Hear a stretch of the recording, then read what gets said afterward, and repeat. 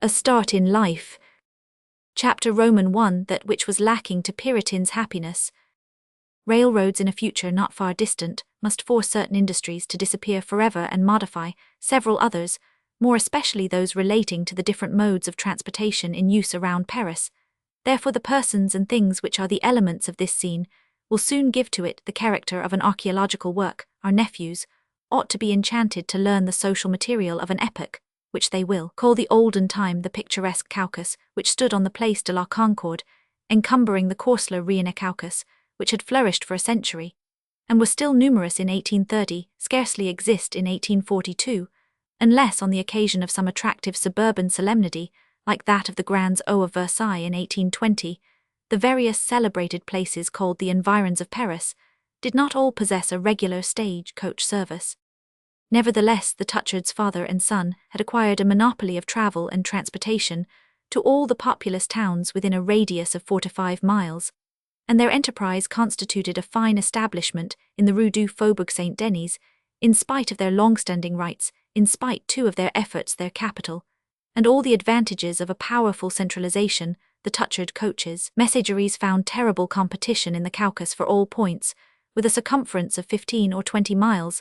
The passion of the Parisian for the country is such that local enterprise could successfully compete with the lesser stage, company petites, messageries, the name given to the Touchard enterprise, to distinguish it from that of the grands messageries of the Rue Montmartre.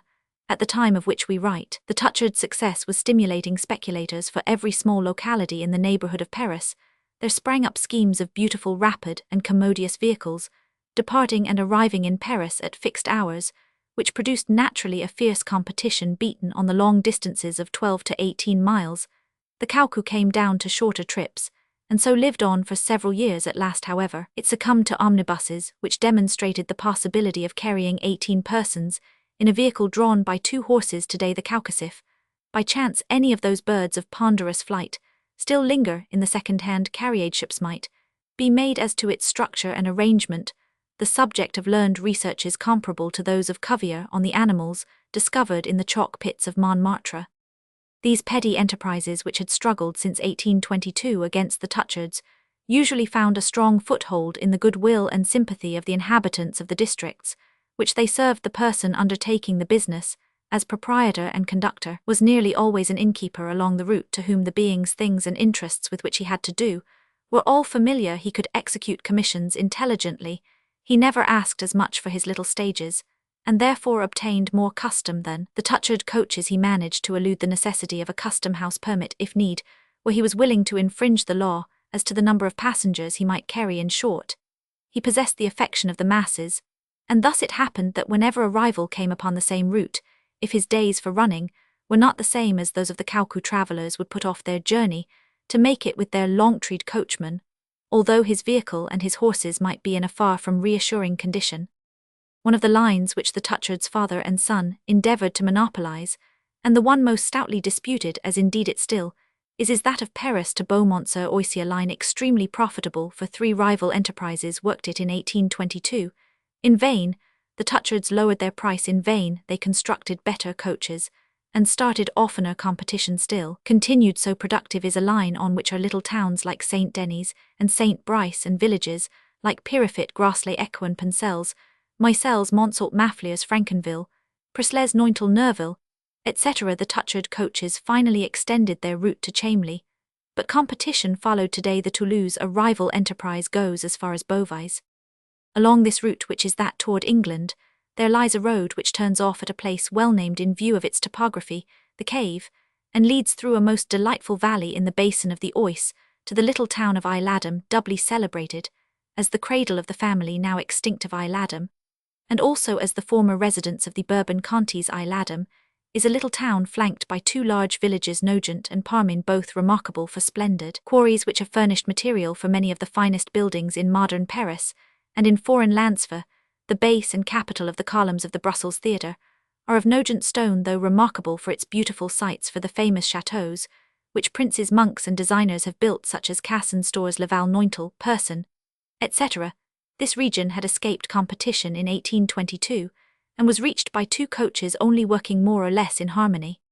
This exception to the rule of rivalry was founded on reasons that are easy to understand from the cave, the point on the route to England, where a paved road due to the luxury of the princes of Conti turned off to Laden. The distance is 6 miles. No speculating enterprise would make such a detour, for Laden was the terminus of the road, which did not go beyond it. Of late years another road has been made between the valley of Montmorency and the valley of the Oise.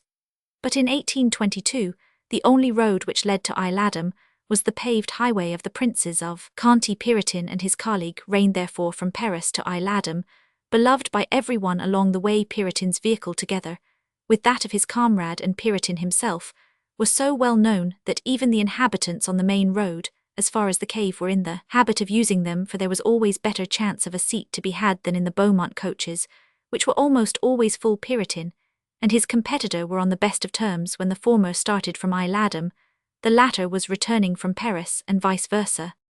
It is unnecessary to speak of the rival. Piritin possessed the sympathies of his region. Besides, he is the only one of the two who appears in this veracious narrative. Let it suffice you to know that the two coach proprietors lived under a good understanding, rivaled each other loyally, and obtained customers by honourable proceedings. In Paris, they used for economy's sake the same yard hotel and stable, the same coach-house office and clerk. This detail is alone sufficient to show that Piritin and his competitor were, as the popular saying is, good, though the hotel at which they put up in Paris at the corner of the Rue d'Enghien is still there, and is called the Lion d'Argent. The proprietor of the establishment, which from time immemorial had lodged coachmen and coaches, drove himself for the great company of Dommartin, which was so firmly established that its neighbours, the Touchards, whose place of business was directly opposite, never dreamed of starting a rival coach on the Dommartin line. Though the departures for Laden professed to take place at a fixed hour, Piritin and his Corrival practised an indulgence in that respect which won for them the grateful affection of the countrypeople, and also violent remonstrances on the part of strangers, accustomed to the regularity of the great lines of public conveyances. But the two conductors of these vehicles, which were half diligence half caoutchouc, were invariably defended by their regular customers. The afternoon departure at 4 o'clock usually lagged on till past, while that of the morning, fixed for 8 o'clock, was seldom known to take place before 9. In this respect, however, the system was elastic in summer, that golden period for the coaching business. The rule of departure, rigorous towards strangers, was often relaxed for country customers.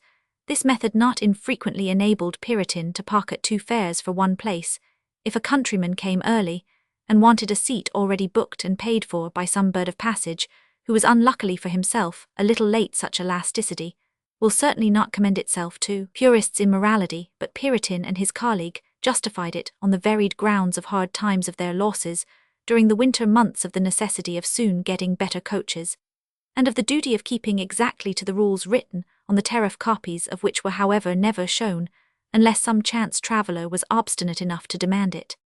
Piritin, a man about 40 years of age, was already the father of a family released from the cavalry on the great disbandment of 1815. The worthy fellow had succeeded his father, who for many years had driven a caoutchouc of capricious flight between Paris and Laden.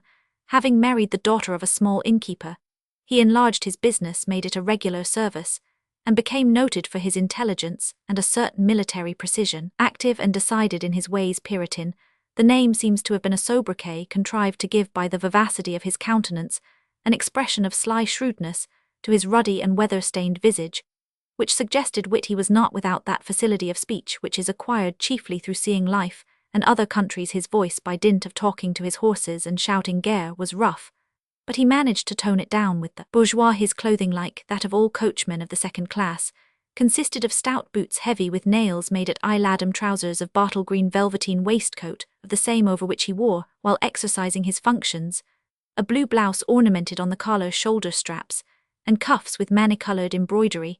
A cap with a visor covered his head. His military career had left in Piritin's manners and customs a great respect for all social superiority, and a habit of obedience to persons of the upper classes, and though he never willingly mingled with the lesser bourgeoisie, he always respected women in whatever station of life they belonged. Nevertheless, by dint of trundling the world on, of his own expression, had come to look upon those he conveyed as so many walking parcels, who required less care than the inanimate, once essential object of a coaching business.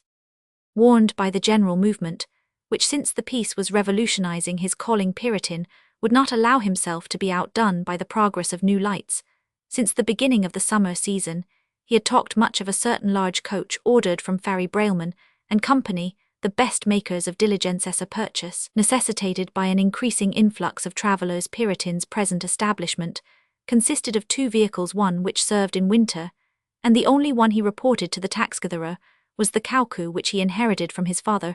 The rounded flanks of this vehicle allowed him to put 6 travellers on 2 seats of metallic hardness. In spite of the yellow Utrecht velvet with which they were covered, these seats were separated by a wooden bar inserted in the sides of the carriage at the height of the travellers' shoulders, which could be placed or removed at will. This bar, specially covered with velvet, Puritin called it a back, was the despair of the passengers from the great difficulty they found in placing and removing it.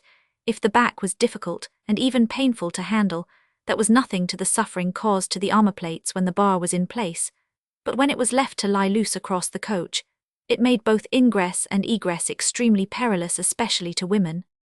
Though each seat of this vehicle, with rounded sides like those of a pregnant woman, could rightfully carry only 3 passengers, it was not uncommon to see 8 persons on the 2 seats jammed together like herrings in a barrel. Puritin declared that the travellers were far more comfortable in a solid immovable mass, whereas, when only 3 were on a seat, they banged each other perpetually, and ran much risk of injuring their hats against the roof by the violent jolting of the roads. In front of the vehicle was a wooden bench where Puritin sat on, which 3 travellers could perch when there they went, as everybody knows by the name of rabbits on certain trips. Puritin placed 4 rabbits on the bench, and sat himself at the side on a sort of box placed below the body of the coach, as a footrest for the rabbits, which was always full of straw or of packages that feared no damage. The body of this particular cowcoo was painted yellow, embellished along the top with a band of barber's blue, on which could be read on the sides in silvery white letters I Ladem Paris, and across the back line to I Ladem.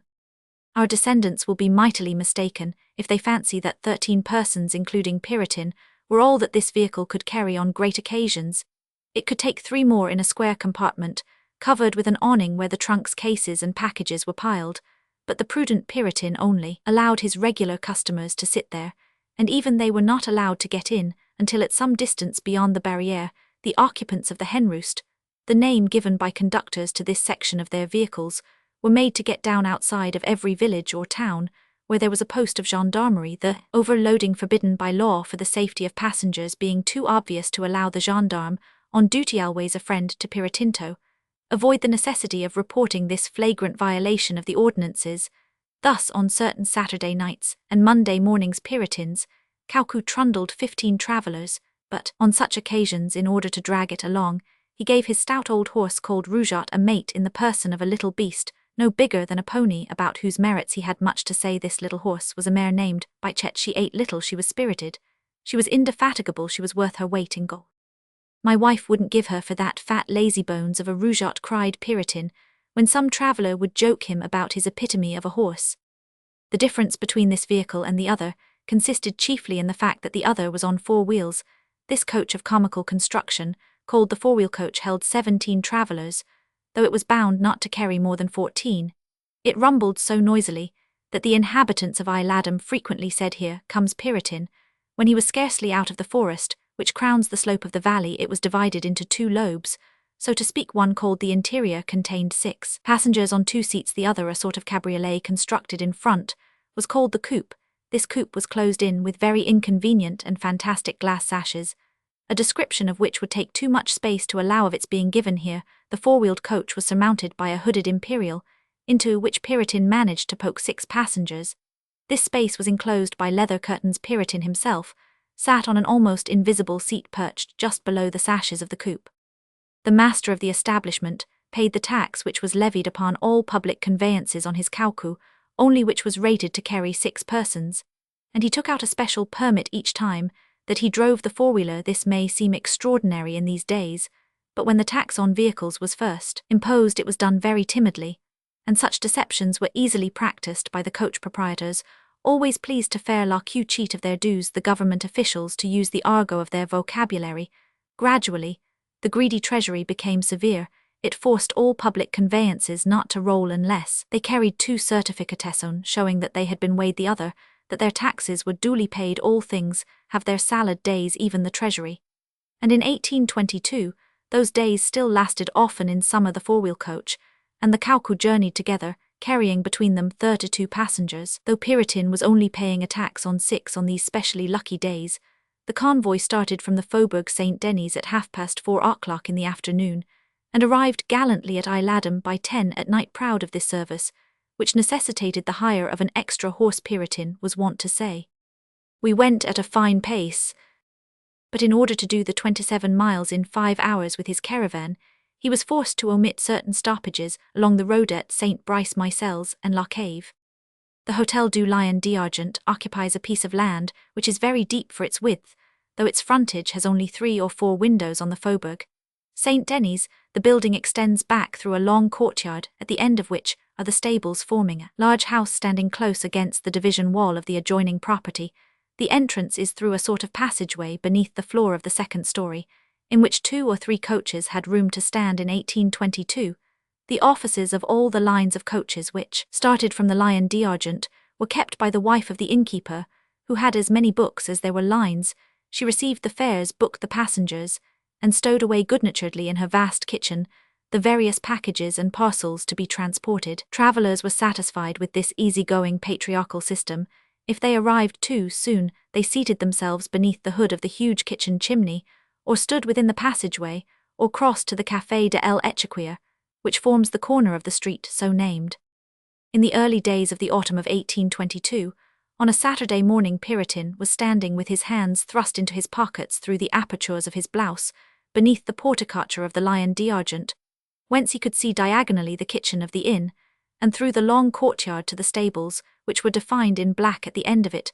Martin's diligence had just started plunging heavily after those of the Touchards. It was past 8 o'clock under the enormous porch or passage, above which could be read on a long sign Hôtel du Lion d'Argent, stood the stablemen and porters of the coaching lines, watching the lively start of the vehicles, which deceives so many travellers, making them believe that the horses will be kept to that vigorous gait. "Shall I harness up, master?" asked Piritin's hostler, when there was nothing more to be seen along the road. "It is 8:15, and I don't see any travellers," replied Piritin. "Where have they poked themselves?" "Yes, harness up all the same. And there are no parcels either. 20 good gods, a fine day like this. And I've only 4 booked. A pretty state of things for a Saturday.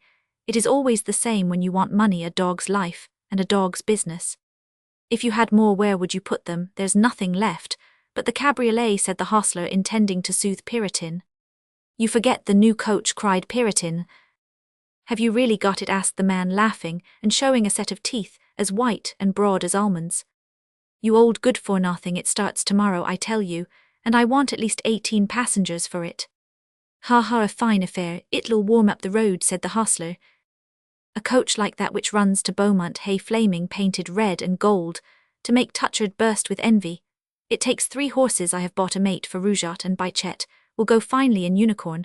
Come, harness up," added Piritin, glancing out towards the street and stuffing the tobacco into his clay pipe. "I see a lady and lad over there with packages under their arms. They are coming to the Lion d'Argent for Thave." Turned a deaf ear to the Caucus Tines. "Seems to me I know that lady for an old customer." "You've often started empty and arrived full," said his porter, still by way of consolation. "But no parcels. 20 good gods, what a fate!" And Piritin sat down on one of the huge stone posts, which protected the walls of the building from the wheels of the coaches, but he did so with an anxious, reflective air that was not habitual with him. This conversation, apparently insignificant, had stirred up cruel anxieties, which were slumbering in his breast. What could there be to trouble the heart of Piritin in a fine new coach to shine upon the road, to rival the Touchards, to magnify his own line, to carry passengers who would compliment him on the conveniences due to the progress of coach-building, instead of having to listen to perpetual complaints of his sabots' tires of enormous width? Such was Piritin's laudable ambition, but carried away with the desire to outstrip his comrade on the line, hoping that the latter might some day retire and leave to him alone the transportation to Laden. He had gone too far. The coach was indeed ordered from Barry Brailman and Company coach-builders, who had just substituted square English springs for those called Swanex and other old-fashioned French contrivances, but these hard and distrustful manufacturers would only deliver over the diligence in return, for coin, not particularly pleased to build a vehicle which would be difficult to sell if it remained upon their hands. these long-headed dealers declined to undertake it at all until Piritin had made a preliminary payment of 2,000 francs. To satisfy this precautionary demand, Piritin had exhausted all his resources, and all his credit. His wife, his father-in-law, and his friends had bled this superb diligence. He had been to see the evening before at the painter's. All it needed now was to be set arrolling, but to make it roll payment in full must alas be made. Now 1,000 francs were lacking to Piritin, and where to get them he did not know. He was in debt to the master of the Lion d'Argent. He was in danger of his losing his 2,000 francs already paid to the coach-builder, not counting 500 for the mate to Rougeot, and 300 for new harnesses, on which he had a 3 months' credit. Driven by the fury of despair and the madness of vanity, he had just openly declared that the new coach was to start on the morrow, by offering 1,500 francs instead of the 2,500 still due. He was in hopes that the softened carriage builders would give him his coach, but after a few moments' meditation his feelings led him to cry out aloud. "No, they're a dog's harpies. Suppose I appeal to Monsieur Moreau, the steward at Presles. He is such a kind man," thought Piritin, struck with a new idea. "Perhaps he would take my note for 6 months." At this moment, a footman in livery, carrying a leather portmanteau, and coming from the Touchard establishment, where he had gone too late to secure places as far as Chamley, came up and said, "Are you Piritin?" "Say on," replied Piritin. "If you would wait a quarter of an hour you could take my master. If not, I'll carry back the portmanteau, and try to find some other conveyance. I'll wait 2-3 quarters, and throw a little in besides, my lad," said Piritin, eyeing the pretty leather trunk well buckled, and bearing a brass plate with a coat of arms. "Very good then, take this," said the valet, ridding his shoulder of the trunk, which Piritin lifted, weighed, and examined. "Here," he said to his porter, "wrap it up carefully in soft hay, and put it in the boot. There's no name upon it," he added.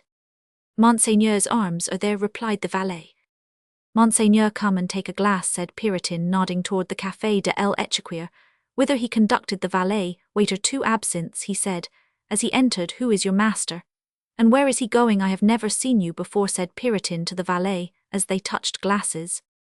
"There's a good reason for that," said the footman. "My master only goes into your parts about once a year, and then in his own carriage. He prefers the Vallée d'Orge, where he has the most beautiful park in the neighbourhood of Paris, a perfect Versailles, a family estate, of which he bears the name. Don't you know Monsieur Moreau, the steward of Presles?" "Yes, Monsieur le Comte is going down to spend a couple of days with him." "Ah, then I am to carry Monsieur le Comte de Cerisy," cried the coach proprietor. "Yes, my land, neither more nor less. But listen, here's a special order. If you have any of the country neighbours in your coach, you are not to call him Monsieur le Comte. He wants to travel incognito, and told me to be sure to say he would pay a handsome pourboire if he was not recognized. So has this secret journey anything to do with the affair which Pierre Ledger, the farmer at the Moulineau, came to Paris the other day to settle?" "I don't know," replied the valet, "but the fat's in the fire last night. I was sent to the stable to order the Dormont carriage to be ready to go to Presles at 7 this morning. But when 7 o'clock came, Monsieur le Comte countermanded it. Augustin, his valet de chambre, attributes the change to the visit of a lady who called last night, and again this morning, thought she came from the country. Could she have told him anything against Monsieur Moreau, the best of men, the most honest of men, a king of men? Hey, he might have made a deal more than he has out of his position, if he'd chosen, I can tell you that." "Then he was foolish," answered the valet sententiously. "Is Monsieur le Cerisy going to live at Presles at last?" asked Piritin, "for you know they have just repaired and refurnished the chateau. Do you think it is true? He has already spent 200,000 francs upon it. If you or I had half what he has spent upon it, and I would be rich bourgeois. If Madame la Comtesse goes there, I tell you what, no more ease and comfort for the Moreaus," said the valet with an air of mystery. "He's a worthy man, Monsieur Moreau," remarked Piritin, thinking of the 1,000 francs he wanted to get from the steward. "He is a man who makes others work. But he doesn't cheapen what they do, and he gets all he can out of the land for his master. Honest man, he often comes to Paris, and gives me a good fee. He has lots of errands for me to do in Paris, sometimes 3 or 4 packages a day either from Monsieur or Madame. My bill for cartage alone comes to 50 francs a month more or less, if Madame does set up to be somebody she's fond of her children, and it is I who fetch them from school, and take them back, and each time she gives me 5 francs. A real great lady couldn't do better than that, and every time I have anyone in the coach belonging to them, or going to see them, I am allowed to drive up to the Chateauthats. All right, isn't it?" They say Monsieur Moreau wasn't worth 3,000 francs when Monsieur le Comte made him steward of Presles, said the valet. Well, since 1806 there's 17 years, and the man ought to have made something at any rate. True, said the valet, nodding. Anyway, masters are very annoying, and I hope for Moreau's sake that he has made butter for his bread. I have often been to your house in the Rue de la Chaussée d'Antin to carry baskets of game, said Puritan, but I've never had the advantage so far of seeing either Monsieur or Madame. Monsieur le Comte is a good man, said the footman confidentially, but if he insists on your helping to keep up his cognito, there's something in the wind at any rate, so we think at the house, or else, why should he countermand the Dormont we travel in a caucou? A peer of France might afford to hire a cabriolet to himself, one would think. A cabriolet would cost him 40 francs to go there, and back, for let me tell you if you don't know it, that road was only made for squirrel suffle, and downhill, and up, said Puritan, peer of France or bourgeois. They are all looking after the main chance, and saving their money if this journey concerns Monsieur Moreau. Faith, I'd be sorry any harm should come to him. 20 good gods, hadn't I better find some way of warning him, for he's a truly good man, a kind man, a king of men. Hey. Pooh, Monsieur le Comte thinks everything of Monsieur Moreau, replied the valet, but let me give you a bit of good advice. Every man for himself in this world. We have enough to do to take care of ourselves. Do what Monsieur le Comte asks you to do, and all the more because there's no trifling with him. Besides, to tell the truth, the Count is generous. If you oblige him so far, said the valet, pointing halfway down his little finger, he'll send you on as far as that, stretching out his arm to its full length. This wise reflection, and the action that enforced it, had the effect, coming from a man who stood as high as second valet to the Comte de Cerisy, of cooling the ardour of Puritan for the steward of Presles. Well, adieu, Monsieur Puritan, said the valet. A glance rapidly cast on the life of the Comte de Cerisy, and on that of his steward, is here necessary, in order to fully understand the little drama now about to take place in Puritan's vehicle. Chapter Roman II. The Steward in Danger. Monsieur Huguet de Cerisy descends in a direct line from the famous President Huguet, ennobled under Francois Roman I.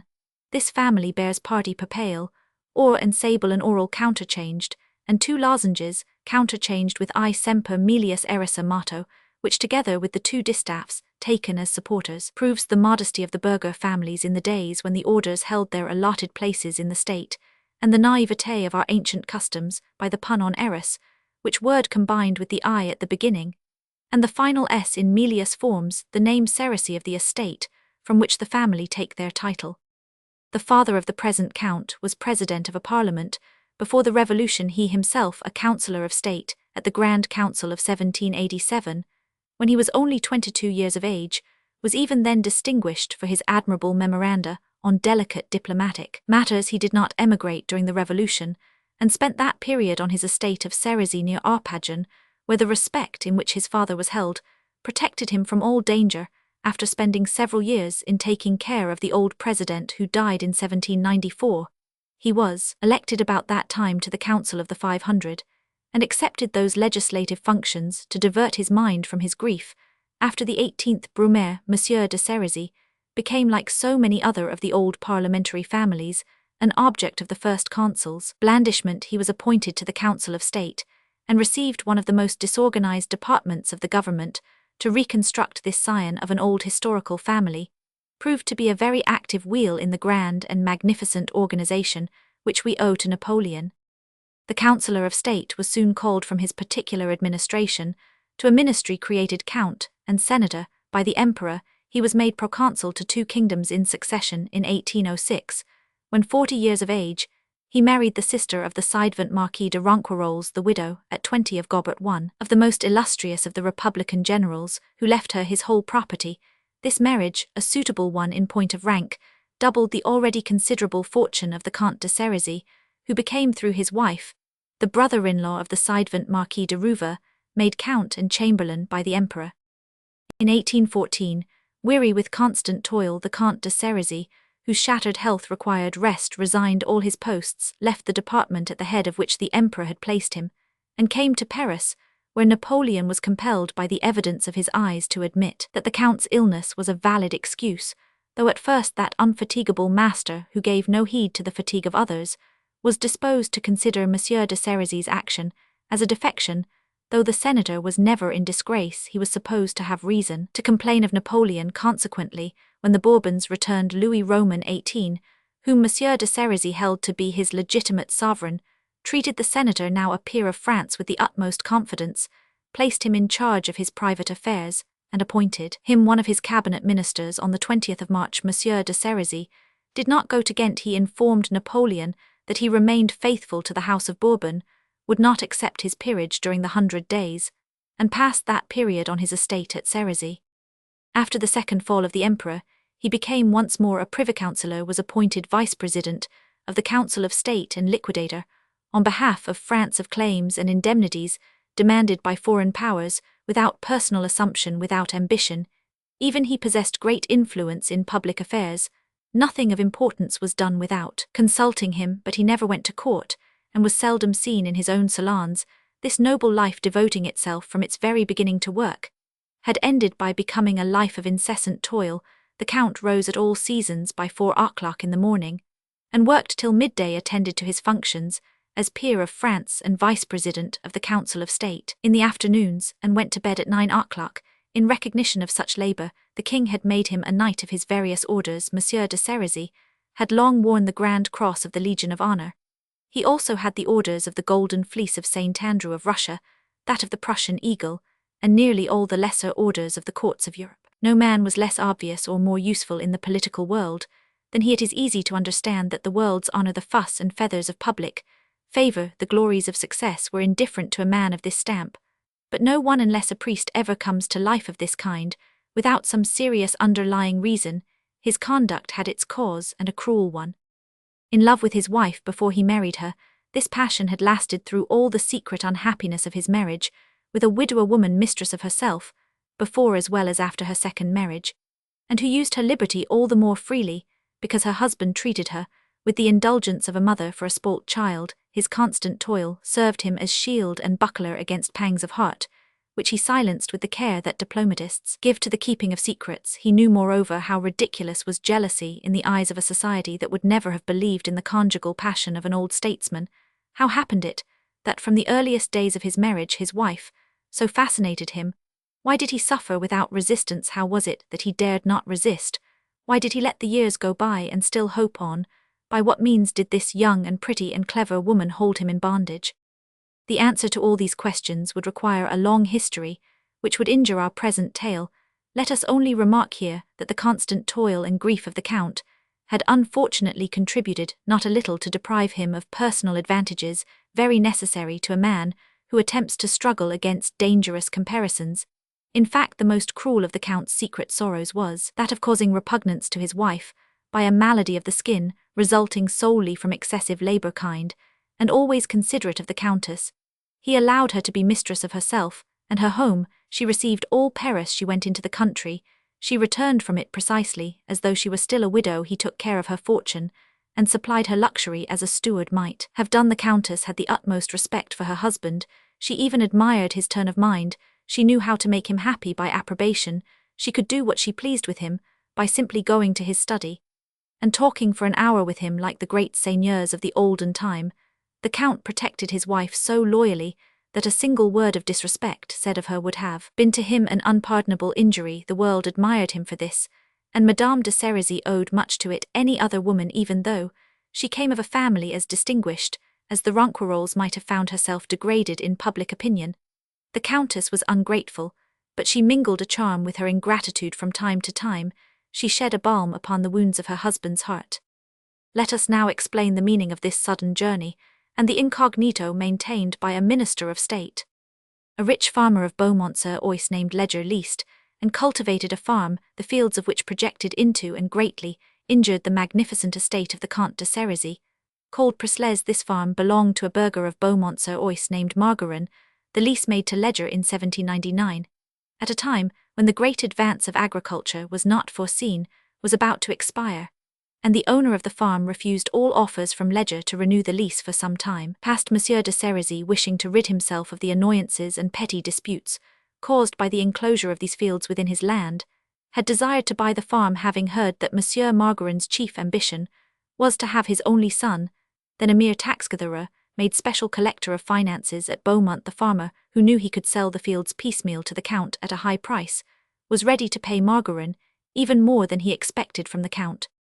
Thus matters stood when 2 days earlier than that of which we write Monsieur de Sérisy, anxious to end the matter, sent for his notary Alexander Crotet and his lawyer Derville to examine into all the circumstances of the affair. Though Derville and Crotet threw some doubt on the zeal of the Count's steward, a disturbing letter from whom had led to the consultation Monsieur de Sérisy defended Moreau, who he said had served him faithfully for 17 years. "Very well," said Derville, "then I advise your Excellency to go to Presles yourself, and invite this Margarin to dinner. Crotet will send his head clerk with a deed of sale, drawn up, leaving only the necessary lines for description of property and titles in blank. Your Excellency should take with you part of the purchase money in a cheque on the Bank of France, not forgetting the appointment of the son to the collectorship. If you don't settle the thing at once, that farm will slip through your fingers. You don't know, Monsieur le Comte, the trickery of these peasants against diplomat, and the diplomat succumbs." Crotet agreed in this advice, which the Count, if we may judge by the valet's statements to Peritin, had adopted the preceding evening.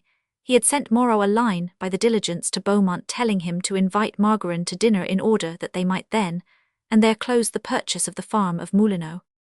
Before this matter came up, the Count had already ordered the chateau of Presles to be restored and refurnished, and for the last year Grindot, an architect then in fashion, was in the habit of making a weekly visit. So while concluding his purchase of the farm, Monsieur de Sérisy also intended to examine the work of restoration and the effect of the new furniture. He intended all this to be a surprise to his wife when he brought her to Presles, and with this idea in his mind, he had put some personal pride and self-love into the work. How came it, therefore, that the Count, who intended in the evening to drive to Presles openly in his own carriage, should be starting early the next morning incognito in Peritin's caucou? Here a few words on the life of the steward Moreau become indispensable. Moreau, steward of the state of Presles, was the son of a provincial attorney who became during the Revolution syndic-attorney at Versailles. In that position, Moreau the father had been the means of almost saving both the lives and property of the Sérisys, father and son citizen. Moreau belonged to the Danton party. Robespierre, implacable in his hatreds, pursued him, discovered him, and finally had him executed at Versailles. Moreau the son, to the doctrines and friendships of his father, was concerned in one of the conspiracies which assailed the first consul on his accession to power. At this crisis Monsieur de Sérisy, anxious to pay his debt of gratitude, enabled Moreau, lying under sentence of death, to make his escape in 1804. He asked for his pardon, obtained it, offered him first a place in his government office, and finally took him as private secretary for his own affairs. Some time after the marriage of his patron, Moreau fell in love with the Countess waiting-woman, and married her to avoid the annoyances of the false position in which this marriage placed him, more than one example of which could be seen at the imperial court. Moreau asked the Count to give him the management of the Presles estate, where his wife could play the lady in a country region, and neither of them would be made to suffer from wounded self-love. The Count wanted a trustworthy man at Presles, for his wife preferred Sérisy, an estate only 15 miles from Paris. For 3 or 4 years, Moreau had held the key of the Count's affairs. He was intelligent, and before the Revolution he had studied law in his father's office, so Monsieur de Sérisy granted his request. "You can never advance in life," he said to Moreau, "for you have broken your neck, but you can be happy, and I will take care that you are so." He gave Moreau a salary of 3,000 francs, and his residence in a charming lodge near the chateau, all the wood he needed from the timber that was cut on the estate, oats, hay, and straw for 2 horses, and a right to whatever he wanted of the produce of the gardens. A subprefect is not as well provided for. During the first 8 years of his stewardship, Moreau managed the estate conscientiously. He took an interest in it, the Count coming down now and then to examine the property, pass judgment on what had been done, and decide on new purchases, was struck with Moreau's evident loyalty, and showed his satisfaction by liberal gifts. But after the birth of Moreau's third child, a daughter, he felt himself so securely settled in all his comforts at Presles that he ceased to attribute to Monsieur de Sérisy those enormous advantages about the year 1816. The steward, who, until then, had only taken what he needed for his own use from the estate, accepted a sum of 25,000 francs from a wood merchant as an inducement to lease to the latter for 12 years. The cutting of all the timber. Moreau argued this. He could have no pension. He was the father of a family. The Count really owed him that sum as a gift after 10 years' management. Already the legitimate possessor of 60,000 francs in savings, If he added this sum to that, he could buy a farm worth 125,000 francs in Champagne, a township just above laden on the right bank of the Oise. Political events prevented both the Count and the neighbouring countrypeople from becoming aware of this investment, which was made in the name of Madame Moreau, who was understood to have inherited property from an aunt of her father. As soon as the steward had tasted the delightful fruit of the possession of the property, he began all the while maintaining toward the world an appearance of the utmost integrity, to lose no occasion of increasing his fortune clandestinely. The interests of his 3 children served as a poultice to the wounds of his honour. Nevertheless, we ought in justice to say that while he accepted casks of wine, and took care of himself in all the purchases that he made for the Count, yet according to the terms of the code, he remained an honest man, and no proof could have been found to justify an accusation against him. According to the jurisprudence of the least thieving cook in Paris, he shared with the Count in the profits due to his own capable management. This manner of swelling his fortune was simply a case of conscience that was all alert, and, thoroughly understanding the Count's interests, Moreau watched for opportunities to make good purchases all the more eagerly, because he gained a larger percentage on them. Presles returned a revenue of 70,000 francs net. It was a saying of the countryside for a circuit of 30 miles. Monsieur de Cerisy has a second self in Moreau. Being a prudent man, Moreau invested yearly after 1817 both his profits and his salary on the grand liver, piling up his heap with the utmost secrecy. He often refused proposals on the plea of want of money, and he played the poor man so successfully with the Count that the latter gave him the means to send both his sons to the school. Henry Roman IV. At the present moment, Moreau was worth 120,000 francs of capital, invested in the consolidated thirds, now paying 5%, and quoted at 80 francs.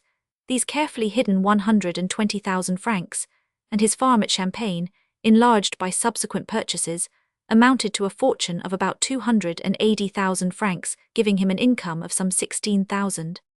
Such was the position of the steward at the time when the Comte de Cerisy desired to purchase the farm of Moulineau, the ownership of which was indispensable to his comfort. This farm consisted of 96 parcels of land, bordering the estate of Presles, and frequently running into it, producing the most annoying discussions as to the trimming of hedges and ditches, and the cutting of trees. Any other than a cabinet minister would probably have had scores of lawsuits on his hands. Pierre Leger only wished to buy the property in order to sell to the Count at a handsome advance in order to secure the exorbitant sum on which his mind was set. The farmer had long endeavoured to come to an understanding with Moreau, impelled by circumstances.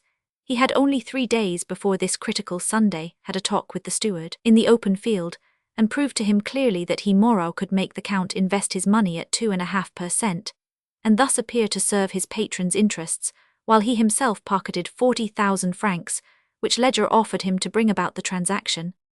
"I tell you what," said the steward to his wife, as he went to bed that night, "if I make 50,000 francs out of the Moulineau affair, I certainly shall, for the Count will give me 10,000 as a fee. Will retire to Laden and live in the Pavillon de Nogent." This pavilion was a charming place, originally built by the Prince de Conti for a mistress, and in it every convenience and luxury had been placed.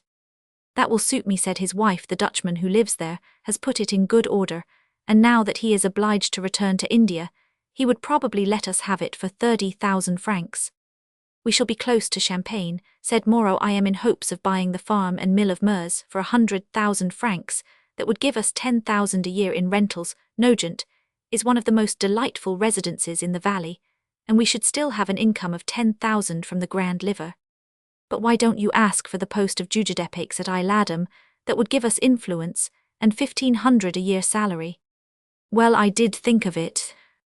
With these plans in mind, Moreau, as soon as he heard from the Count that he was coming to Presles, and wished him to invite Margarin to dinner on Saturday, sent off an express to the Count's head valet, enclosing a letter to his master, which the messenger failed to deliver before Monsieur de Cerisy retired at his usually early hour. Augustin, however, placed it, according to custom in such cases, on his master's desk. In this letter, Moreau begged the Count not to trouble himself to come down, but to trust entirely to him. He added that Margarin was no longer willing to sell the whole in one block, and talked of cutting the farm up into a number of smaller lots. It was necessary to circumvent this plan, and perhaps, added Moreau, it might be best to employ a third party to make the purchase. Everybody has enemies in this life. Now the steward and his wife had wounded the feelings of a retired army officer, Monsieur de Raybert, and his wife, who were living near Presles from speeches like pinpricks matters, had advanced to dagger thrusts Monsieur de Raybert. Breathed vengeance, he was determined to make Moreau lose his situation, and gain it himself. The two ideas were twins thus. The proceedings of the steward, spied upon for 2 years, were no secret to Raybert. The same conveyance that took Moreau's letter to the Count conveyed Madame de Raybert, whom her husband dispatched to Paris there. She asked with such earnestness to see the Count, that although she was sent away at 9 o'clock, he having then gone to bed, she was ushered into his study the next morning at 7. Monsieur, she said to the cabinet minister, we are incapable, my husband, and I have writing anonymous letters, therefore I have come to see you in person. I am Madame de Raybert née de Caroy. My husband is a retired officer with a pension of 600 francs, and we live at Presles, where your steward has offered us insult after insult. Although we are persons of good station, Monsieur de Raybert, who is not an intriguing man, far from it, is a captain of artillery retired in 1816, having served 20 yearselways at a distance from the Emperor. Monsieur le Comte, you know of course how difficult it is for soldiers who are not under the eye of their master to obtain promotion. Not counting that the integrity and frankness of Monsieur de Raybert were displeasing to his superiors, my husband has watched your steward for the last 3 years, being aware of his dishonesty and intending to have him lose his place. We are, as you see, quite frank with you. Moreau has made us his enemies, and we have watched him. I have come to tell you that you are being tricked in the purchase of the Moulineau farm. They mean to get an extra 100,000 francs out of you, which are to be divided between the notary, the farmer, Ledger, and Moreau. You have written Moreau to invite Margarin, and you are going to Presles today, but Margarin will be ill, and Ledger is so certain of buying the farm that he is now in Paris to draw the money. If we have enlightened you as to what is going on, and if you want an upright steward, you will take my husband. Though noble, he will serve you as he has served the state. Your steward has made a fortune of 250,000 francs out of his place. He is not to be pitied, therefore. The Count thanked Madame de Raybert, coldly bestowing upon her the holy waiter of courts, for he despised backbiting, but for all that he remembered Derville's doubts, and felt inwardly shaken. Just then he saw his steward's letter, and read it in its assurances of devotion and its respectful reproaches for the distrust implied in wishing to negotiate the purchase for himself. He read the truth. Corruption has come to him with fortuniers, it always does, he said to himself. The Count then made several inquiries of Madame de Raybert, less to obtain information than to gain time to observe her, and he wrote a short note to his notary telling him not to send his head clerk to Presles as requested, but to come there himself in time for dinner. Though Monsieur le Comte, said Madame de Raybert in conclusion, may have judged me unfavourably for the step I have taken unknown to my husband, he ought to be convinced that we have obtained this information about his steward in a natural and honourable manner. The most sensitive conscience cannot take exception to it. So saying, Madame de Raybert née de Caroy stood erect as a pikestaff. She presented to the rapid investigation of the Count a face seamed with the smallpox, like a colander with holes, a flat spare figure too light, and eager eyes, fair hair plastered down upon an anxious forehead, a small drawn bonnet of faded green taffetas lined with pink, a white gown with violet spots, and leather shoes.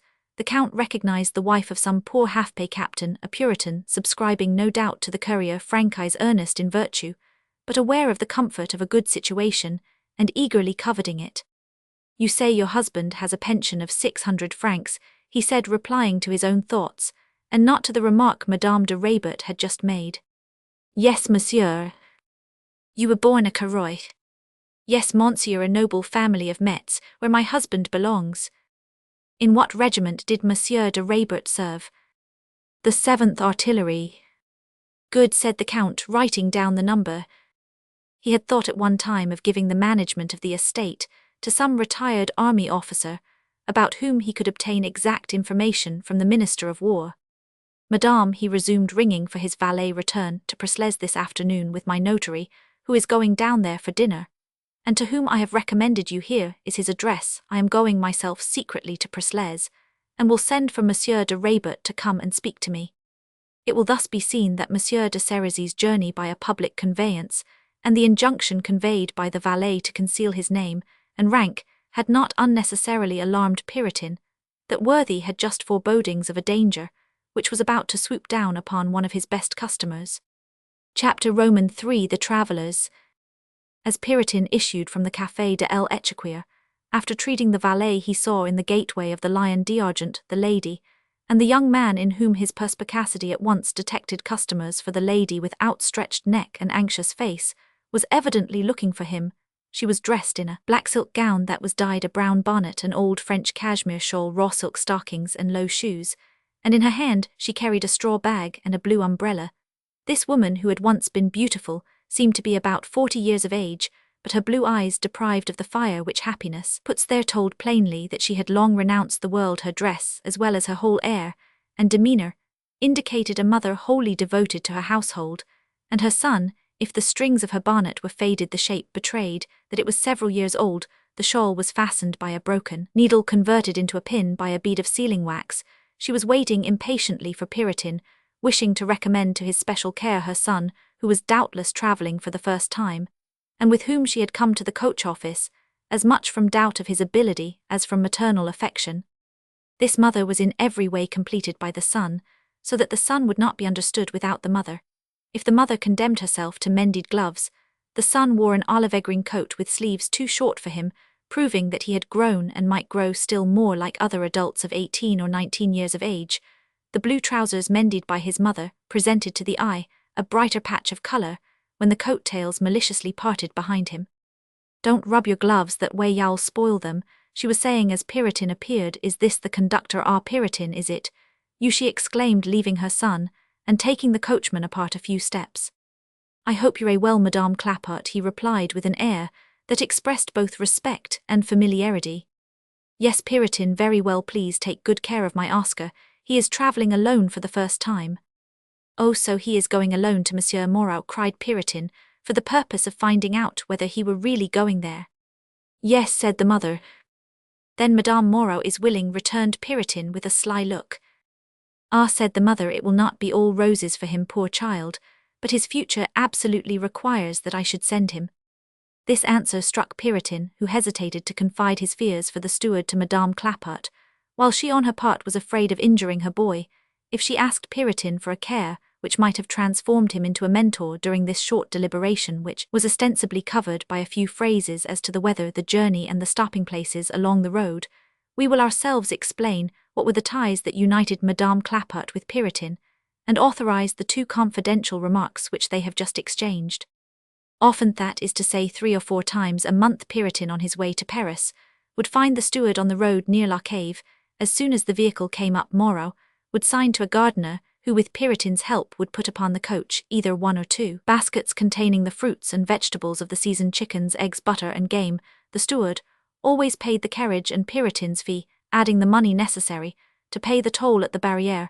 If the baskets contained anything dutiable, these baskets, hampers, or packages were never directed to anyone on the first occasion, which served for all others. The steward had given Madame Clapart's address by word of mouth to the discreet Piritin, requesting him never to deliver to others the precious packages. Piritin, impressed with the idea of an intrigue between the steward and some pretty girl, had gone, as directed, to No. 7 Rue de la Cerisaie in the Arsenal quarter, and had there found the Madame Clapart just portrayed, instead of the young and beautiful creature he expected to find.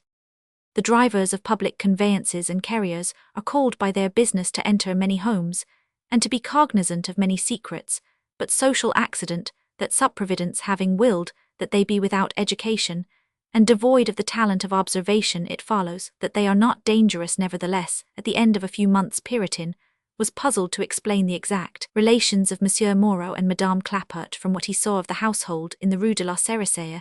Though lodgings were not dear at that time in the Arsenal quarter, Madame Clapart lived on a 3rd floor at the end of a courtyard, in a house which was formerly that of a great family in the days when the higher nobility of the kingdom lived on the ancient site of the Palais des Tournelles and the Hotel St. Paul. Toward the end of the 16th century, the great seigneurs divided among themselves these vast spaces once occupied by the gardens of the kings of France, as indicated by the present names of the streets, Cerisaie, Bouteries des Lions, etc. Madame Clapart's apartment, which was panelled throughout with ancient carvings, consisted of 3 connecting rooms. A dining-room, salon and bedroom. Above it was the kitchen and a bedroom for Oscar. Opposite to the entrance on what is called in Paris Le Carrefour is the square landing was the door of a back room, opening on every floor into a sort of tower built of rough stone, in which was also the well for the staircase.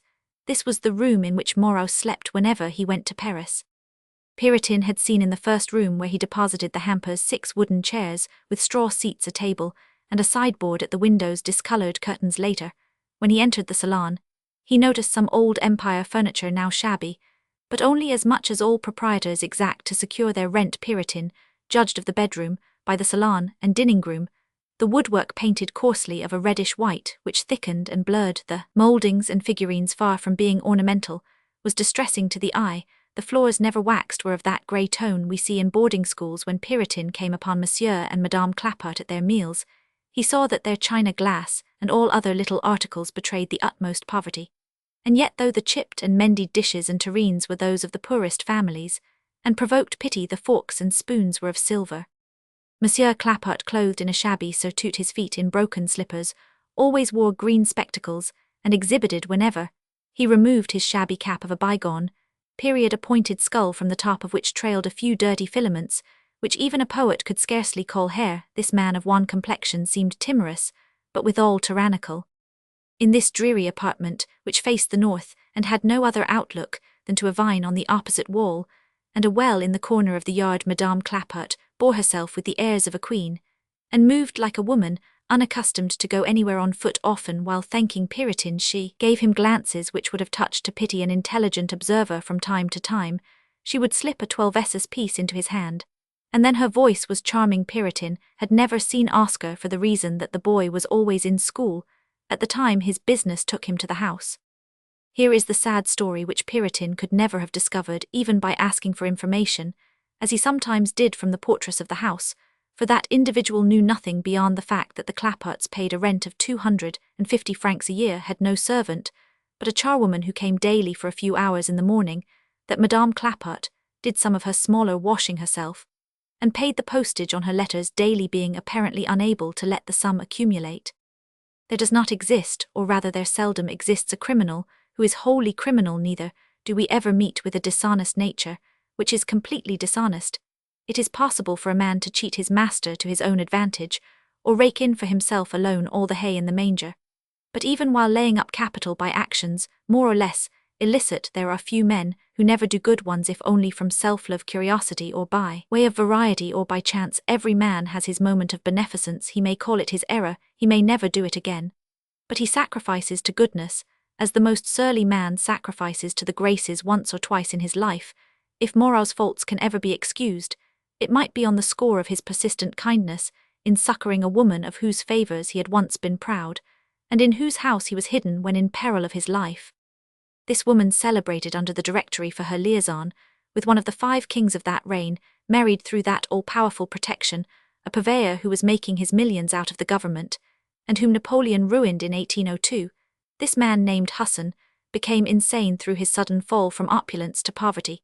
He flung himself into the Seine, leaving the beautiful Madame Hassan pregnant. Moreau, very intimately allied with Madame Hassan, was at that time condemned to death. He was unable, therefore, to marry the widow, being forced to leave France. Madame Hassan, then 22 years old, married in her deep distress a government clerk named Clapart, aged 27, who was said to be a rising man at that period of our history. Government clerks were apt to become persons of importance, for Napoleon was ever on the lookout for capacity, but Clapart, though endowed by nature with a certain coarse beauty, proved to have no intelligence. Thinking Madame Hassan very rich, he feigned a great passion for her, and was simply saddled with the impossibility of satisfying either then or in the future the wants she had acquired in a life of opulence. He filled very poorly a place in the treasury that gave him a salary of 1,800 francs, which was all the new household had to live on. When Moreau returned to France as the secretary of the Comte de Cerisy, he heard of Madame Hassan's pitiable condition, and he was able, before his own marriage, to get her an appointment as head waiting woman to Madame Mere, the Emperor's mother. But in spite of that powerful protection, Clapart was never promoted. His incapacity was too apparent.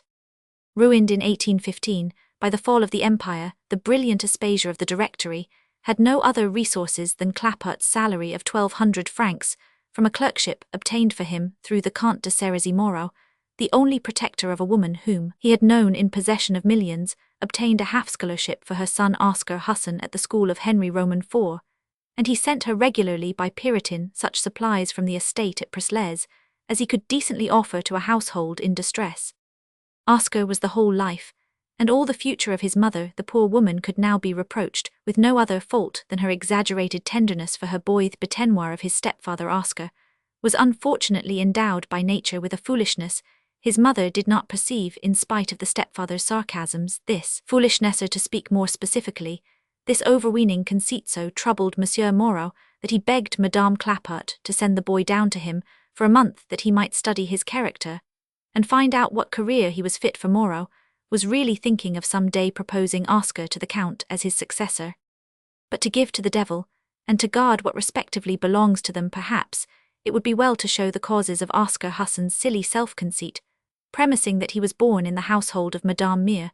During his early childhood, his eyes were dazzled by imperial splendors, his pliant imagination retained the impression of those gorgeous scenes, and nursed the images of a golden time of pleasure, in hopes of recovering them. The natural boastfulness of schoolboys, possessed of a desire to outshine their mates resting on these memories of his childhood, was developed in him beyond all measure.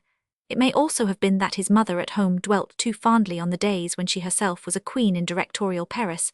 At any rate, Oscar, who was now leaving school, had been made to bear many humiliations, which the paying pupils put upon those who hold scholarships, unless the scholars are able to impose respect by superior physical ability.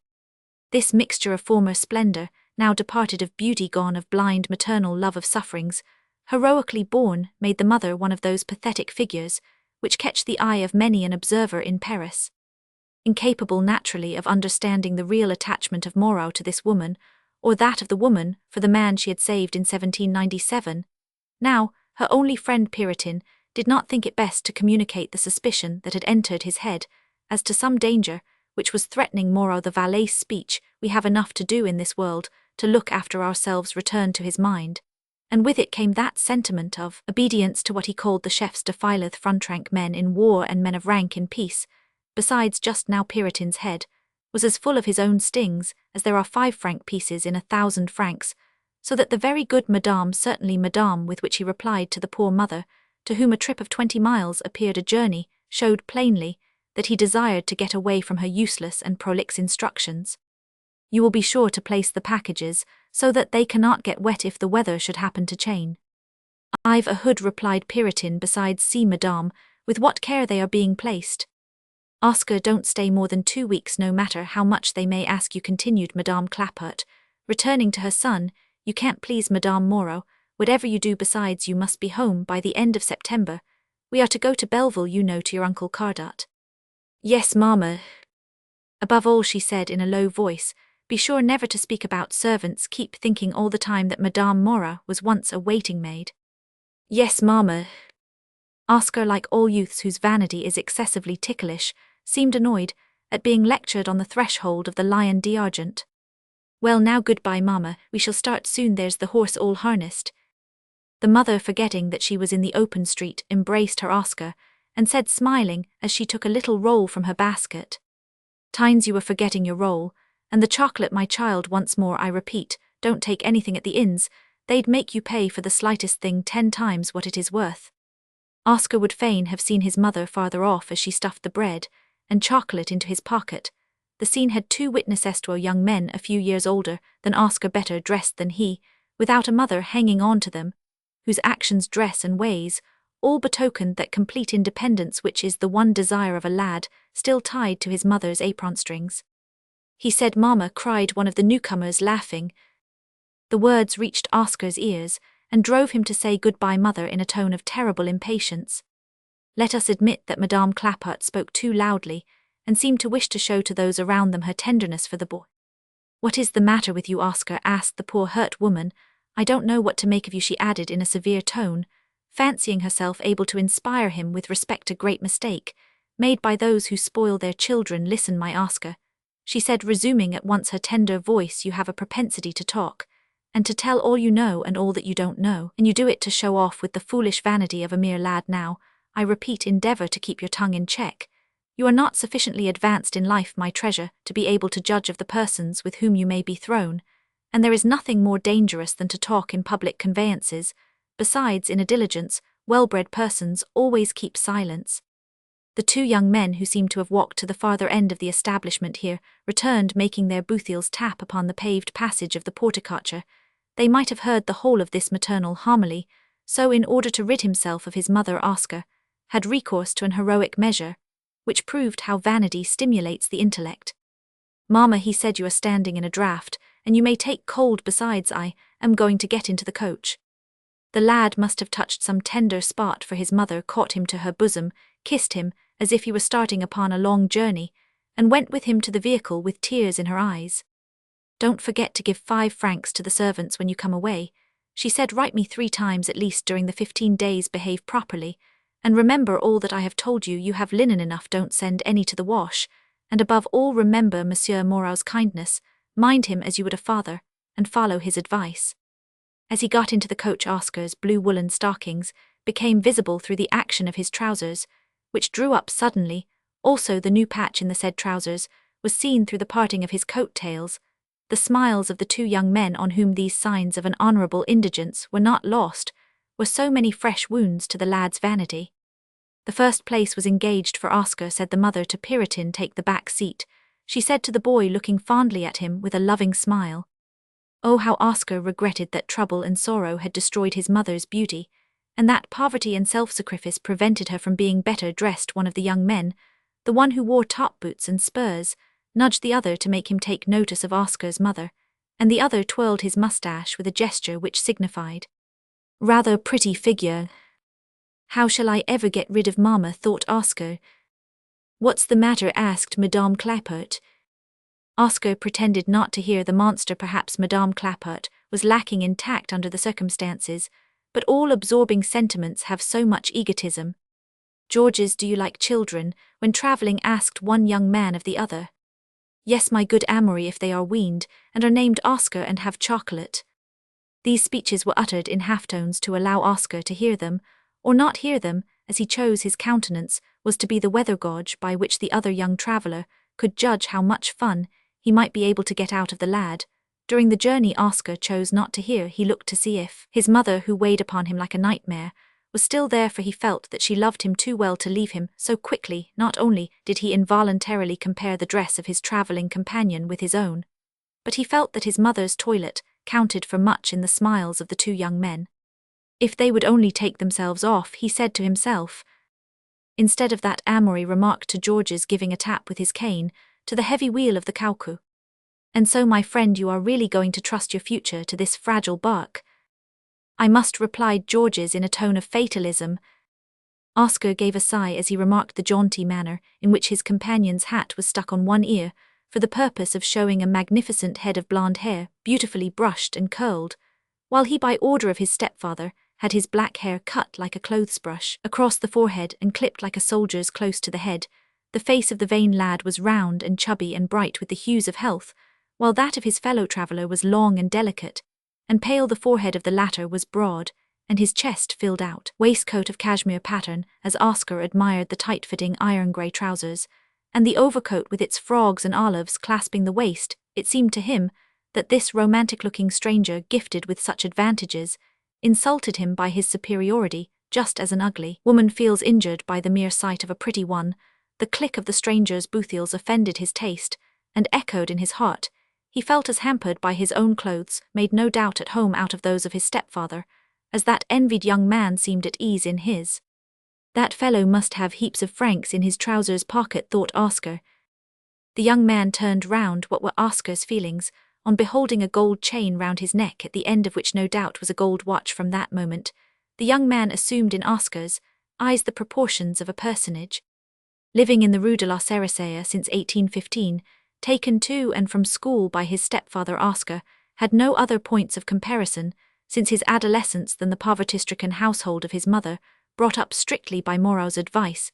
He seldom went to the theatre, and then to nothing better than the Ambigue Comique, where his eyes could see little elegance, if indeed the eyes of a child riveted on a melodrama were likely to examine the audience. His stepfather still wore, after the fashion of the Empire, his watch in the fob of his trousers, from which there depended over his abdomen a heavy gold chain ending in a bunch of heterogeneous ornament seals, and a watch key with a round top and flat sides, on which was a landscape in mosaic. Oscar, who considered that old-fashioned finery as the ne plus ultra of adornment was bewildered by the present revelation of superior and negligent elegance, the young man exhibited offensively a pair of spotless gloves, and seemed to wish to dazzle Oscar by twirling with much grace a gold-headed switch-cane. Oscar had reached that last quarter of adolescence when little things cause immense joys and immense miserious, a period when youth prefers misfortune to a ridiculous suit of clothes, and caring nothing for the real interests of life, torments itself about frivolities about neckcloths and the passionate desire to appear a man. Then the young fellow swells himself out. His swagger is all the more portentous because it is exercised on nothings, yet if he envies a fool who is elegantly dressed, he is also capable of enthusiasm over talent and of genuine admiration for genius. Such defects as these, when they have no root in the heart, prove only the exuberance of sap, the richness of the youthful imagination, that a lad of 19, an only child, kept severely at home by poverty, adored by a mother who put upon herself all privations for his sake, should be moved to envy by a young man of 22 in a frogged surtout coat, silk-lined, a waistcoat of fancy cashmere, and a cravat slipped through a ring of the worst taste, is nothing more than a peccadillo committed in all ranks of social life by inferiors who envy those that seem beyond them. Men of genius themselves succumb to this primitive passion. Did not Rousseau admire Ventura and Bacall? But Oscar passed from peccadillo to evil feelings. He felt humiliated, he was angry with the youth he envied, and there rose in his heart a secret desire to show openly that he himself was as good as the object of his envy.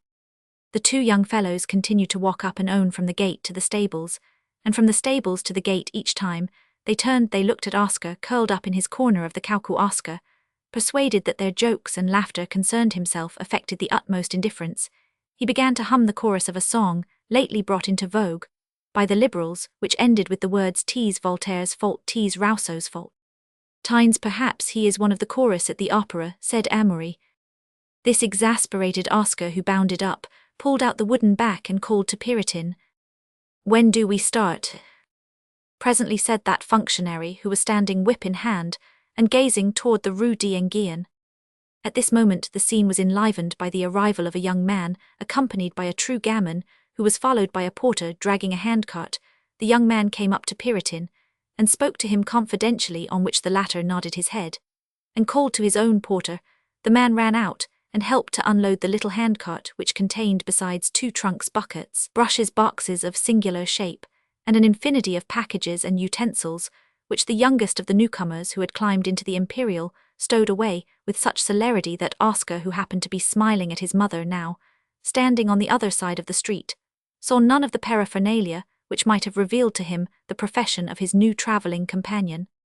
The gamin, who must have been 16 years of age, wore a grey blouse buckled round his waist by a polished leather belt. His cap, jauntily perched on the side of his head, seemed the sign of a merry nature, and so did the picturesque disorder of the curly brown hair which fell upon his shoulders. A black silk cravat drew a line round his very white neck, and added to the vivacity of his bright grey eyes the animation of his brown and rosy face, the moulding of his rather large lips, the ears detached from his head, his slightly turned-up nose. In fact, all the details of his face proclaimed the lively spirit of a Figaro and the careless gaiety of youth, while the vivacity of his gesture and his mocking eye revealed an intellect already developed by the practice of a profession adopted very early in life, as he had already some claims to personal value. This child-made man, by art or by vocation, seemed indifferent to the question of costume, for he looked at his boots, which had not been polished, with a quizzical air, and searched for the spots on his brown holland trousers, less to remove them than to see their effect.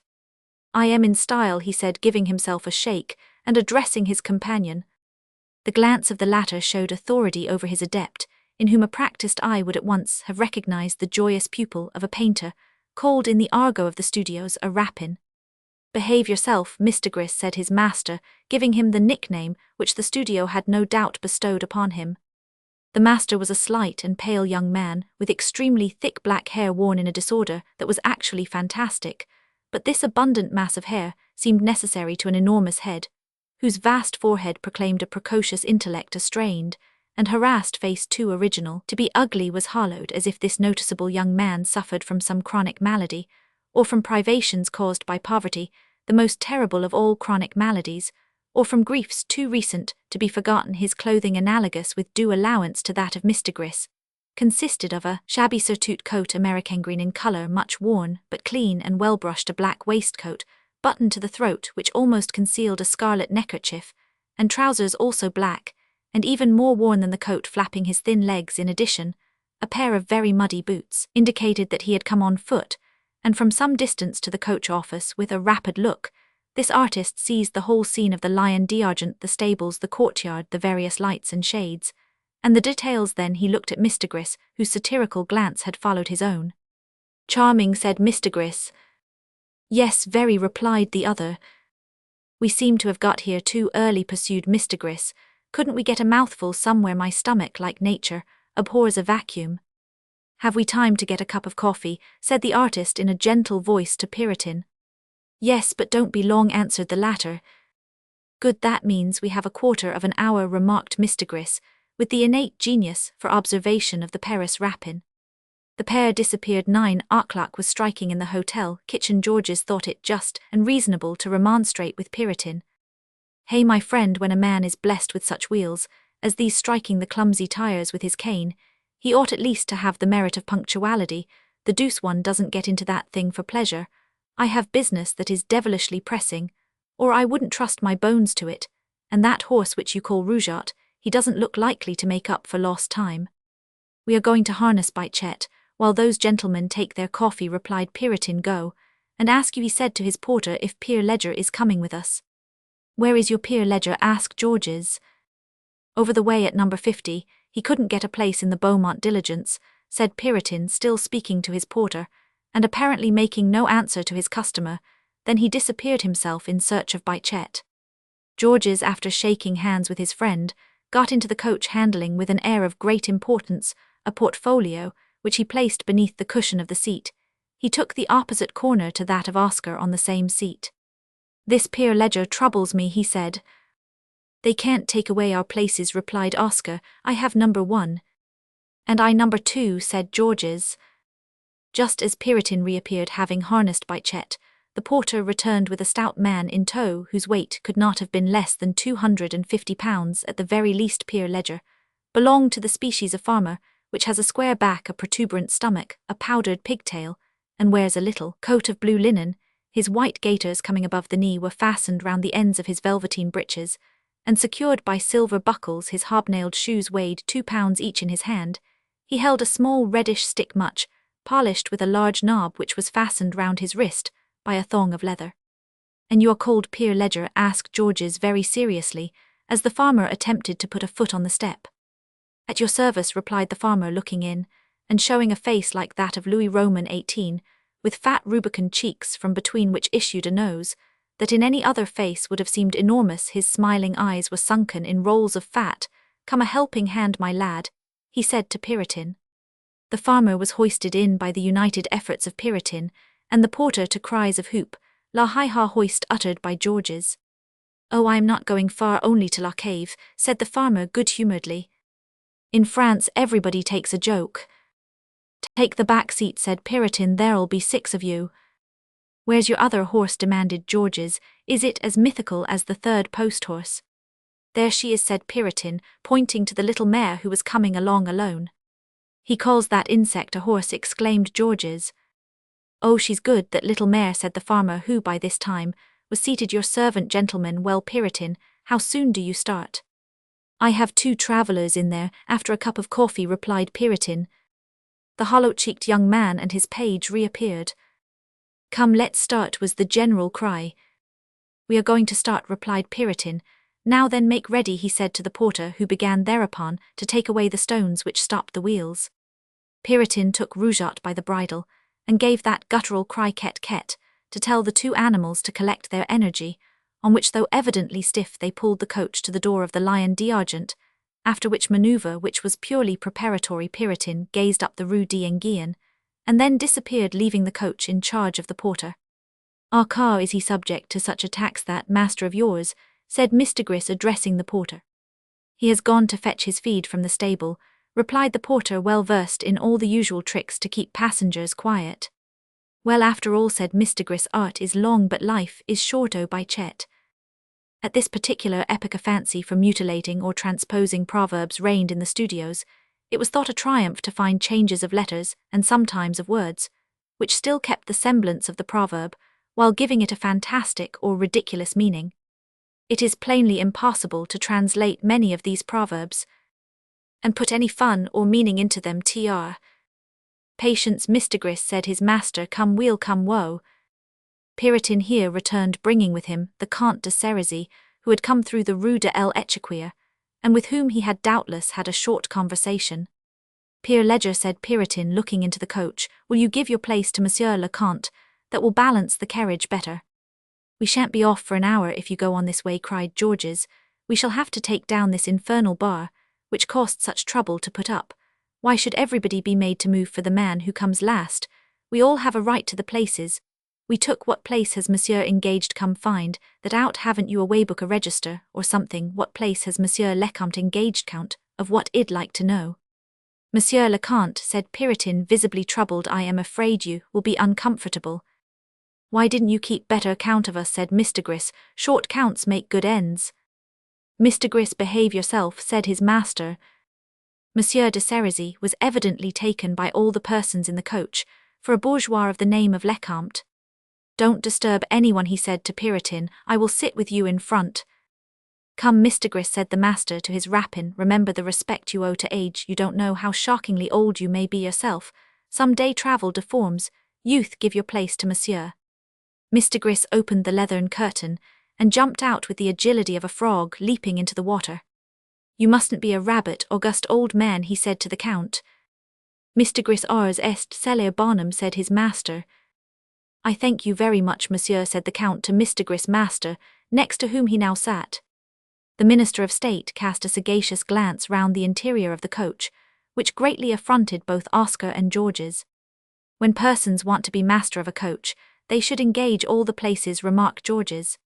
Certain now of his incognito, the Comte de Cerisy made no reply to this observation, but assumed the air of a good-natured bourgeois. Suppose you were late, wouldn't you be glad that the coach waited for you, said the farmer to the two young men. Puritan still looked up and down the street, whip in hand, apparently reluctant to mount to the hard seat where Mr. Gris was fidgeting. If you expect someone else, I am not the last, said the Count. I agree to that reasoning, said Mr. Gris. Georges and Oscar began to laugh impertinently. The old fellow doesn't know much, whispered Georges to Oscar, who was delighted at this apparent union between himself and the object of his envy. Parbleu, cried Puritan, I shouldn't be sorry for two more passengers. I haven't paid. I'll get out, said Georges, alarmed.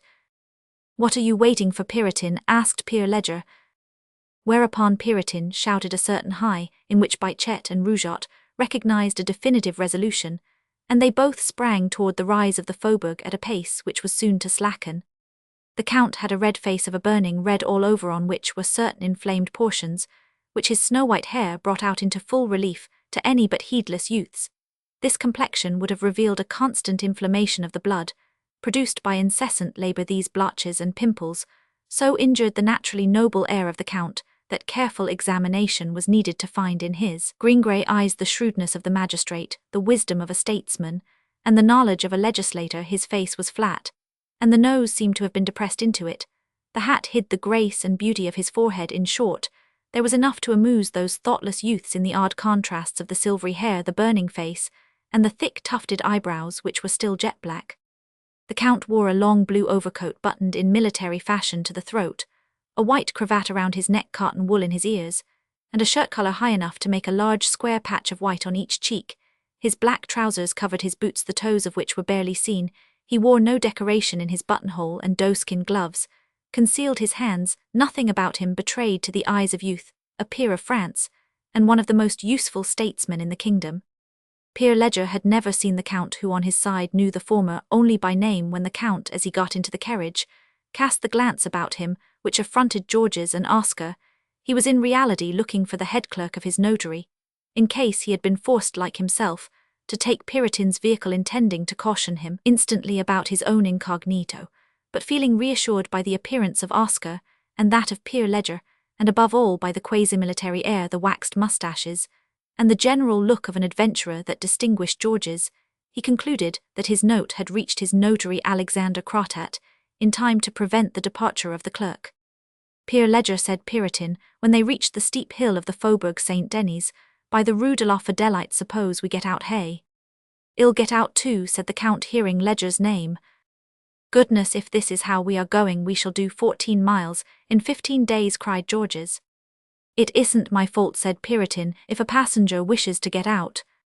10 louis for you if you keep the secret of my being here, as I told you before, said the Count, in a low voice, taking Puritan by the arm. Oh, my 1,000 francs, thought Puritan, as he winked an eye at Monsieur de Cerisy, which meant rely on me. Oscar and Georges stayed in the coach. Look here, Puritan, since Puritan you are, cried Georges when the passengers were once more stowed away in the vehicle. If you don't mean to go faster than this, say so, I'll pay my fare, and take a post-horse at St. Denis, for I have important business on hand which can't be delayed. Oh, hell, go well enough, said Pere Ledger, besides the distance isn't great. I am never more than half an hour late, asserted Puritan. Well, you are not wheeling the Pope in this old barrow of yours, said Georges, so get on. Perhaps he's afraid of shaking, monsieur, said Mr. Gris, looking round at the Count, but you shouldn't have preferences, Puritan, it isn't right. Caucus and the Charter make all Frenchmen equals, said Georges. Oh, be easy, said Pere Ledger. We are sure to get to La Chapelle by midday, La Chapelle being the village next beyond the barriere of St. Denis. Chapter Roman 4, the grandson of the famous Chernigges. Those who travel in public conveyances know that the persons thus united by chance do not immediately have anything to say to one another, unless under special circumstances conversation rarely begins. Until they have gone some distance, this period of silence is employed as much in mutual examination as in settling into their places. Minds need to get their equilibrium as much as bodies. When each person thinks he has discovered the age, profession, and character of his companions, the most talkative member of the company begins, and the conversation gets under way with all the more vivacity, because those present feel a need of enlivening the journey and forgetting its tedium. That is how things happen in French stagecoaches. In other countries customs are very different. Englishmen pique themselves on never opening their lips. Germans are melancholy in a vehicle. Italians, too wary to talk. Spaniards have no public conveyances, and Russians no roads. There is no amusement, except in the lumbering diligences of France, that gabbling and indiscreet country, where everyone is in a hurry to laugh and show his wit, and where jest and epigram enliven all things, even the poverty of the lower classes, and the weightier cares of the solid bourgeois. In a coach there is no police to check tongues, and legislative assemblies have set the fashion of public discussion. When a young man of 22 like the one named Georges is clever and lively, he is much tempted, especially under circumstances like the present, to abuse those qualities. In the first place, Georges had soon decided that he was the superior human being of the party. There assembled he saw in the Count a manufacturer of the second class, whom he took for some unknown reason to be a chandler in the shabby young man, accompanied by Mr. Gris, a fellow of no account, in Oscar Nini, and in Pere Ledger, the fat farmer, an excellent subject to hoax. Having thus looked over the ground, he resolved to amuse himself at the expense of such companions. Let me see, he thought to himself, as the Caucou went down the hill from La Chapelle to the plain of St. Denis. Shall I pass myself off for Etienne or Beranger? No, these idiots don't know who they are. Carbonaro, the deuce, I might get myself arrested. Suppose I say I am the son of Marshal Ney-Poo, what could I tell them about the execution of my father? It wouldn't be funny. Better be a disguised Russian prince and make them swallow a lot of stuff about the Emperor Alexander. Or I might be cousin and talk philosophy. Oh, couldn't I perplex M? But no, that shabby fellow with the tousled head looks to me as if he had jogged his way through the Sorbonne. What a pity I can mimic an Englishman so perfectly. I might have pretended to be Lord Byron, travelling incognito. Sapristi, I'll command the troops of Ali Pacha of Janina. During this mental monologue, the Caucou rolled through clouds of dust, rising on either side of it from that much-travelled road. What dust? cried Mr. Gris. Henry Roman IV is dead, retorted his master. If you'd say it was scented with vanilla, that would be emitting a new opinion. You think you're witty, replied Mr. Gris. Well, it is like vanilla at times. In the Levant, said Georges with the air of beginning a story. Ex-Orient flux, remarked Mr. Gris, master interrupting the speaker. I said in the Levant, from which I have just returned, continued Georges. The dust smells very good, but here it smells of nothing except in some old dust barrel like this. Has monsieur lately returned from the Levant? Said Mr. Gris maliciously. He isn't much tanned by the sun. Oh, I've just left my bed after an illness of 3 months from the germ, so the doctors said of suppressed plague. Have you had the plague? Cried the Count, with a gesture of alarm. Puritan, stop. Go on, Puritan, said Mr. Gris. Didn't you hear him say it was inward? His plague, added the Rapin, talking back to Monsieur de Cerisy. It isn't catching, it only comes out in conversation. Mr. Gris, if you interfere again, ill have you put off into the road, said his master, and so he added, turning to Georges, Monsieur has been to the East. Yes, Monsieur, first to Egypt, then to Greece, where I served under Ali Pacha of Janina, with whom I had a terrible quarrel. There's no enduring those climates. Long, besides the emotions of all kinds in Oriental life, have disorganized my liver. What have you served as a soldier? Asked the fat farmer. How old are you? 29, replied Georges, whereupon all the passengers looked at him. At 18, I enlisted as a private for the famous campaign of 1813. But I was present at only one battle, that of Hanau, where I was promoted sergeant major in France at Montereau. I won the rank of sub-lieutenant, and was decorated by there are no informers here, I am sure, be the emperor. What are you decorated? Cried Oscar. Why don't you wear your cross? The cross of Succès? No, thank you. Besides, what man of any breeding would wear his decorations in travelling? There's Monsieur, he said, motioning to the Comte de Cerisy. Ill, bet whatever you like. Betting whatever you like means in France, betting nothing at all, said Mr. Gris. Master. Ill, bet whatever you like, repeated Georges incisively. That Monsieur here is covered with stars. Well, said the Count, laughing, I have the Grand Cross of the Legion of Honor, that of St. Andrew of Russia, that of the Prussian Eagle, that of the Annunciation of Sardinia, and the Golden Fleece. Beg pardon, said Mr. Gris, are they all in the cowcoo? Hey, that brick-coloured old fellow goes it strong, whispered Georges to Oscar. What was I saying? Go, I know, I don't deny that I adore the Emperor. I served under him, said the Count. What a man he was, wasn't he? Cried Georges. A man to whom I owe many obligations, replied the Count, with a silly expression that was admirably assumed. For all those crosses? Inquired Mr. Gris. And what quantities of snuff he took? Continued Monsieur de Cerisy. He carried it loose in his pockets, said Georges. So I've been told, remarked Pierre Ledger, with an incredulous look. Worse than that, he chewed and smoked, continued Georges. I saw him smoking in a queer way too at Waterloo, when Marshal Soult took him round the waist, and flung him into his carriage just as he had seized a musket, and was going to charge the English.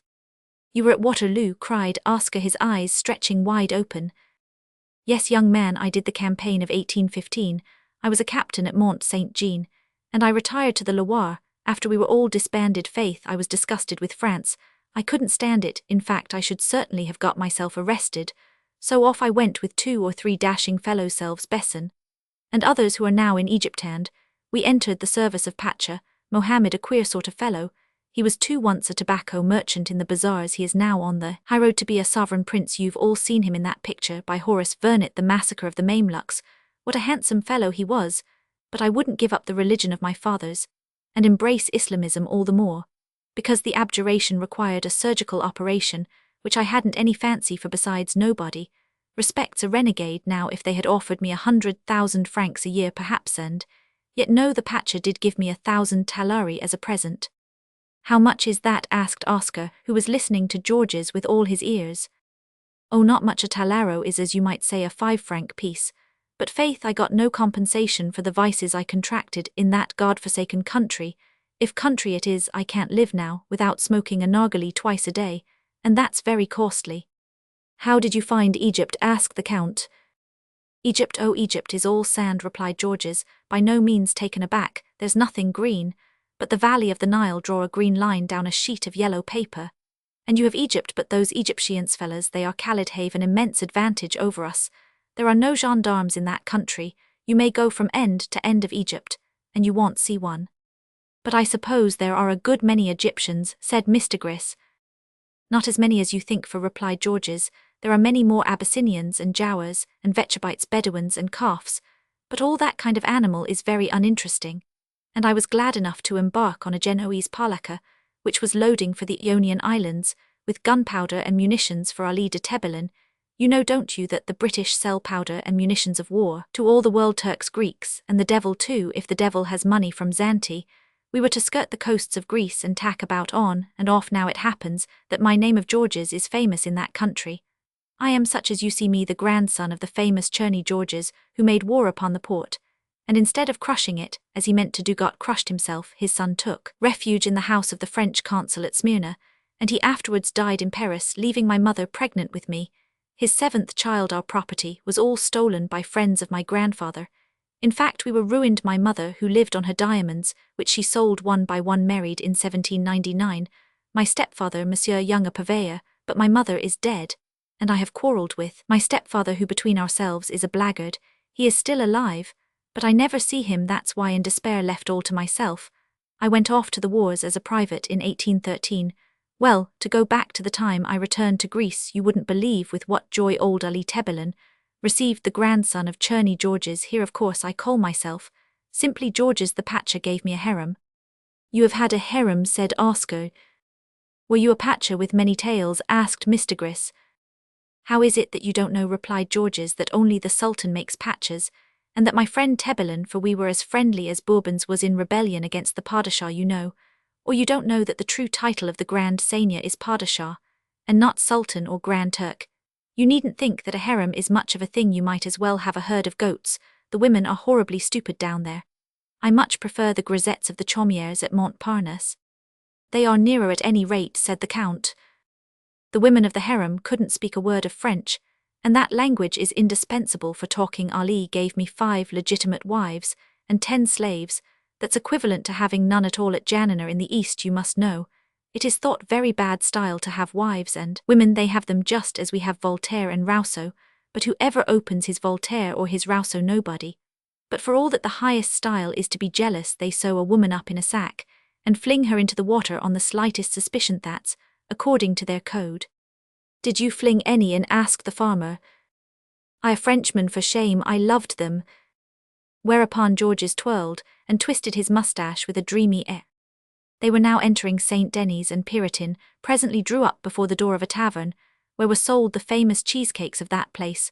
All the travellers got out, puzzled by the apparent truth, mingled with George's inventions. The Count returned to the Caucou when the others had entered the house, and looked beneath the cushion for the portfolio which Puritan told him that enigmatical youth had placed there. On it he read the words in gilt letters, Maître Crottat, notary. The Count at once opened it, and fearing with some reason that Pere Ledger might be seized with the same curiosity, he took out the deed of sale for the farm at Moulineau, put it into his coat pocket, and entered the inn to keep an eye on the travellers. This Georges is neither more nor less than Crottat's second clerk, thought he. I shall pay my compliments to his master, whose business it was to send me his head clerk. From the respectful glances of Pere Ledger and Oscar, Georges perceived that he had made for himself 2 fervent admirers. Accordingly, he now posed as a great personage, paid for their cheesecakes, and ordered for each a glass of Alicante. He offered the same to Mr. Gris and his master, who refused with smiles, but the friend of Ali Tebelin profited by the occasion to ask the pair their names. Oh, monsieur, said Mr. Gris, master, I am not blessed like you with an illustrious name, and I have not returned from Asia. At this moment, the Count, hastening into the huge inn kitchen, lest his absence should excite inquiry, entered the place, in time to hear the conclusion of the young man's speech. I am only a poor painter, lately returned from Rome, where I went at the cost of the government, after winning the Grand Prix 5 years ago. My name is Skinner. Hey, bourgeois, may I offer you a glass of Alicante and some cheesecakes, said Georges to the Count. Thank you, replied the latter. I never leave home without taking my cup of coffee and cream. Don't you eat anything between meals? How bourgeois Marais place Real, that is, cried Georges, when he blogged just now about his crosses. I thought there was something in him, whispered the Eastern hero to the painter. However, well, set him going on his decorations, the old tallow chandler. Come, my lad, he added, calling to Oscar, drink me down the glass poured out for the chandler that will start your moustache. Oscar, anxious to play the man, swallowed the second glass of wine, and ate 3 more cheesecakes. Good wine, that, said Pere Ledger, smacking his lips.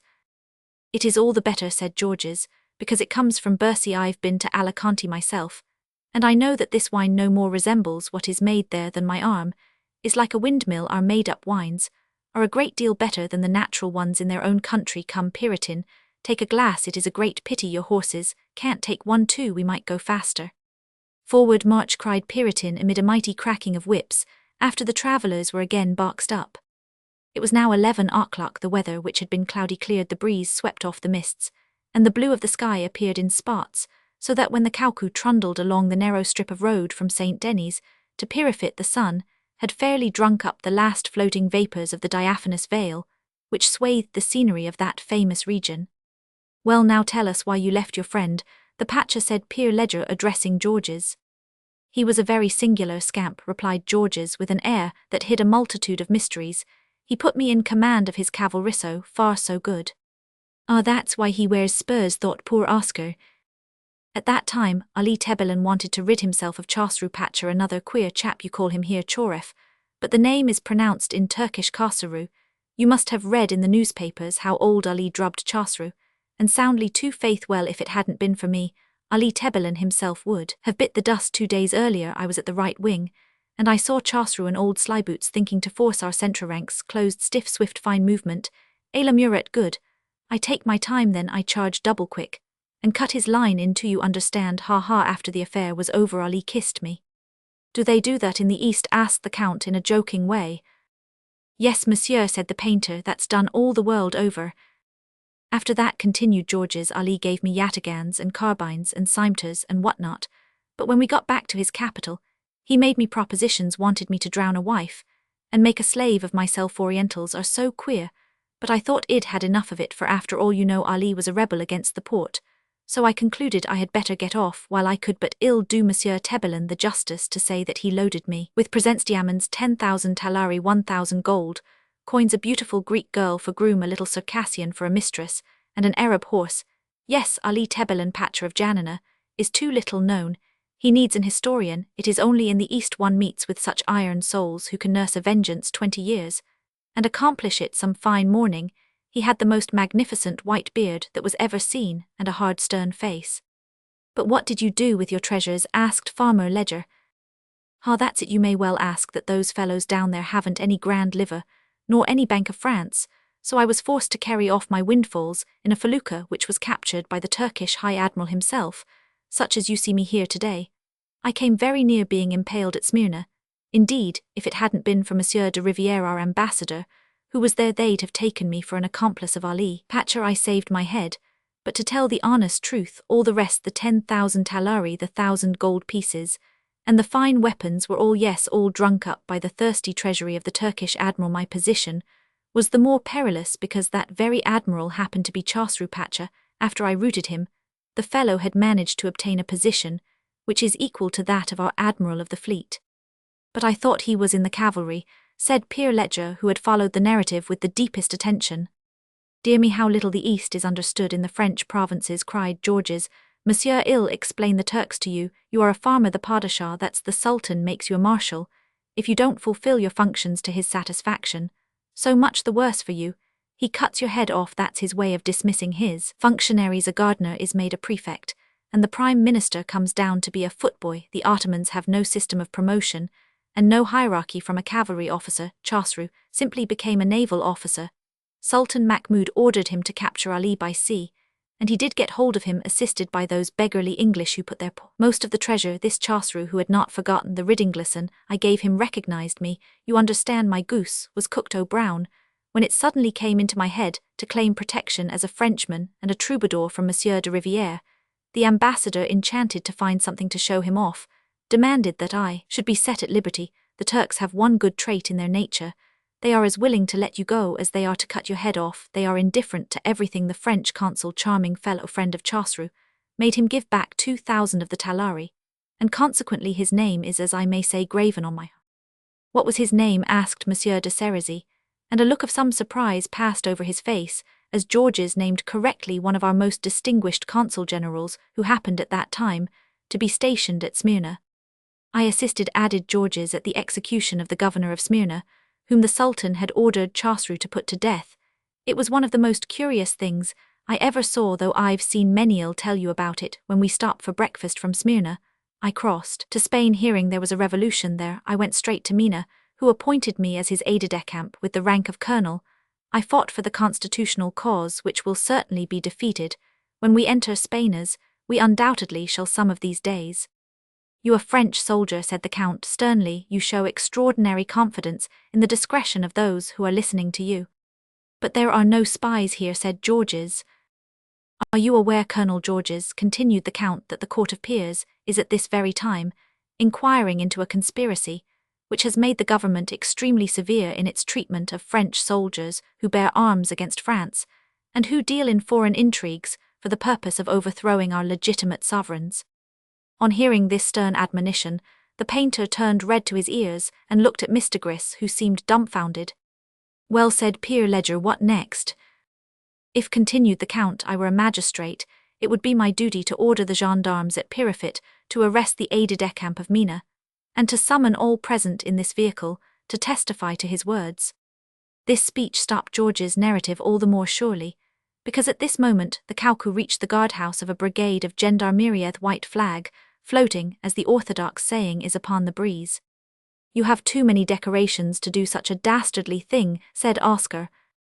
"Never mind, well, catch up with him," soon whispered Georges in the lad's ear. "Colonel," cried Ledger, who was a good deal disturbed by the Count's outburst, and wanted to change the conversation. "In all these countries where you have been, what sort of farming do they do? How do they vary the crops?" "Well, in the first place, my good fellow, you must understand they are too busy cropping off each other's heads to think much of cropping the ground." The Count couldn't help smiling, and that smile reassured the narrator.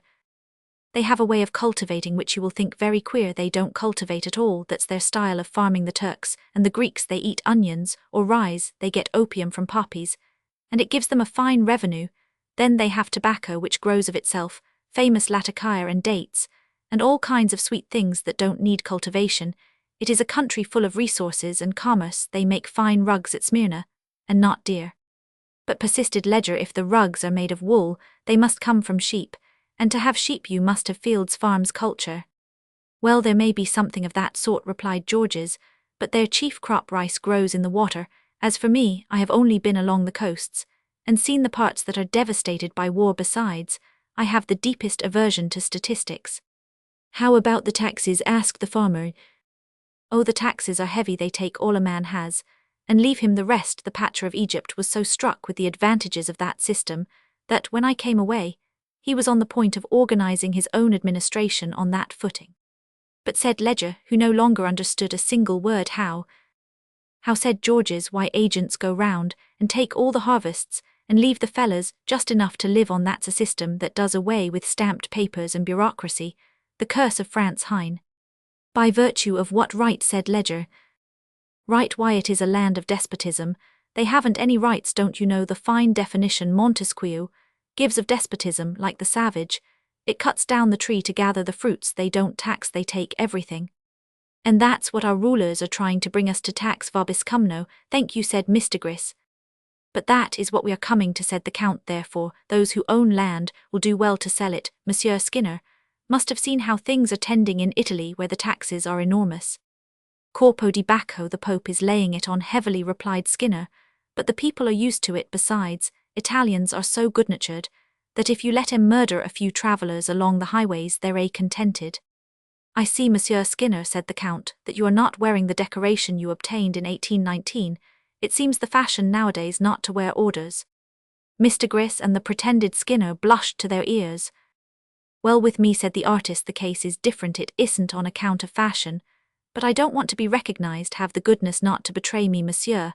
I am supposed to be a little painter of no consequencia, mere decorator. I am on my way to a chateau, where I mustn't rouse the slightest suspicion." "Ah, I see," said the Count, "some intriguia love affair. Youth is happy." Oscar, who was writhing in his skin at being a nobody, and having nothing to say, gazed at Colonel Cherney Georges, and at the famous painter Skinner, and wondered how he could transform himself into somebody. But a youth of 19, kept at home all his life, and going for 2 weeks only into the country, what could he be or do or say? However, the Alicante had got into his head, and his vanity was boiling in his veins. So when the famous Skinner allowed a romantic adventure to be guessed at in which the danger seemed as great as the pleasure, he fastened his eyes, sparkling with wrath and envy, upon that hero. "Yes," said the Count with a credulous air, "a man must love a woman well to make such sacrifices." "What sacrifices?" demanded Mr. Gris. "Don't you know, my little friend, that a ceiling painted by so great a master as yours is worth its weight in gold, replied the Count, if the civil list paid you as it did 30,000 francs for each of those rooms in the Louvre. He continued, addressing Skinner, a burgess as you call us in the studiosot, certainly, to pay you 20,000, whereas if you go to this chateau, as a humble decorator, you will not get 2,000.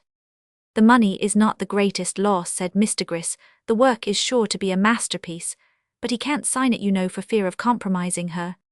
I'd return all my crosses to the sovereigns, who gave them to me for the devotion that youth can win, said the Count.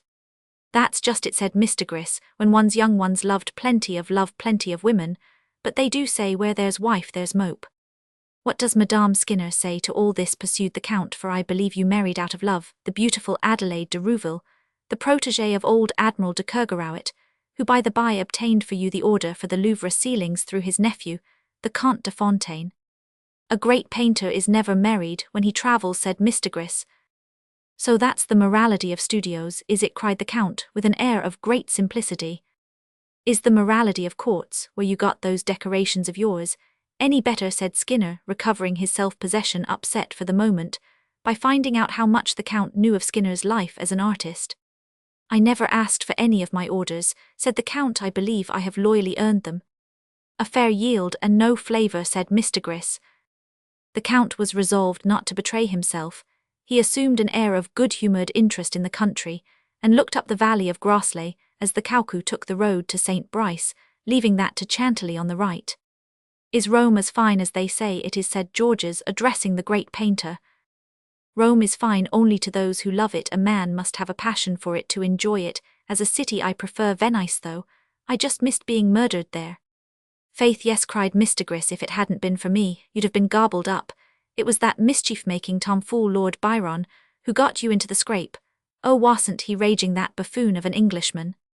Hush, said Skinner, I don't want my affair with Lord Byron talked about. But you must own all the same that you were glad enough I knew how to box, said Mr. Gris. From time to time, Puritan exchanged sly glances with the Count which might have made less inexperienced persons than the 5 other travellers uneasy. Lords' patches and 30,000 franc ceilings, he cried, I seem to be driving sovereigns what pourboires ill get. And all the places paid for, said Mr. Gris slyly.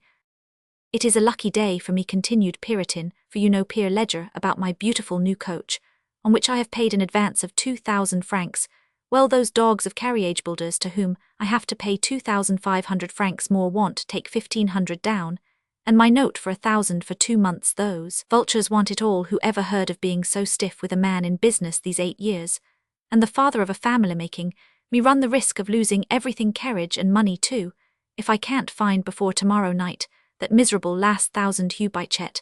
They won't play that trick on the great coach offices, I'll warrant you. Yes, that's it, said the Rapin, your money or your strife. Well, you have only 800 now to get, remarked the Count, who considered this moan, addressed to Peer Ledger, a sort of letter of credit drawn upon himself. True, said Puritan, Zizai Rougeot. You must have seen many fine ceilings in Venice, resumed the Count, addressing Skinner. I was too much in love to take any notice of what seemed to me then mere trifles, replied Skinner. But I was soon cured of that folly, for it was in the Venetian states in Dalmatia that I received a cruel lesson.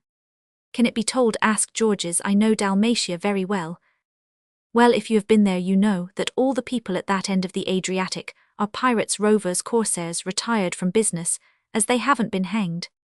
Uscoke, said Georges. Hearing the right name given, the Count, who had been sent by Napoleon on one occasion to the Illyrian provinces, turned his head, and looked at Georges, so surprised was he. The affair happened in that town, where they make maraschino, continued Skinner, seeming to search for a name. Zara, said Georges, I've been there, it is on the coast. You are right, said the painter, I had gone there to look at the country, for I adore scenery. I've longed a score of times to paint landscape, which no one as I think understands, but Mr. Gris, who will some day reproduce Hobbema Rysdale, Claude Lorraine Poussin and others. But, exclaimed the Count, if he reproduces one of them, won't that be enough? If you persist in interrupting Monsieur, said Oscar, we shall never get on. And Monsieur Skinner was not addressing himself to you in particular, added Georges. 'Tisn't polite to interrupt, said Mr. Gris sententiously, but we all do it, and conversation would lose a great deal if we didn't scatter little condiments while exchanging our reflections. Therefore continue, agreeable old gentleman, to lecture us if you like. It is done in the best society, and you know the proverb, we must owl with the wolves. I had heard marvellous things of Dalmatia, resumed Skinner, so I went there, leaving Mr. Gris in Venice at an locanda. Interposed Mr. Gris, keep to the local colour. Zara is what is called a country town. Yes, said Georges, but it is fortified. Parbleu, said Skinner, the fortifications count for much in my adventure at Zara. There are a great many apothecaries. I lodged with one in foreign countries. Everybody makes a principal business of letting lodgings. All other trades are accessory. In the evening, linen changed, I sat in my balcony. The opposite balcony I saw a woman, oh such a woman, Greek that tells all, the most beautiful creature in the town, almond eyes, lids that dropped like curtains, lashes like a paintbrush, a face with an oval to drive Raphael mad, a skin of the most delicious colouring tints, well-blended velvety, and hands, oh, they weren't made of butter like those of the David school, put in Mr. Gris. You are always lugging in your painting, cried Georges. La la, retorted Mr. Gris, an ounce o' paint is worth a pound of swagger. And such a costume, pure Greek, continued Skinner, conflagration of soul. You understand well. I questioned my diaphoros, and he told me that my neighbour was named Zina, changed my linen, the husband an old villain, in order to marry Zina, paid 300,000 francs to her father and mother. So celebrated was the beauty of that beautiful creature, who was truly the most beautiful girl in all Dalmatia, Illyria, Adriatica, and other places in those parts. They buy their wives without seeing them. I shall not go there, said Pierre Ledger. There are nights when my sleep is still illuminated by the eyes of Zina, continued Skinner. The husband was 6 to 9 years of age, and jealous not as a tiger, for they say of a tiger, jealous as a Dalmatian. And my man was worse than a Dalmatian. One Dalmatian was 3.5 Dalmatians at the very least. He was an uscoke, tricoke, archicoke, in a bicoke of a paltry little place like Zara. Horrid fellow, and horrider bellow, put in Mr. Gris. Ha, good, said Georges, laughing. After being a corsair, and probably a pirate, he thought no more of spitting a Christian on his dagger than I did of spitting on the ground, continued Skinner. So that was how the land lay. The old wretch had millions, and was hideous with the loss of an ear some patcher had cut off, and the want of an eye left I don't know where. Never, said the little diaphoros, never does he leave his wife, never for a second. Perhaps shall want your services, and I could go in your clothes. That's a trick that has great success in our theatres. I told him, well, it would take too long to tell you all the delicious moments of that lifetime. To wit, 3 days which I passed exchanging looks with Zina, and changing linen every day. It was all the more violently titillating, because the slightest motion was significant and dangerous. At last, it must have dawned upon Zina's mind that none but a Frenchman and an artist was daring enough to make eyes at her in the midst of the perils by which she was surrounded, and as she hated her hideous pirate, she answered my glances with delightful ogles fit to raise a man to the summit of paradise. Without pulleys, I attained to the height of Don Quixote. I rose to exaltation, and I cried, the monster may kill me, but ill go, ill go. I gave up landscape, and studied the ignoble dwelling of the uscoke. That night changed linen and put on the most perfumed shirt. I crossed the street and entered the house, cried Oscar. The house, echoed Georges. The house, said Skinner. Well, you're a bold dog, cried Farmer Ledger. I should have kept out of it myself. Especially as you could never have got through the doorway, replied Skinner. So in I went, he resumed, and I found 2 hands stretched out to meet mine. I said nothing, for those hands, soft as the peel of an onion, enjoined me to silence. A whisper breathed into my ear, he sleeps then. As we were sure that nobody would see us, we went to walk, Zina and I, upon the ramparts, but accompanied, if you please, by a duenna as hideous as an old portress, who didn't leave us any more than our shadow, and I couldn't persuade Madame Pirate to send her away. The next night we did the same thing, and again I wanted to get rid of the old woman, but Zina resisted, as my sweet love spoke only Greek, and I Venetian. We couldn't understand each other, and so we quarrelled. I said to myself in changing linen, as sure as fate the next time there'll be no old woman, and we can make it all up with the language of love, instead of which fate willed that old woman should save my life. You'll hear how the weather was fine, and not to create suspicion, I took a turn at Lanskapethes. Was after our quarrel was made up, you understand. After walking along the ramparts for some time, I was coming tranquilly home with my hands in my pockets, when I saw the street crowded with people, such a crowd like that for an execution. It fell upon me. I was seized, garroted, gagged, and guarded by the police. You don't know, and I hope you never may know, what it is to be taken for a murderer by a maddened populace, which stones you, and howls after you from end to end of the principal street of a town, shouting for your death are those eyes, were so many flames all mouths were a single curse, while from the volume of that burning hatred rose the fearful cry to death down with the murderer. So those Dalmatians spoke our language, did they, said the Count. I observe you relate the scene, as if it happened yesterday. Skinner was nonplussed. Riot has but one language, said the astute statesman Mr. Gris. Well, continued Skinner, when I was brought into court, in presence of the magistrates, I learned that the cursed corsair was dead poisoned by Zena Id, like to have changed linen. Then give you my word I knew nothing of that melodrama. It seems the Greek girl put opium a great many poppies, as monsieur told us, grow about there in the pirate's grog, just to make him sleep soundly, and leave her free for a little walk with me, and the old duenna, unfortunate creature, made a mistake, and trebled the dose. The immense fortune of that cursed pirate was really the cause of all my Zena's troubles, but she explained matters so ingenuously that I for one was released with an injunction from the mayor and the Austrian commissary of police to go back to Rome. Zena, who let the heirs of the Uskoke and the judges get most of the old villain's wealth, was let off with 2 years' seclusion in a convent, where she still is. I am going back there some day to paint her portrait for in a few years. You know all this will be forgotten, such are the follies one commits at 18. And you left me without a sou in the locanda at Venice, said Mr. Gris, and I had to get from Venice to Rome by painting portraits for 5 francs apiece, which they didn't pay me. However, that was my halcyon time. I don't regret it. You can imagine the reflections that came to me in that Dalmatian prison, thrown there without protection, having to answer to Austrians and Dalmatians, and in danger of losing my head, because I went twice to walk with a woman. There's a luck with a vengeance. Did all that really happen to you, said Oscar naively. Why shouldn't it happen to him, inasmuch as it had already happened during the French occupation of Illyria, to one of our most gallant officers of artillery, said the Count slyly. And you believed that artillery officer, said Mr. Gris as slyly to the Count. Is that all, asked Oscar. Of course he can't tell you that they cut his head off. How could he, said Mr. Gris. Dead Skinners tell no tales. Monsieur, are there farms in that country, asked Peer Ledger. What do they cultivate? Maraschino, replied Mr. Gris. A plant that grows to the height of the lips, and produces a liqueur which goes by that name. Ah, said Peer Ledger. I only stayed 3 days in the town, and 15 in prison, said Skinner, so I saw nothing, not even the fields where they grow the maraschino. They are fooling you, said Georges to the farmer. Maraschino comes in cases. Romances alter cases, remarked Mr. Gris. Chapter Roman 5. The drama begins. Puritan's vehicle was now going down the steep incline of the valley of St. Brice to the inn, which stands in the middle of the large village of that name, where Puritan was in the habit of stopping an hour to breathe his horses, give them their oats, and water them. It was now about 1:30. Ha, here's Peer Ledger, cried the innkeeper, when the coach pulled up before the door. Do you breakfast? Always once a day, said the fat farmer, and ill break a crust here and now. Give us a good breakfast, cried Georges, twirling his cane in a cavalier manner, which excited the admiration of poor Oscar.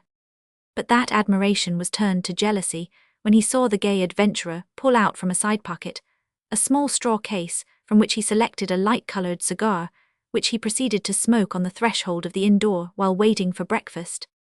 Do you smoke? He asked of Oscar. Sometimes, replied the ex-schoolboy, swelling out his little chest, and assuming a jaunty. Georges presented the open case to Oscar and Skinner. Few, said the great painter, Tensus, cigars. The remains of those I brought back from Spain, said the adventurer. Do you breakfast here? No, said the artist, I am expected at the chateau. Besides, I took something at the Lion d'Argent just before starting. And you, said Georges to Oscar. I have breakfasted, replied Oscar. Oscar would have given 10 years of his life for boots and straps to his trousers. He sneezed, he coughed, he spat, and swallowed the smoke with ill-disguised grimaces. You don't know how to smoke, said Skinner. Look at me. With a motionless face, Skinner breathed in the smoke of his cigar, and let it out through his nose without the slightest contraction of feature. Then he took another whiff, kept the smoke in his throat, removed the cigar from his lips, and allowed the smoke slowly and gracefully to escape them. There, young man, said the great painter. Here, young man, here's another way. Watch this, said Georges, imitating Skinner, but swallowing the smoke and exhaling none. And my parents believed they had educated me, thought Oscar, endeavouring to smoke with better grace. But his nausea was so strong that he was thankful when Mr. Gris filched his cigar, remarking, as he smoked it with evident satisfaction, "You haven't any contagious diseases, I hope." Oscar in reply would fain have punched his head. "How he does spend money," he said, looking at Colonel George's 8 francs for Alicante, and the cheesecakes 40 sous for cigars, and his breakfast will cost him 10 francs at least, replied Mr. Gris, "but that's how things are, sharp stomachs make short purses." "Come, Peer Ledger, let us drink a bottle of Bordeaux together," said Georges to the farmer. 20 francs for his breakfast, cried Oscar, "in all more than 30-odd francs since we started."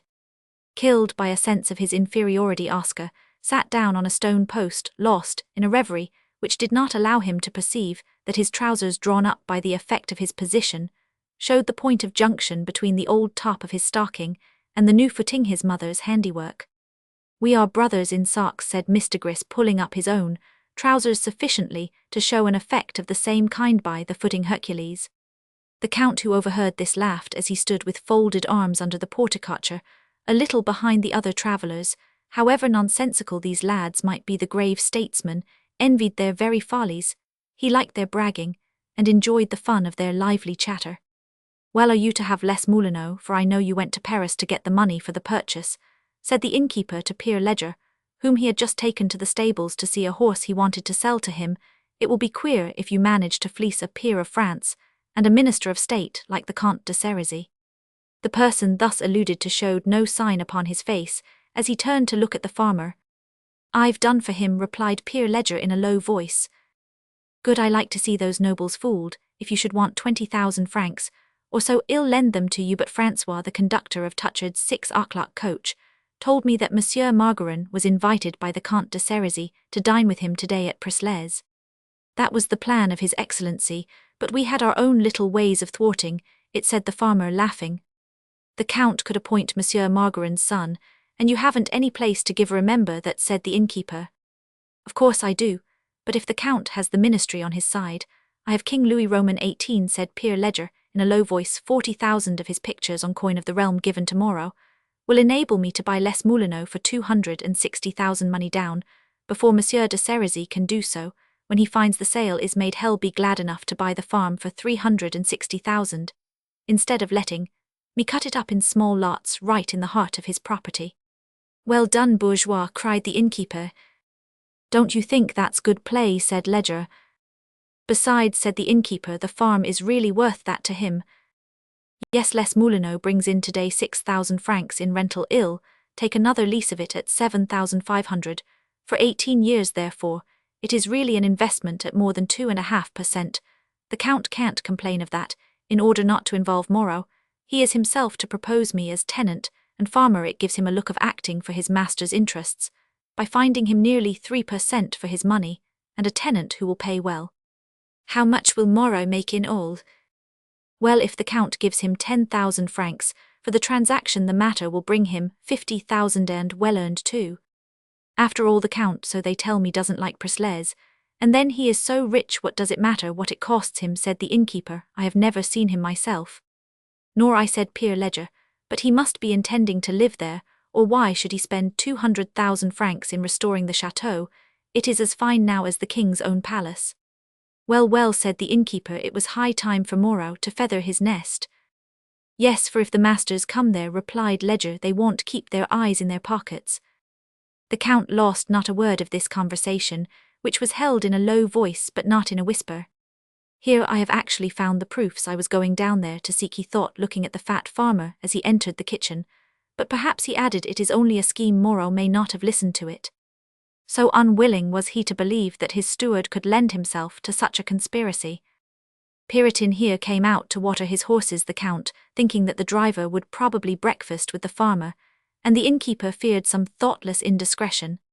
"All these people combine against us," he thought. "It is allowable to baffle them." "Puritan," he said in a low voice as the man passed him, "I promised you 10 louis to keep my secret, but if you continue to conceal my name, and remember I shall know if you pronounce it, or make the slightest sign that reveals it to anyone, no matter who, here or at Laden, before tonight, I will give you tomorrow morning on your return trip The 1,000 francs you need to pay for your new coach, therefore, by way of precaution," added the Count, striking Puritin, who was pale with happiness, on the shoulder. "Don't go in there to breakfast, stay with your horses." "Monsieur le Comte, I understand you, don't be afraid. It relates to Pere Ledger, of course." "It relates to everyone," replied the Count. "Make yourself easy, come, hurry," said Puritin a few moments later, putting his head into the kitchen. "We are late, Pere Ledger, you know there's a hill to climb. I am not hungry. And ill, drive on slowly.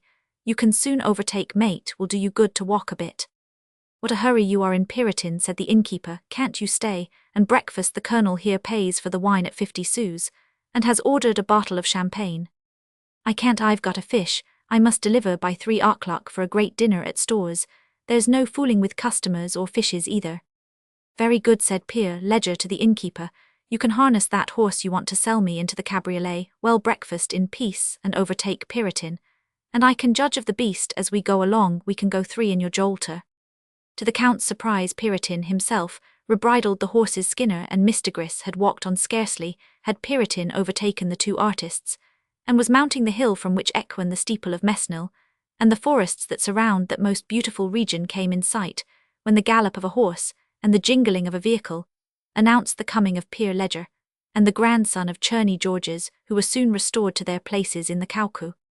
As Puritin drove down the narrow road to Mysel's Georges, who had so far not ceased to talk with the farmer of the beauty of the hostess at St. Brice, suddenly exclaimed, "Upon my word, this landscape is not so bad, great painter, is it? Pooh, you who have seen the East and Spain can't really admire it." "I've 2 cigars left, if no one objects. Will you help me finish them?" Skinner, the little young man, there seems to have found a whiff or 2 enough for him. Pere Ledger and the Count kept silence, which passed for consent. Oscar, furious at being called a little young man, remarked, as the other 2 were lighting their cigars, "I am not the aide-de-camp of Mina, monsieur, and I have not yet been to the East, but I shall probably go there. The career to which my family destined me will spare me, I trust, the annoyances of travelling in a cowcoo before I reach your present age.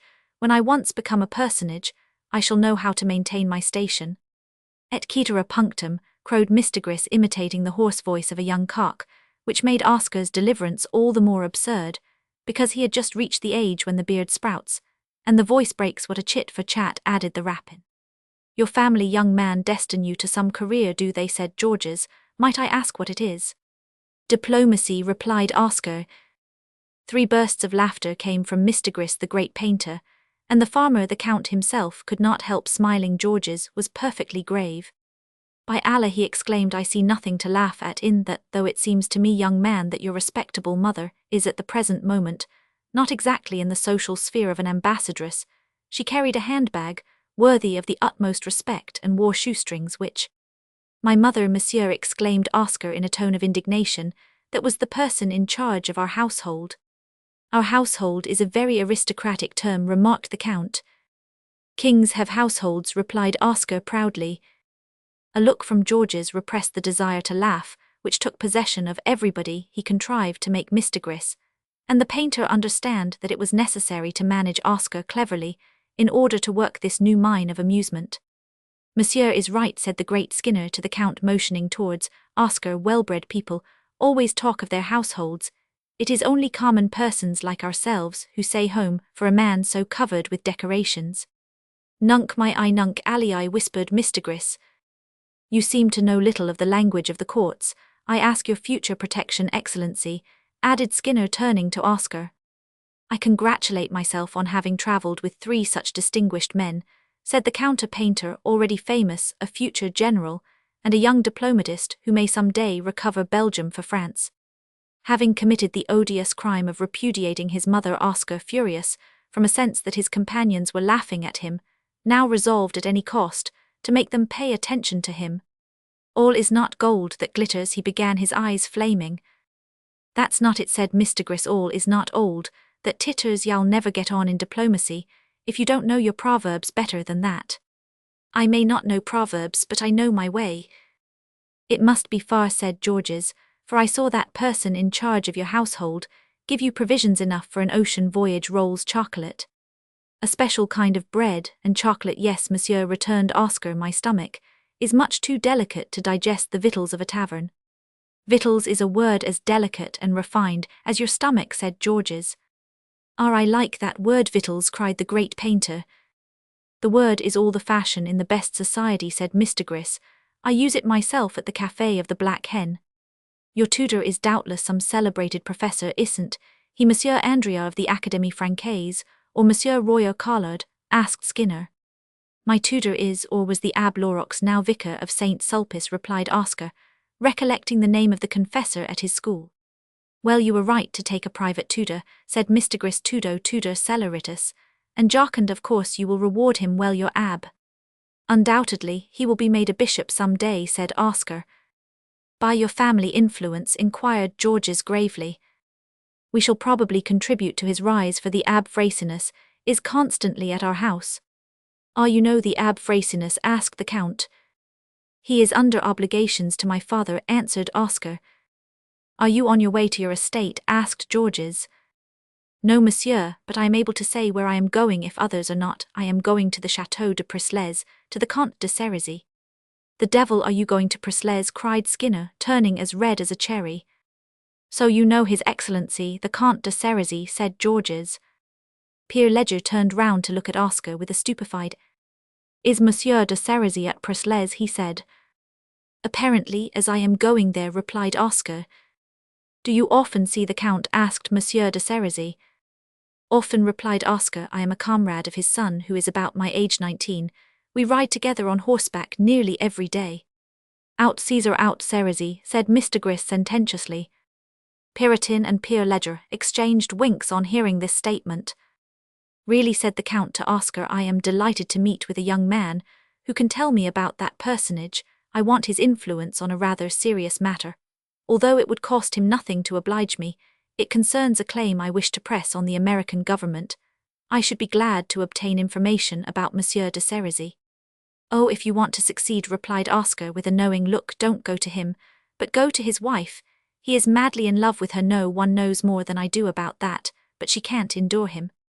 Why not? Said Georges. The Count has a skin disease which makes him hideous. Dr. Albert has tried in vain to cure it. The Count would give half his fortune if he had a chest like mine, said Oscar, swelling himself out. He lives a lonely life in his own house, gets up very early in the morning, and works from 3 to 8 o'clock. After 8, he takes his remedisil baths, steam baths, and such things. His valet bakes him in a sort of iron box, for he is always in hopes of getting cure. If he is such a friend of the king, as they say he is, why doesn't he get his majesty to touch him? Asked Georges.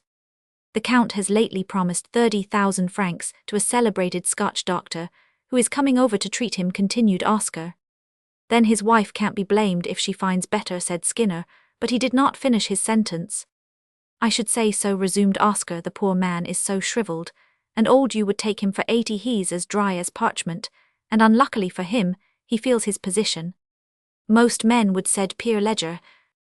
He adores his wife and dares not find fault with her, pursued Oscar, rejoicing to have found a topic to which they listened. He plays scenes with her, which would make you die of laughing, exactly like Arnulf in Molière's comedy. The Count, horror-stricken, looked at Piriton, who, finding that the Count said nothing, concluded that Madame Clapart's son was telling falsehoods. So, monsieur, continued Oscar, if you want the Count's influence, I advise you to apply to the Marquis d'Aiglemont. If you get that former adorer of Madame de Cerisy on your side, you will win husband and wife at one stroke. Look here, said the painter, you seem to have seen the Count without his clothes. Are you his valet? His valet, cried Oscar. Hang it, people don't tell such things about their friends in public conveyances, exclaimed Mr. Gris. As for me, I am not listening to you. I am deaf. Discretion plays the better part of adder. A poet is nasty and not fit, and so is a talebearer, cried Skinner. Great painter, said Georges sententiously. Learn this, you can't say harm of people. You don't know now. The little one here has proved indubitably that he knows his Cerisy by heart. If he had told us about the Countess, perhaps.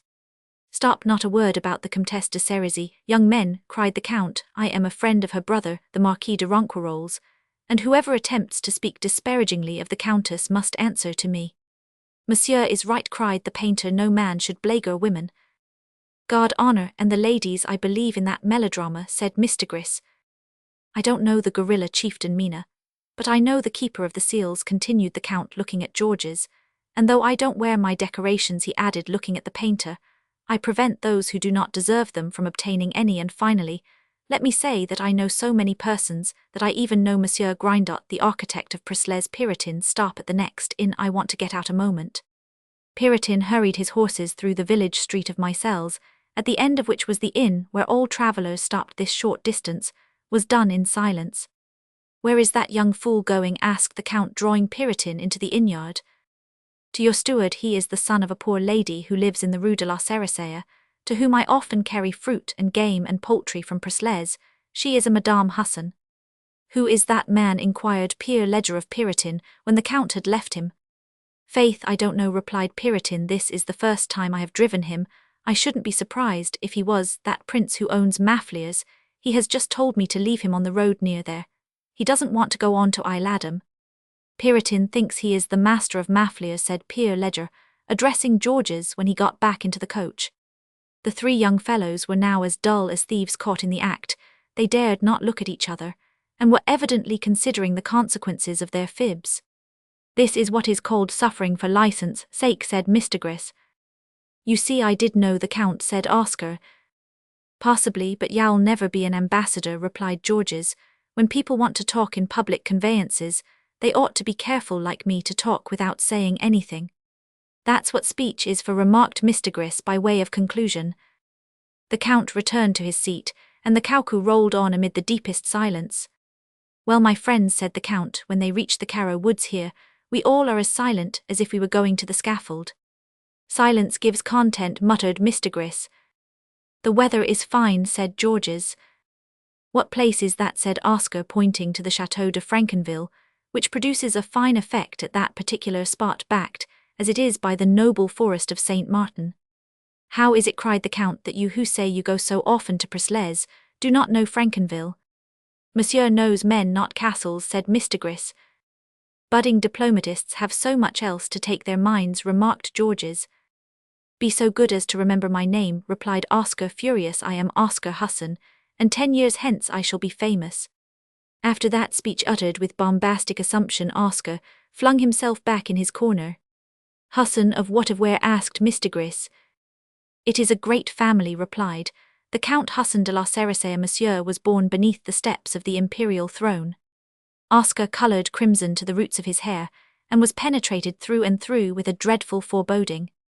They were now about to descend the steep hill of La Cave, at the foot of which, in a narrow valley, flanked by the forest of Saint Martin, stands the magnificent Château of Presles. Messieurs, said the Count, I wish you every good fortune in your various careers. Monsieur le Colonel, make your peace with the King of France. The churny Georges ought not to snub the Bourbons. I have nothing to wish for you, my dear Monsieur Skinner. Your fame is already won, and nobly won, by splendid work. But you are much to be feared in domestic life, and I, being a married man, dare not invite you to my house. As for Monsieur Husson, he needs no protection. He possesses the secrets of statesmen, and can make them tremble. Monsieur Ledger is about to pluck the Comte de Cerisy, and I can only exhort him to do it with a firm hand. Piritin, put me out here, and pick me up at the same place tomorrow, added the Count, who then left the coach, and took a path through the woods, leaving his late companions confused and bewildered. He must be that Count who has hired Frankenville, that's the path to it, said Ledger. If ever again, said the false Skinner, I am caught blogging in a public coach, fight a duel with myself, it was your fault. Mistigris, giving his rapine a tap on the head. All I did was to help you out and follow you to Venice, said Mistigris, but that's always the way fortune belabours the slave.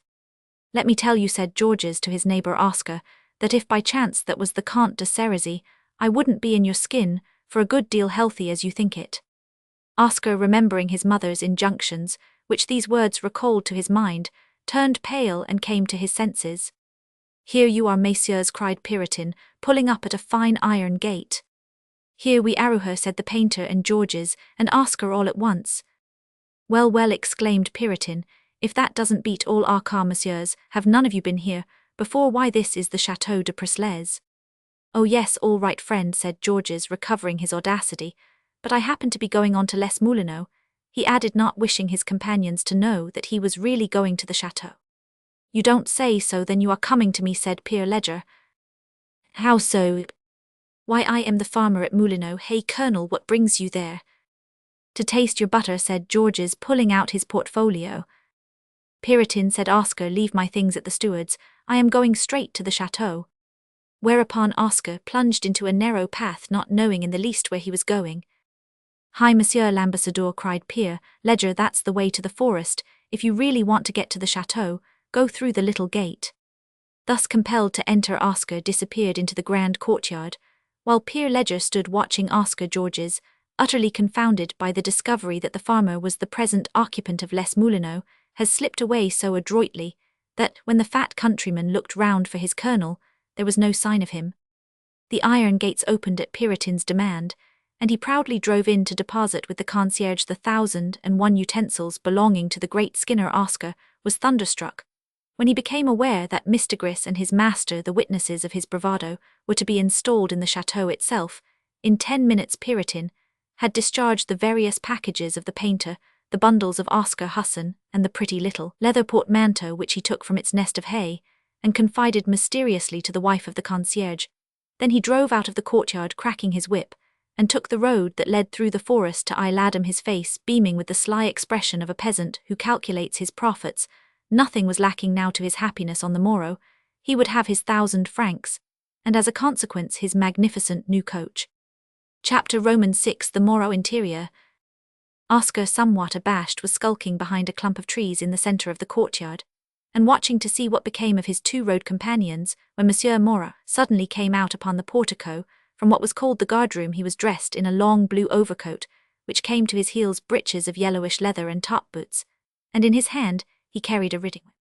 "Ah, my boy, so here you are. How is the dear mamma?" he said, taking Oscar by the hand. "Good day, messieurs," he added to Mistigris and his master, who then came forward. "You are no doubt the 2 painters whom Monsieur Grindot, the architect, told me to expect."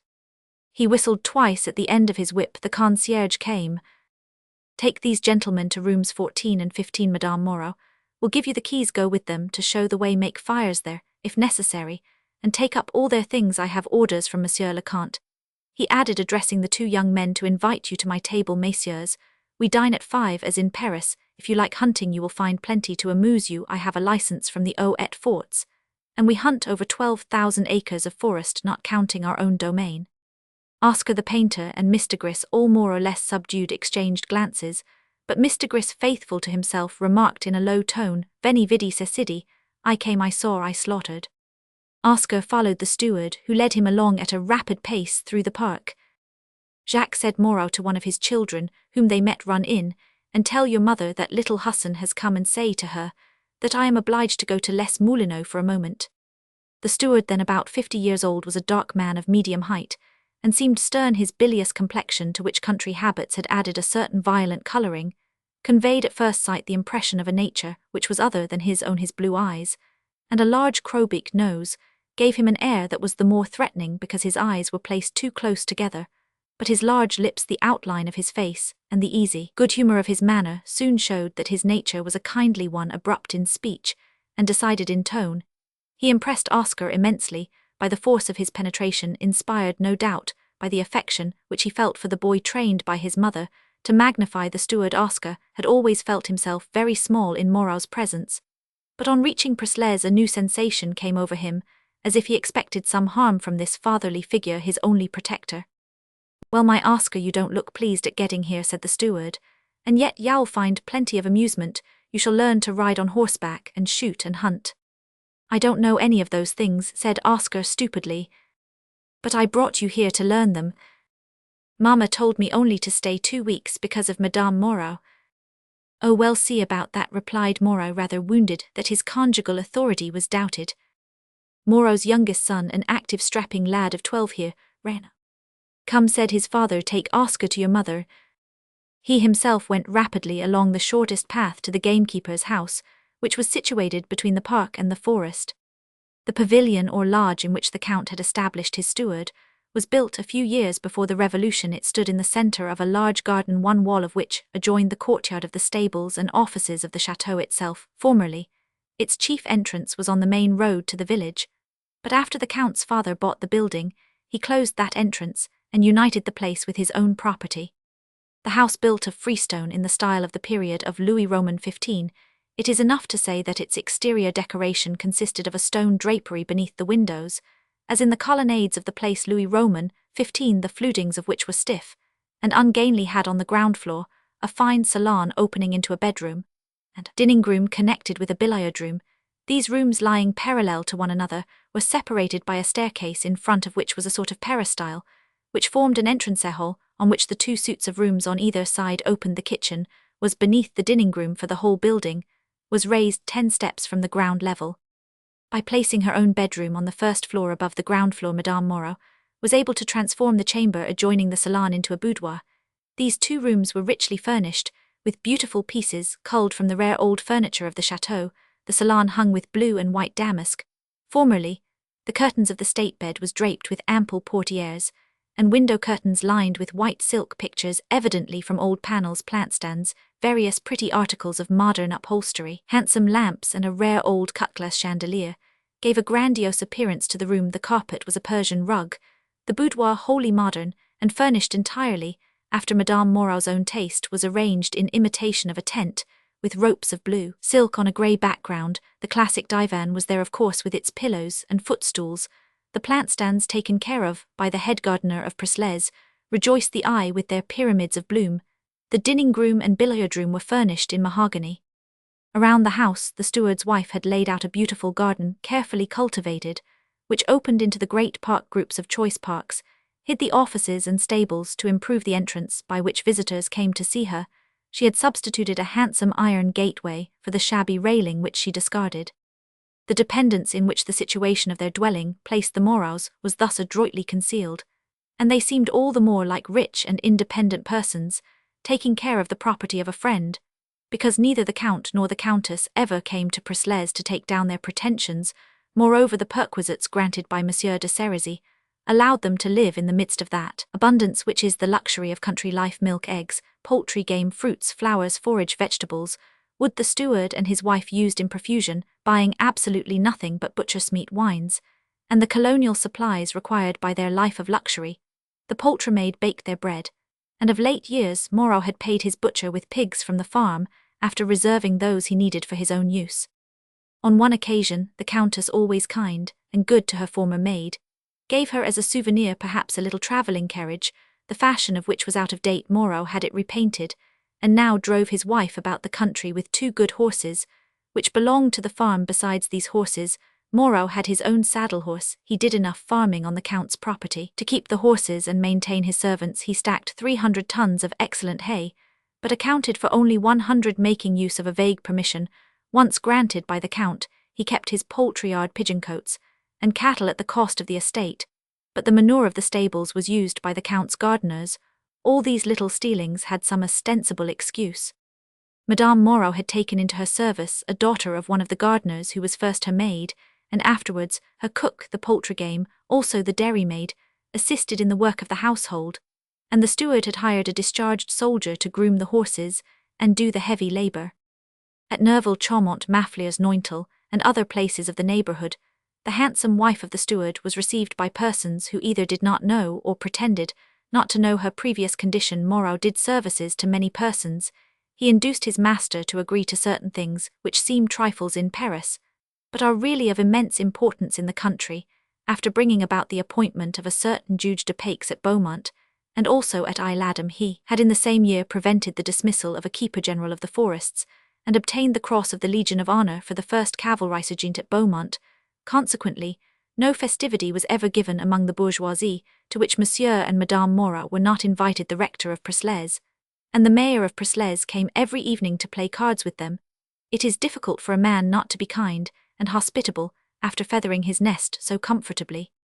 A pretty woman and an affected one, as all retired waiting maids of great ladies are, for after they are married they imitate their mistresses. Madame Moreau imported from Paris all the new fashions. She wore expensive boots, and never was seen on foot, except occasionally in the finest weather, though her husband allowed but 500 francs a year for her toilet.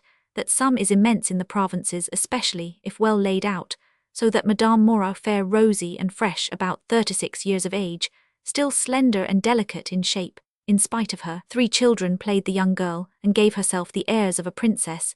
If when she drove by in her calèche, some stranger had asked, "Who is she?" Madame Moreau would have been furious. Had she heard the reply, "The wife of the steward at Presles," She wished to be taken for the mistress of the chateau in the villages. She patronized the people in the tone of a great lady. The influence of her husband over the count, proved in so many years, prevented the small bourgeoisie from laughing at Madame Moreau, who in the eyes of the peasants was really a personage. Estelle, her name was Estelle, took no more part in the affairs of the stewardship than the wife of a broker does in her husband's affairs at the Bourse.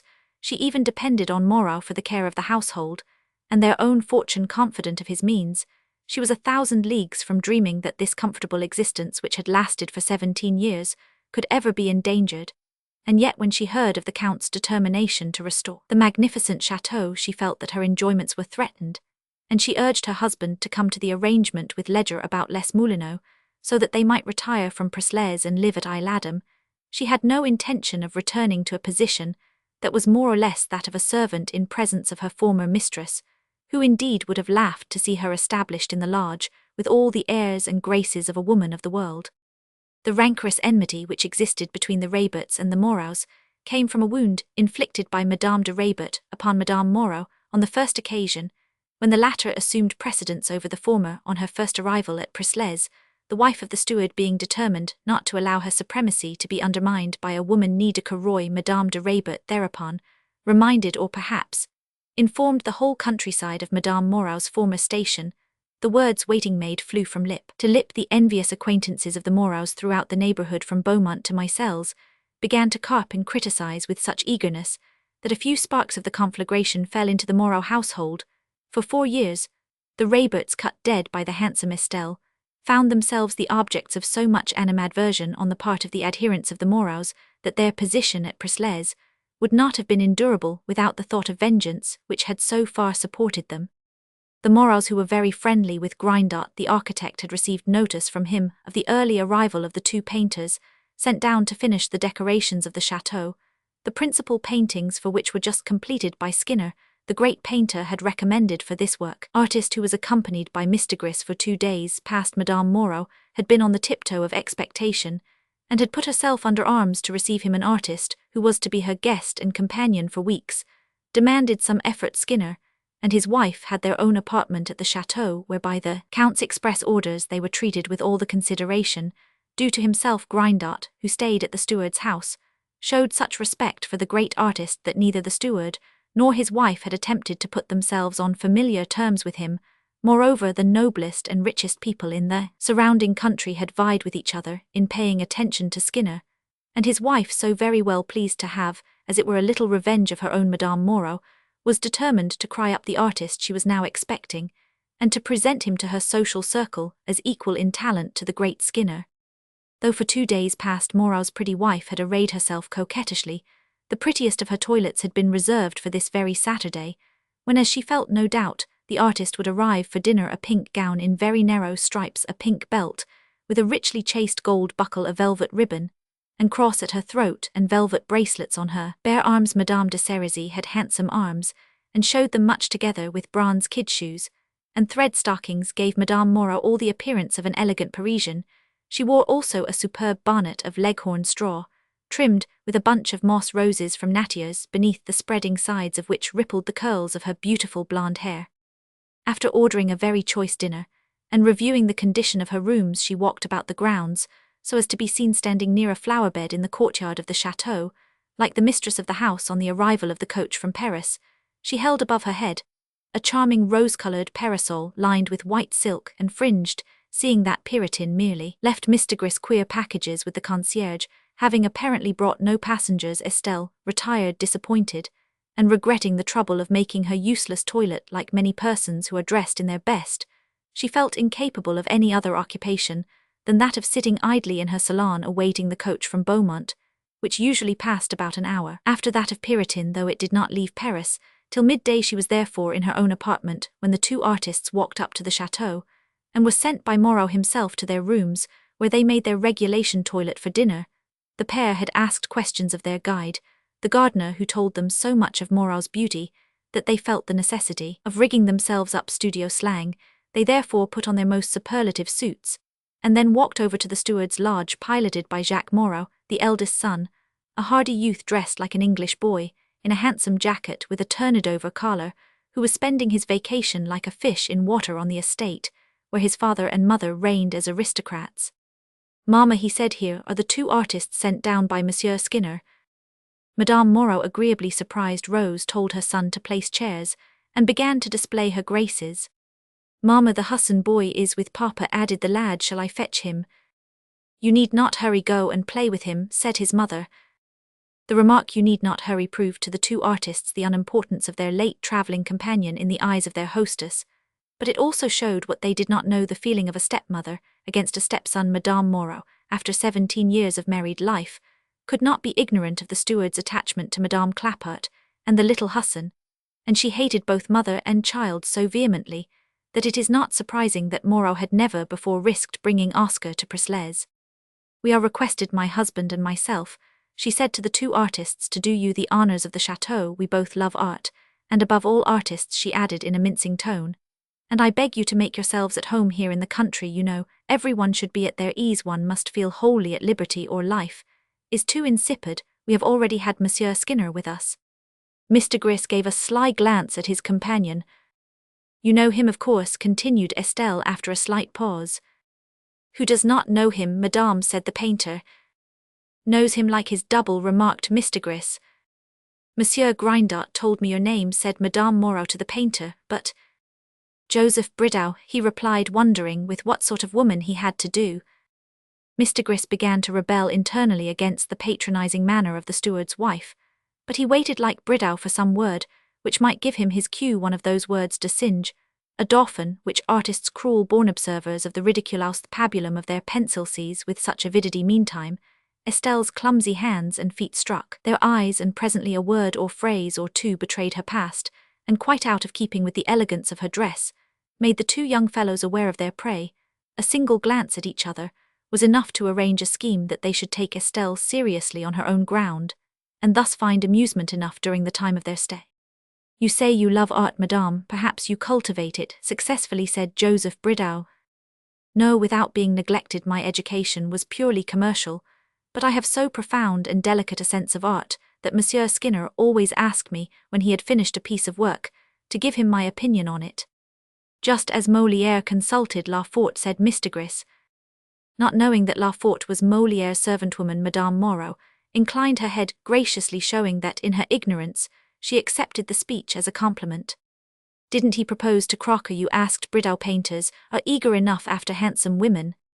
"What may you mean by such language?" "In the studios we say Crocker cronch nibble for sketching," interposed Mr. Gris with an insinuating air, "and we are always wanting to Crocker beautiful heads. That's the origin of the expression, 'she is pretty enough to eat.'" "I was not aware of the origin of the term," she replied, with the sweetest glance at Mr. Gris. "My pupil here," said Bridow, "Monsieur Leon de Laura, shows a remarkable talent for portraiture. He would be too happy, I know, to leave you a souvenir of our stay by painting your charming head, madame." Joseph Bridow made a sign to Mr. Gris, which meant "come sail in," and pushed the matter. "She is not so bad in looks, this woman." Accepting the glance, Leon de Laura slid down upon the sofa beside Estelle and took her hand, which she permitted. "Oh, madame, if you would like to offer a surprise to your husband, and will give me a few secret sittings, I would endeavour to surpass myself.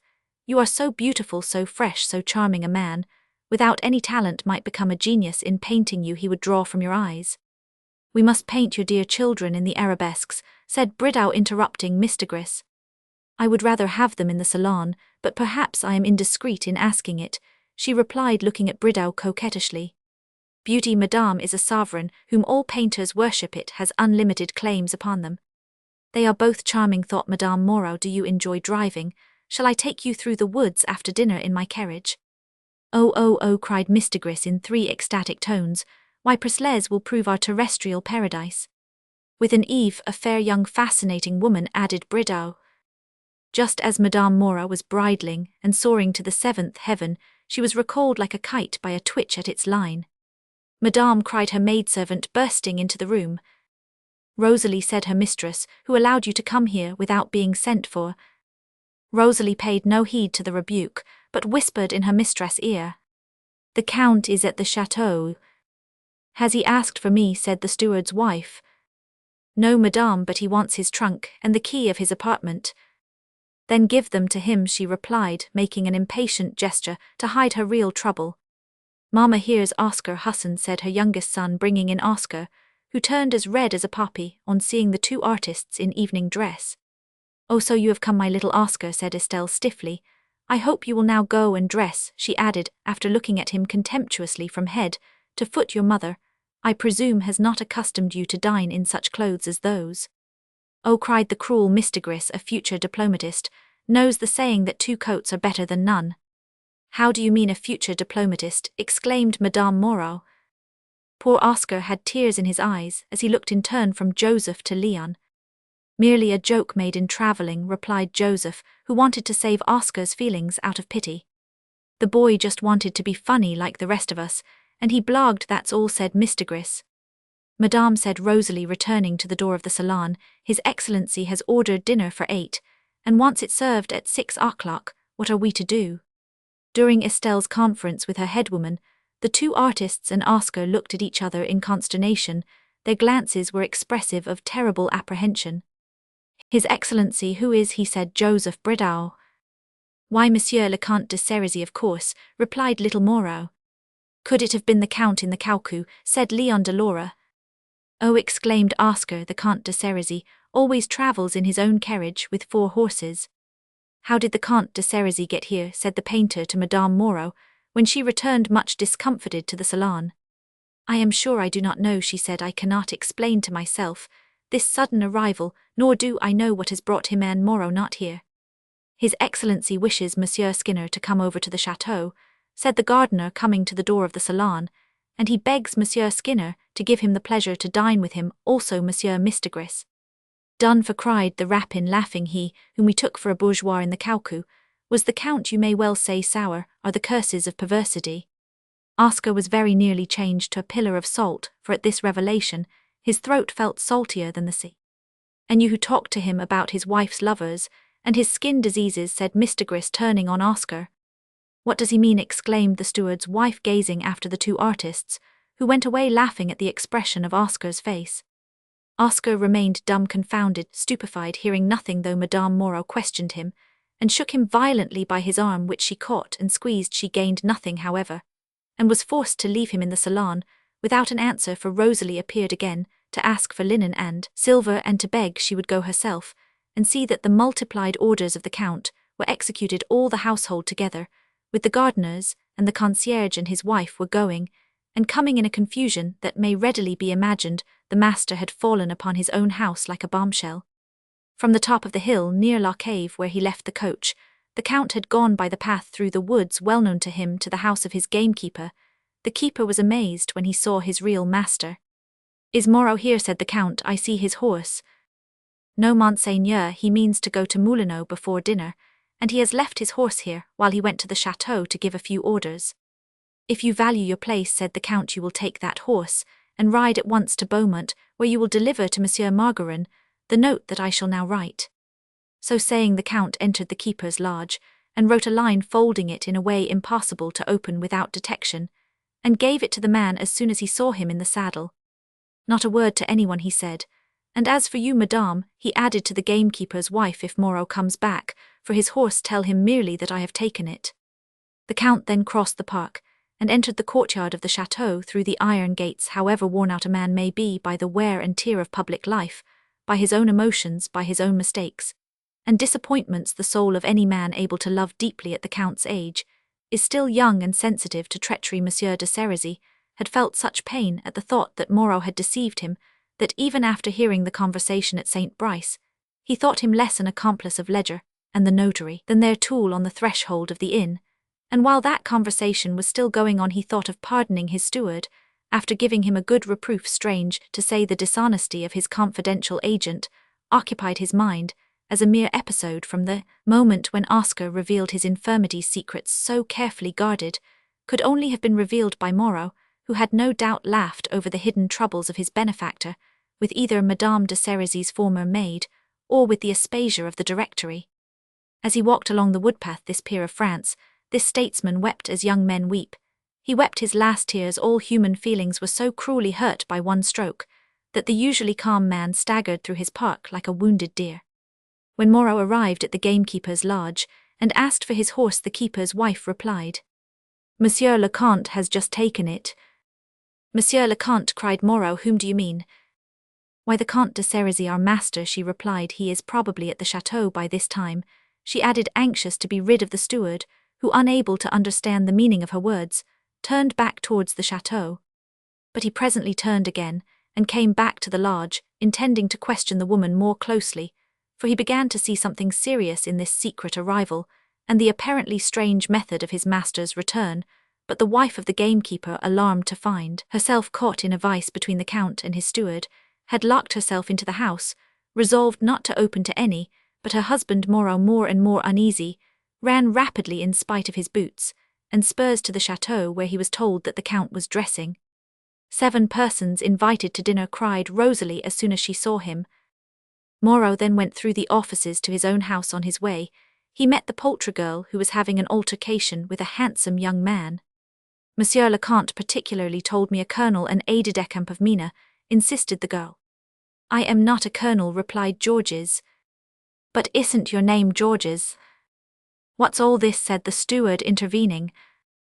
Monsieur, my name is Georges Marist. I am the son of a rich wholesale ironmonger in the Rue Saint-Martin. I come on business to Monsieur le Comte de Cerisy from Maître Crottat, a notary, whose second clerk I am. And I said the girl am telling him that Monseigneur said to me there'll come a colonel, named Cherney, Georges aide-de-camp, to Mina Hell, come by Puritan's coach. If he asks for me, show him into the waiting-room. Evidently, said the clerk, the Count is a traveller who came down with us in Puritan's caucou. If it hadn't been for the politeness of a young man, he'd have come as a rabbit. A rabbit in Puritan's caucou, exclaimed Moreau and the poultry girl together. I am sure of it from what this girl is now saying, said Georges. How so? asked the steward.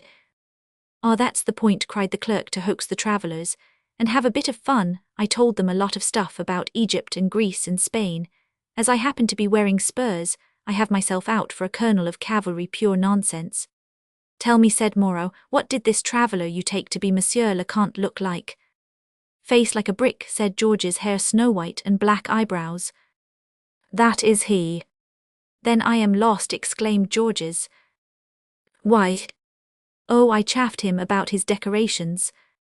Pooh, he's a good fellow, you probably amused him. Come at once to the chateau, I'll go in, and see his excellency. Where did you say he left the coach?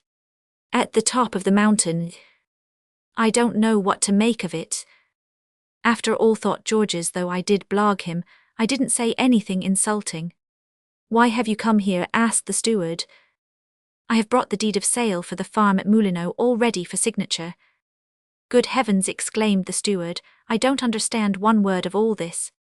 Moreau felt his heart beat painfully, when after giving 2 raps on his master's door he heard the words. Is that you, Monsieur Moreau? Yes, Monseigneur. Come in.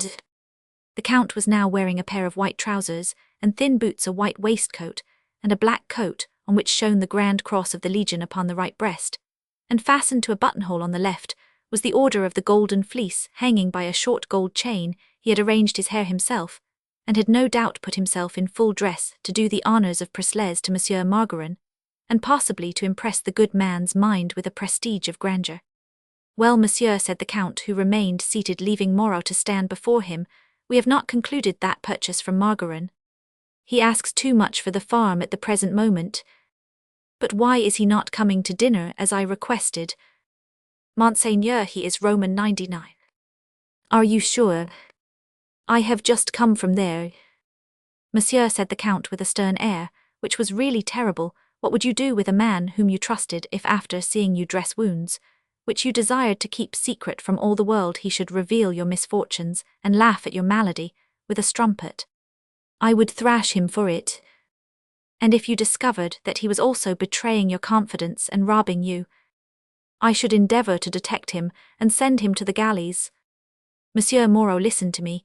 You have undoubtedly spoken of my infirmities to Madame Clapart. You have laughed at her house, and with her over my attachment to the Comtesse de Cerisy for her son little Husson, told a number of circumstances relating to my medical treatment to travellers by a public conveyance in my presence, and heaven knows in what language he dared to calumniate my wife. Besides this, I learned from the lips of Pierre Ledger himself, who was in the coach of the plan laid by the notary at Beaumont, and by you and by himself in relation to Les Moulineaux, if you have been as you say to Monsieur Margarin, it was to tell him to feign illness. He is so little ill that he is coming here to dinner this evening. Now, monsieur, I could pardon you having made 250,000 francs out of your situation in 17 years. I can understand that you might each time have asked me for what you took, and I would have given it to you, but let that pass. You have been, notwithstanding this disloyalty, better than others, as I believe, but that you who knew my toil for our country, for France, you have seen me giving night after night to the Emperor's service, and working 18 hours of each 24 for months together. You who knew my love for Madame de Cerisithet, you should have gossiped about me before a boy, holding up my secrets and my affections to the ridicule of a Madame Husson. Monseigneur, it is unpardonable to injure a man's interest. Why, that is nothing, but to stab his heart. You do not know what you have done. The Count put his head in his hands and was silent for some moments. I leave you what you have gained, he said after a time, and I shall forget you for my sake, for my dignity. And for your honor we will part decently, for I cannot but remember even now what your father did for mine. You will explain the duties of the stewardship in a proper manner to Monsieur de Raybert, who succeeds you. Be calm, as I am. Give no opportunity for fools to talk above, or let there be no recrimination or petty meanness. Though you no longer possess my confidence, endeavor to behave with the decorum of well-bred persons. As for that miserable boy who has wounded me to death, I will not have him sleep at Presles. Send him to the inn. I will not answer for my own temper if I see him. I do not deserve such gentleness, monseigneur, said Moreau with tears in his eyes. Yes, you are right. If I had been utterly dishonest, I should now be worth 500,000 francs instead of half that sum. I offer to give you an account of my fortune with all its details. But let me tell you, monseigneur, that in talking of you with Madame Clapart, it was never in derision, but on the contrary to deplore your state, and to ask her for certain remedies not used by physicians, but known to the common people. I spoke of your feelings before the boy who was in his bed, and as I supposed asleep, it seems he must have been awake, and listening to us with the utmost affection and respect. Alas, fate wills that indiscretions be punished like crimes. But while accepting the results of your just anger, I wish you to know what actually took place. It was indeed from heart to heart that I spoke of you to Madame Clapart. As for my wife, I have never said one word of these things. Enough, said the Count, whose conviction was now complete. We are not children. All is now irrevocable. Put your affairs and mine in order. You can stay in the pavilion until October. Monsieur and Madame de Raybert will lodge for the present in the chateau. Endeavor to keep on terms with them like well-bred persons who hate each other, but still keep up appearances. The Count and Moreau went downstairs, Moreau white as the Count's hair, the Count himself calm and dignified. During the time this interview lasted, the Beaumont coach, which left Paris at 1 o'clock, had stopped before the gates of the chateau, and deposited Maître Crottat, the notary, who was shown, according to the Count's orders, into the salon, where he found his clerk extremely subdued in manner, and the two painters, all three of them painfully self-conscious and embarrassed. Monsieur de Raybert, a man of 50 with a crabbed expression of face, was also there, accompanied by old Margarin, and the notary of Beaumont, who held in his hand a bundle of deeds and other papers. When these various personages saw the Count in evening dress, and wearing his orders, Georges Marist had a slight sensation of colic. Joseph Bridow quivered, but Mr. Gris, who was conscious of being in his Sunday clothes, and had moreover nothing on his conscience, remarked in a sufficiently loud tone, "Well, he looks a great deal better like that." "Little scamp," said the Count, catching him by the ear, "we are both in the decoration business. I hope you recognize your own work, my dear Skinner," he added, pointing to the ceiling of the salon. "Monseigneur," replied the artist, "I did wrong to take such a celebrated name out of mere bravado, but this day will oblige me to do fine things for you, and so bring credit on my own name of Joseph Bridow." "You took up my defense," said the Count hastily, "and I hope you will give me the pleasure of dining with me, as well as my lively friend Mr. Gris." "Your Excellency doesn't know to what you expose yourself," said the saucy Rapin, facilis descensus victuali, as we say at the Black Hen. "Bridow," exclaimed the minister, struck by a sudden thought, "are you any relation to one of the most devoted toilers under the Empire, the head of a bureau, who fell a victim to his zeal?" "His son, monseigneur," replied Joseph, bowing. "Then you are most welcome here," said the Count, taking Bridow's hand in both of his. "I knew your father, and you can count on me as on an uncle in America," added the Count, laughing. "But you are too young to have pupils of your own. To whom does Mr. Gris really belong?" "To my friend Skinner, who lent him to me," said Joseph. "Mr. Gris' name is Leon de Laura Monseigneur. If you knew my father, will you deign to think of his other son, who is now accused of plotting against the state, and is soon to be tried before the Court of Peers? Ah, that's true, said the Count. Yes, I will think about it, be sure of that. As for Colonel Cherney, George's the friend of Ali Pacha and Mina's aide-de-camp. He continued, walking up to George's. Why, that's my second clerk, cried Crottat. You're quite mistaken, Maître Crottat, said the Count, assuming a stern air. A clerk, who intends to be a notary, does not leave important deeds in a diligence at the mercy of other travellers, neither does he spend 20 francs between Paris and Mycelles, or expose himself to be arrested as a deserter. Monseigneur, said George's Marist, I may have amused myself with the bourgeois in the diligence, but— Let His Excellency finish what he was saying, said the notary, digging his elbow into his clerk's ribs. A notary, continued the Count, ought to practice discretion, shrewdness, caution. From the start he should be incapable of such a blunder as taking a peer of France for a tallow chandler. I am willing to be blamed for my faults, said Georges, but I never left my deeds at the mercy of— Now you are committing the fault of contradicting the word of a minister of state, a gentleman, an old man, and a client, said the Count. Give me that deed of sale. Georges turned over and over the papers in his portfolio. That will do, don't disarrange those papers, said the Count, taking the deed from his pocket. Here is what you are looking for. Crottat turned the paper back and forth, so astonished was he at receiving it from the hands of his client. What does this mean, monsieur? He said finally to Georges. If I had not taken it, said the Count, Pierre Ledger, who is by no means such a ninny as you thought him from his questions about agriculture, by which he showed that he attended to his own business, Pierre Ledger might have seized that paper and guessed my purpose. You must give me the pleasure of dining with me, but one on condition, that of describing, as you promised, the execution of the Muslim of Smyrna, and you must also finish the memoirs of some client, which you have certainly read to be so well informed. Schlag for Blog, said Leon de Laura in a whisper to Joseph Bridow. Gentlemen, said the Count to the two notaries, and Messieurs Margarin and de Raybert, let us go into the next room and conclude this business before dinner, because, as my friend Mr. Gris would say, qui esserit constentit. Well, he is very good-natured, said Leon de Laura to George's Marist, when the Count had left the room. Yes, he may be, but my master isn't, said Georges, and he will request me to go and blaguer somewhere else. Never mind, you like travel, said Bridow. What a dressing that boy will get from Monsieur and Madame Moreau, cried Mr. Gris. Little idiot, said Georges. If it hadn't been for him, the Count would have been amused. Well, anyhow, the lesson is a good one, and if ever again I am caught bragging in a public coach— It is a stupid thing to do, said Joseph Bridow. And Carmen, added Mr. Gris, vulgarity is the brother of pretension.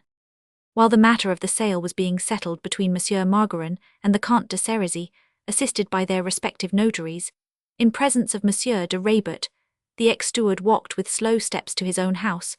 There he entered the salon and sat down without noticing anything. Little Hassan, who was present, slipped into a corner out of sight.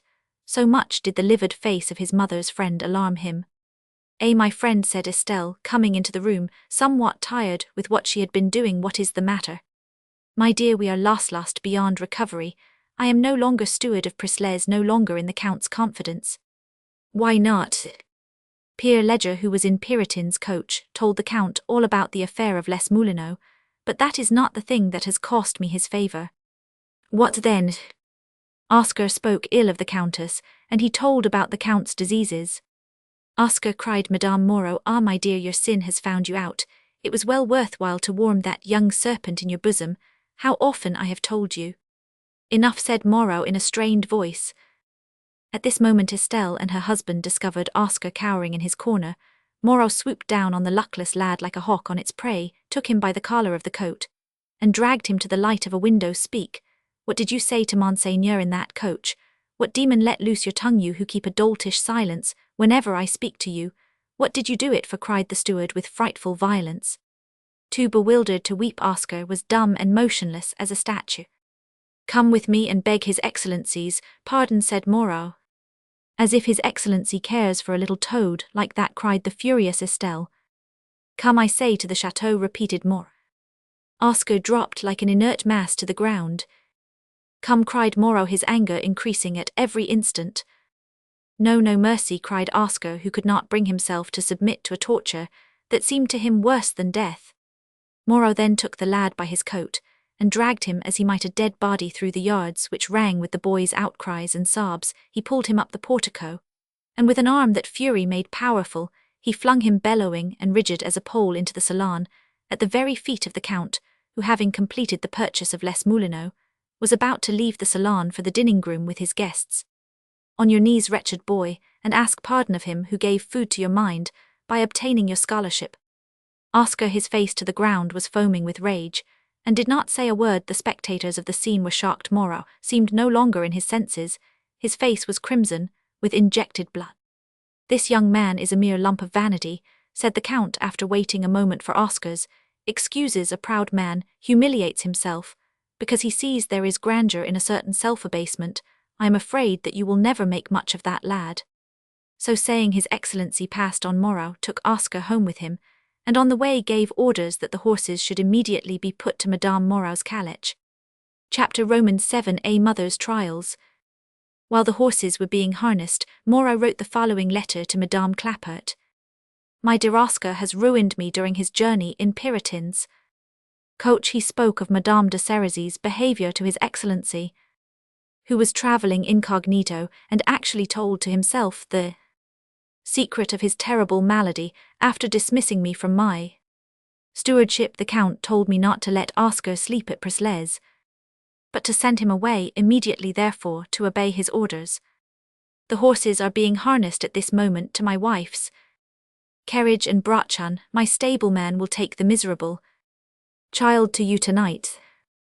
We are, my wife and I, in a distress of mind which you may perhaps imagine, though I cannot describe it to you. I will see you in a few days, for I must take another course. I have 3 children, and I ought to consider their future. At present I do not know what to do, but I shall certainly endeavour to make the Count aware of what 17 years of the life of a man like myself is worth, owning at the present moment about 250,000 francs. I want to raise myself to a fortune which may some day make me the equal of His Excellency. At this moment I feel with it me the power to move mountains and vanquish insurmountable difficulties. What a lever is such a scene of bitter humiliation as I have just passed through, whose blood has Oscar in his veins.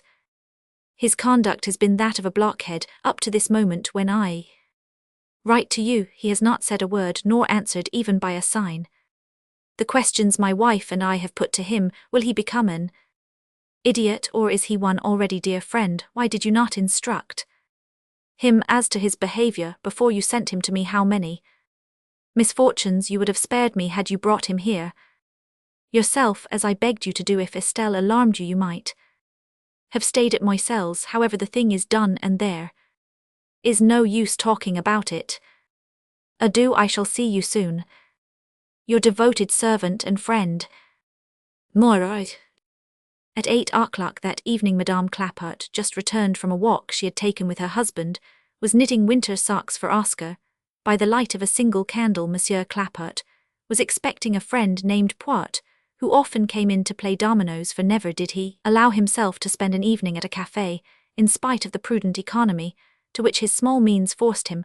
Clapart would not have answered for his temperance amid a luxury of food, and in presence of the usual guests of a café whose inquisitive observation would have piqued him. "I am afraid Poit came while we were out," said Clapart to his wife.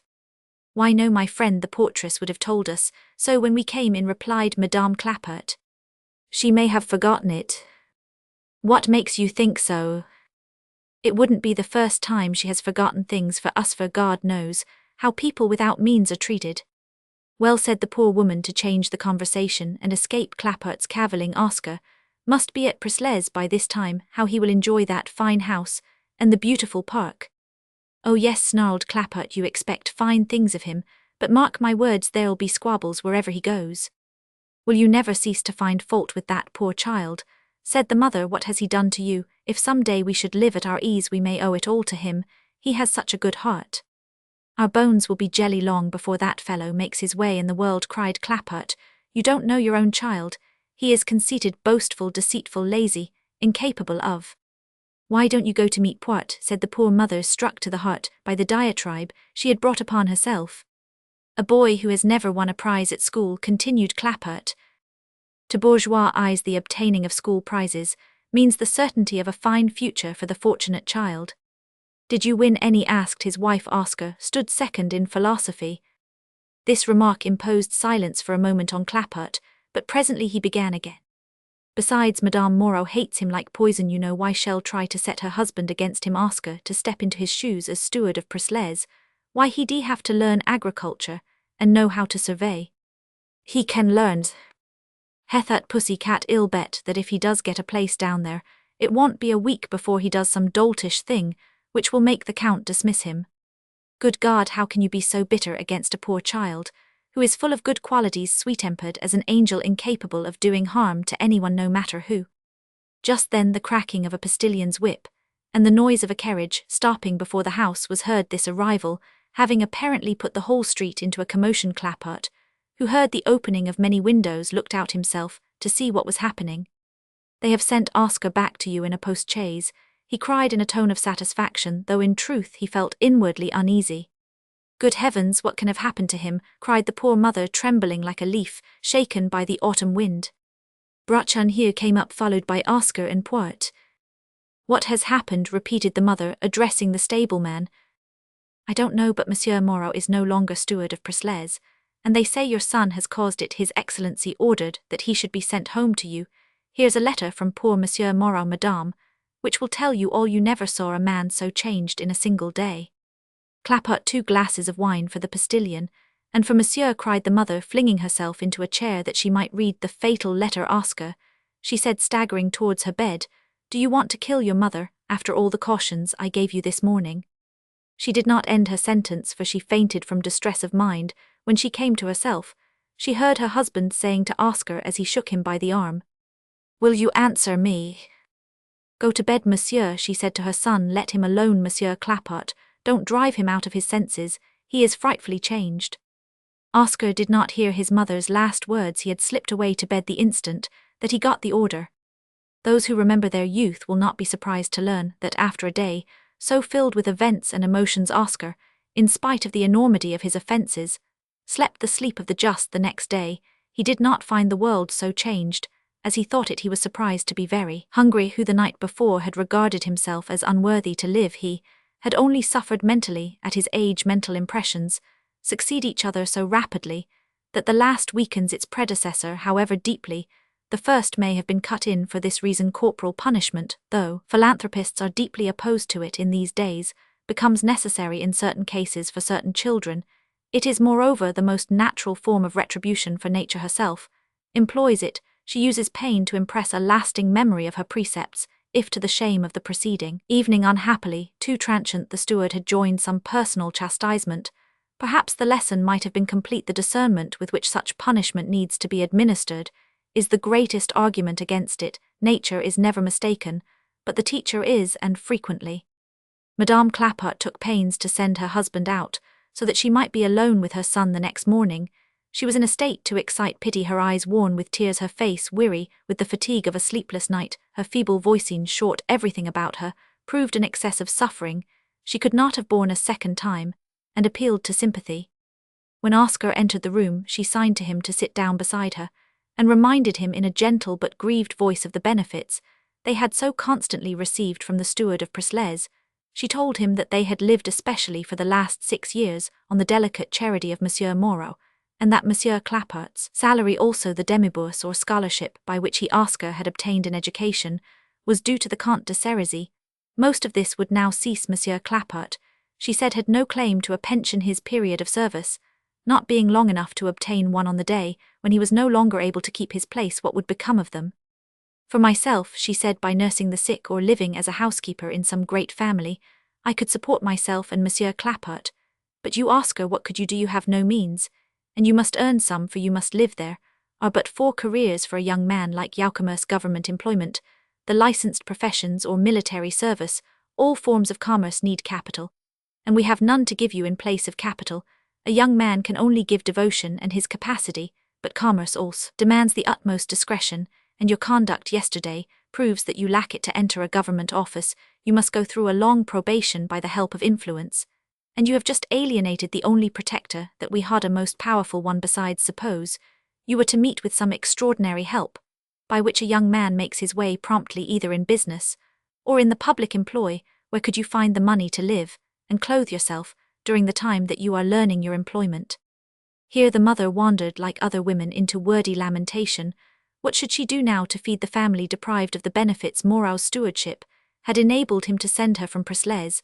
Oscar had overthrown his benefactor's prosperity as commerce, and a government clerkship were now impossible. There remained only the professions of notary and lawyer, either barristers or solicitors and sheriffs, but for those he must study at least 3 years, and pay considerable sums for entrance fees, examinations, certificates and diplomas, and here again the question of maintenance presented itself.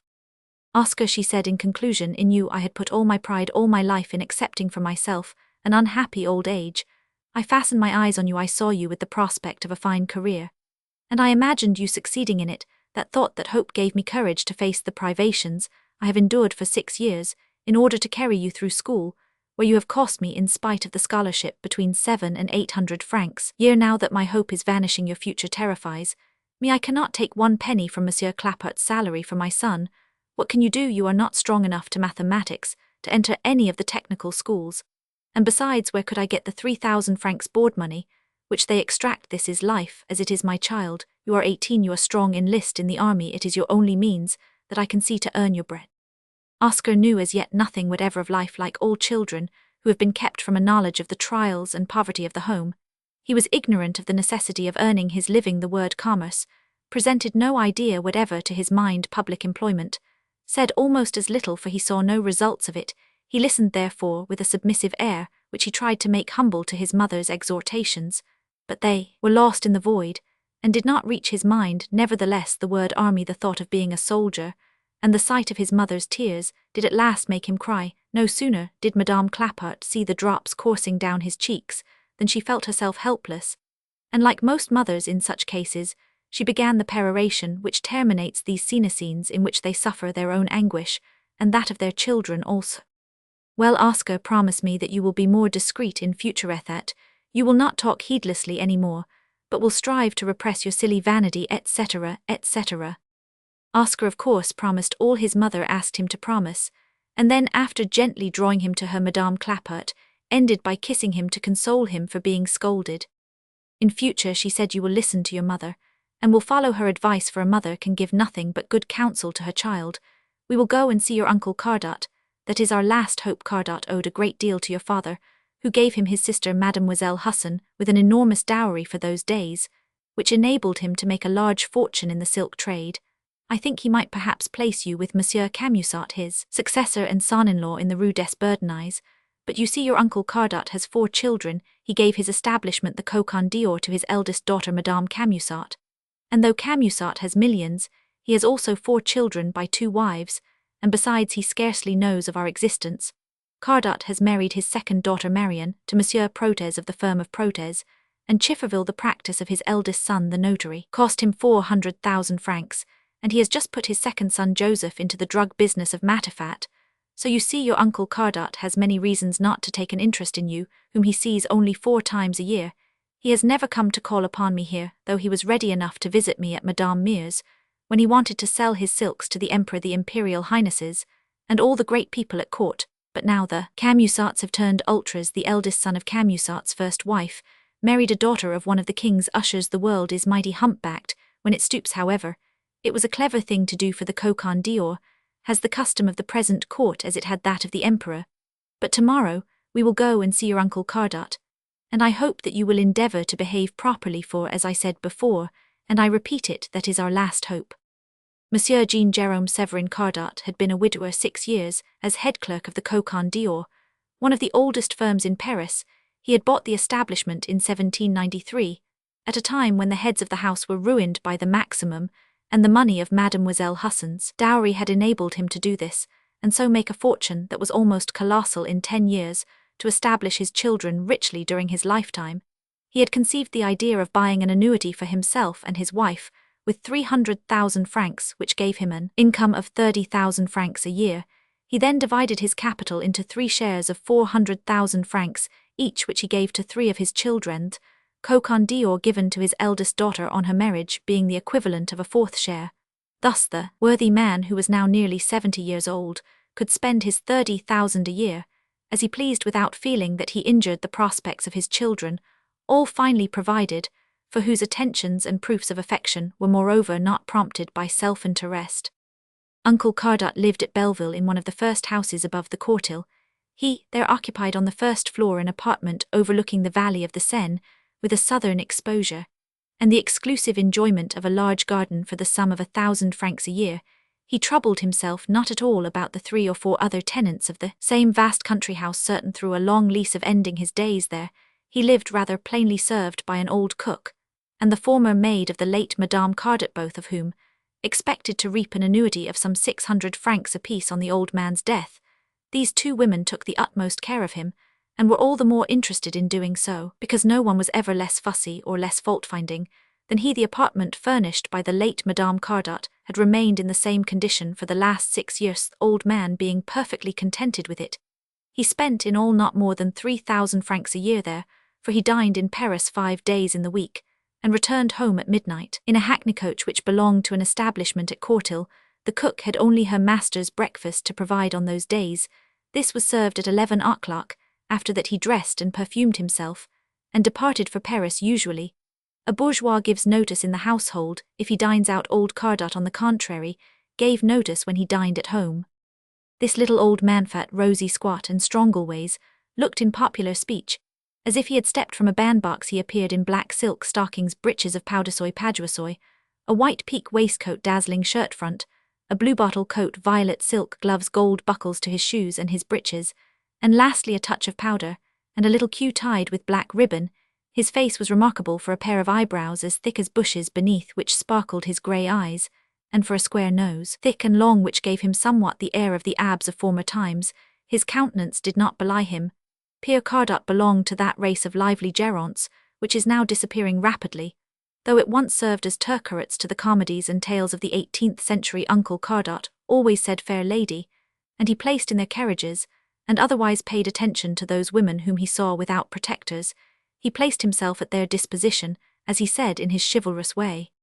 But beneath his calm air and his snowy poll, he concealed an old age almost wholly given up to mere pleasure among men. He openly professed Epicureanism, and gave himself the license of free talk.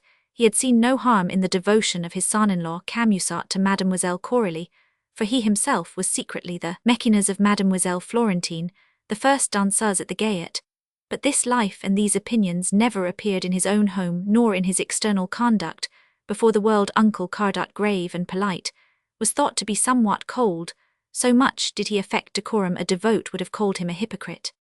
The worthy old gentleman hated priests. He belonged to that great flock of ninnies who subscribed to the Constitutional, and was much concerned about refusals to bury. He adored Voltaire, though his preferences were really for Payerne Vade and Carl. Naturally, he admired Béranger, whom he wittily called the grandfather of the religion of Lisette. His daughters, Madame Camusat and Madame Protez, and his 2 sons would, to use a popular expression, have been flabbergasted if anyone had explained to them what their father meant by singing La Mere Gaudichen.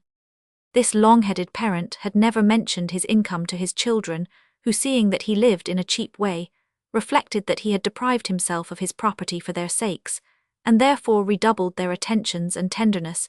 In fact, he would sometimes say to his sons, "Don't lose your property, remember I have none to leave you."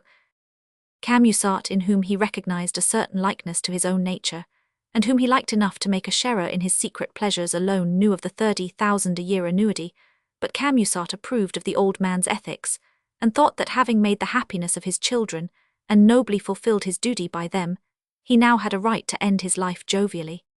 "Don't you see, my friend," said the former master of the Coquin d'Or, "I might remarry a young woman, would give me more children. Well, Florentine doesn't cost me what a wife would, neither does she bore me, and she won't give me children to lessen your property." Camusat considered that Pierre Cardat gave expression to a high sense of family duty in these words. He regarded him as an admirable father-in-law.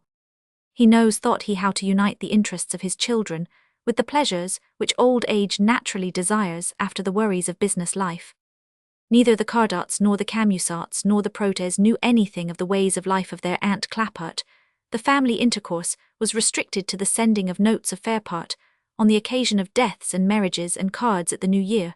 The proud Madame Clapart would never have brought herself to seek them were it not for Oscar's interests, and because of her friendship for Moreau, the only person who had been faithful to her in misfortune, she had never annoyed old Cardat by her visits or her importunities, but she held to him as to a hope, and always went to see him once every 3 months, and talked to him of Oscar, the nephew of the late respectable Madame Cardat.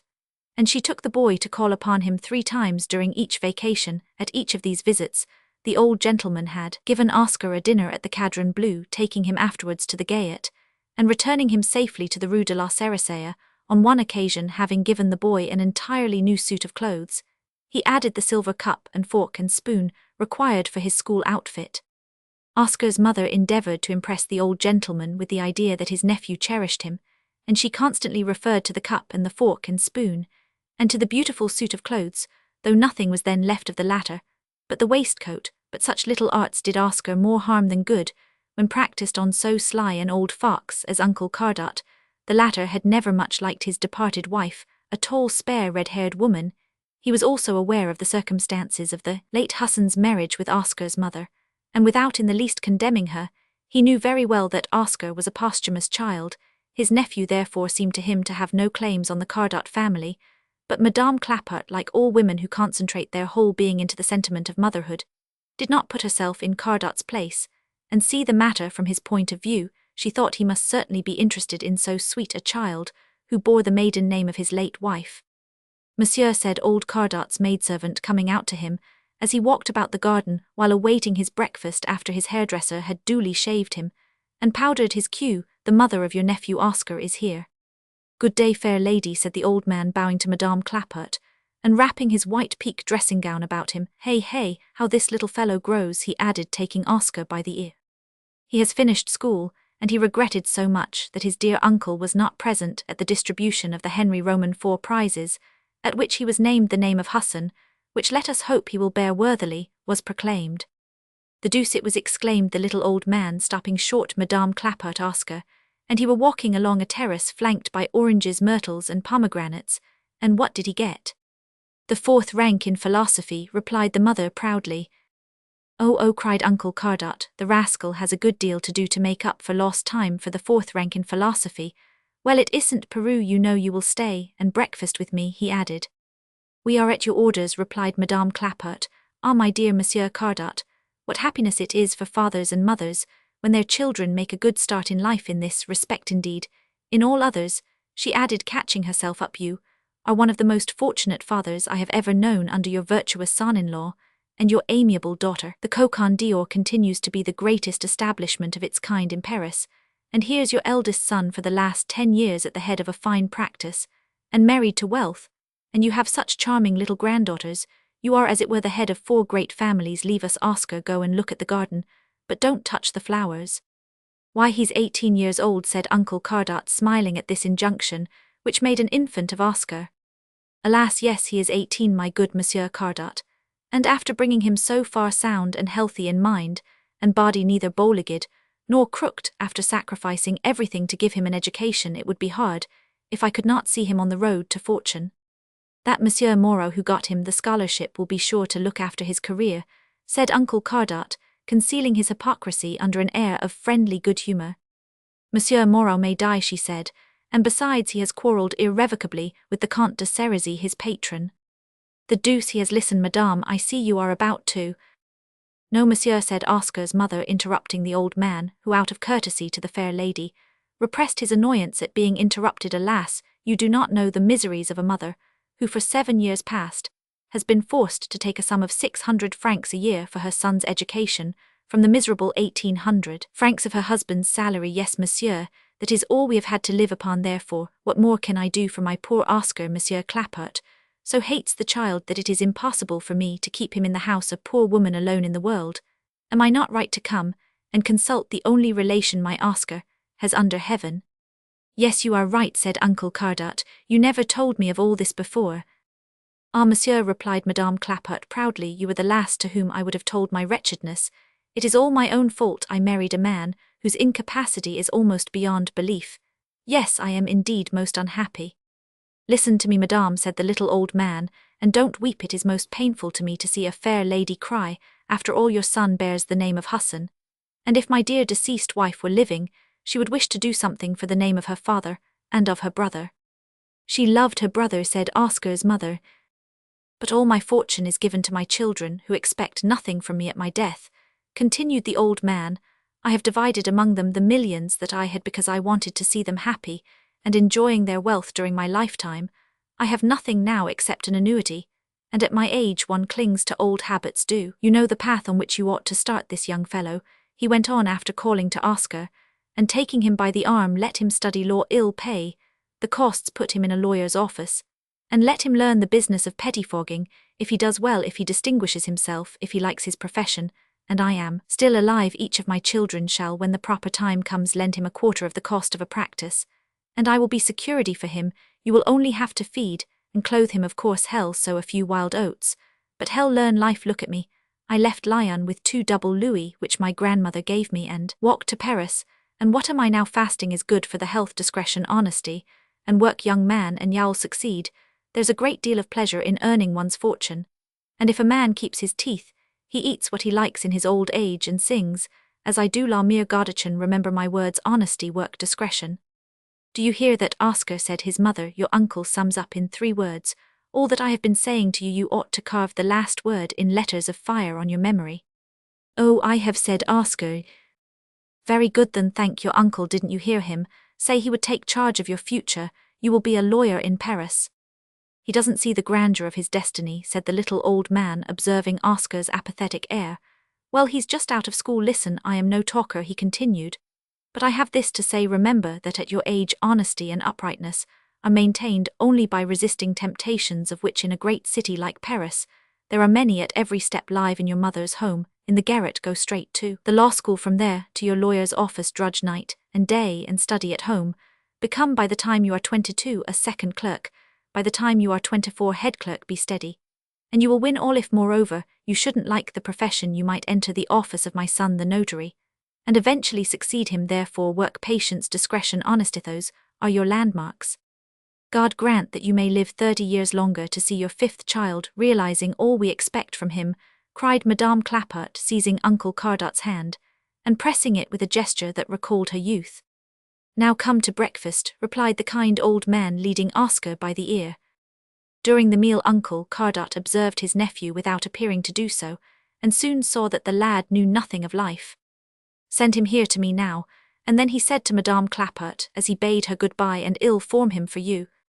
This visit calmed the anxieties of the poor mother, who had not hoped for such brilliant success for the next fortnight. She took Oscar to walk daily, and watched him tyrannically.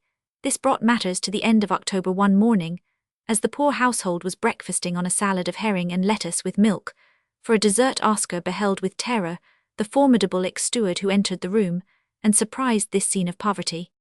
We are now living in Paris, but not as we lived at Presles, said Moreau, wishing to make known to Madame Clapart the change in their relations caused by Oscar's folly.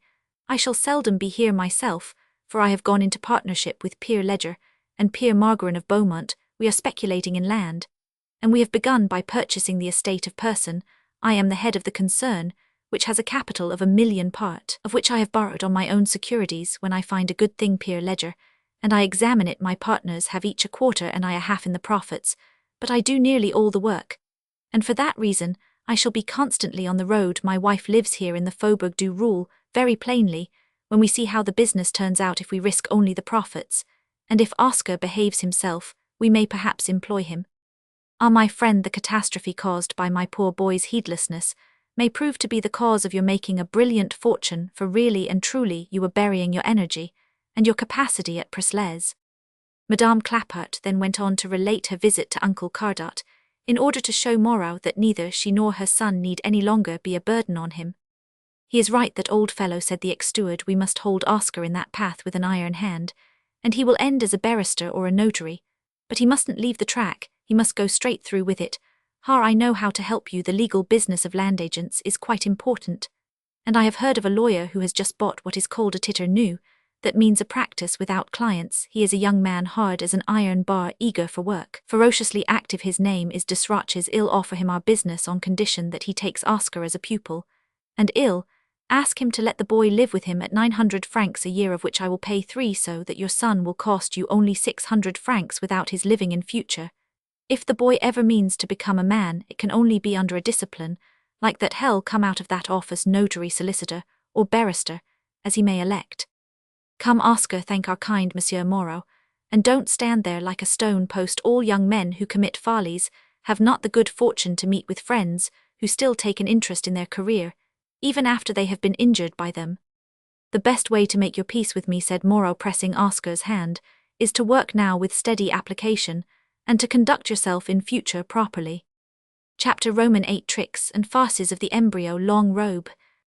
10 days later Oscar was taken by Monsieur Moreau to Maître Desroches' solicitor, recently established in the Rue de Bethisy, in a vast apartment at the end of a narrow courtyard, for which he was paying a relatively low price.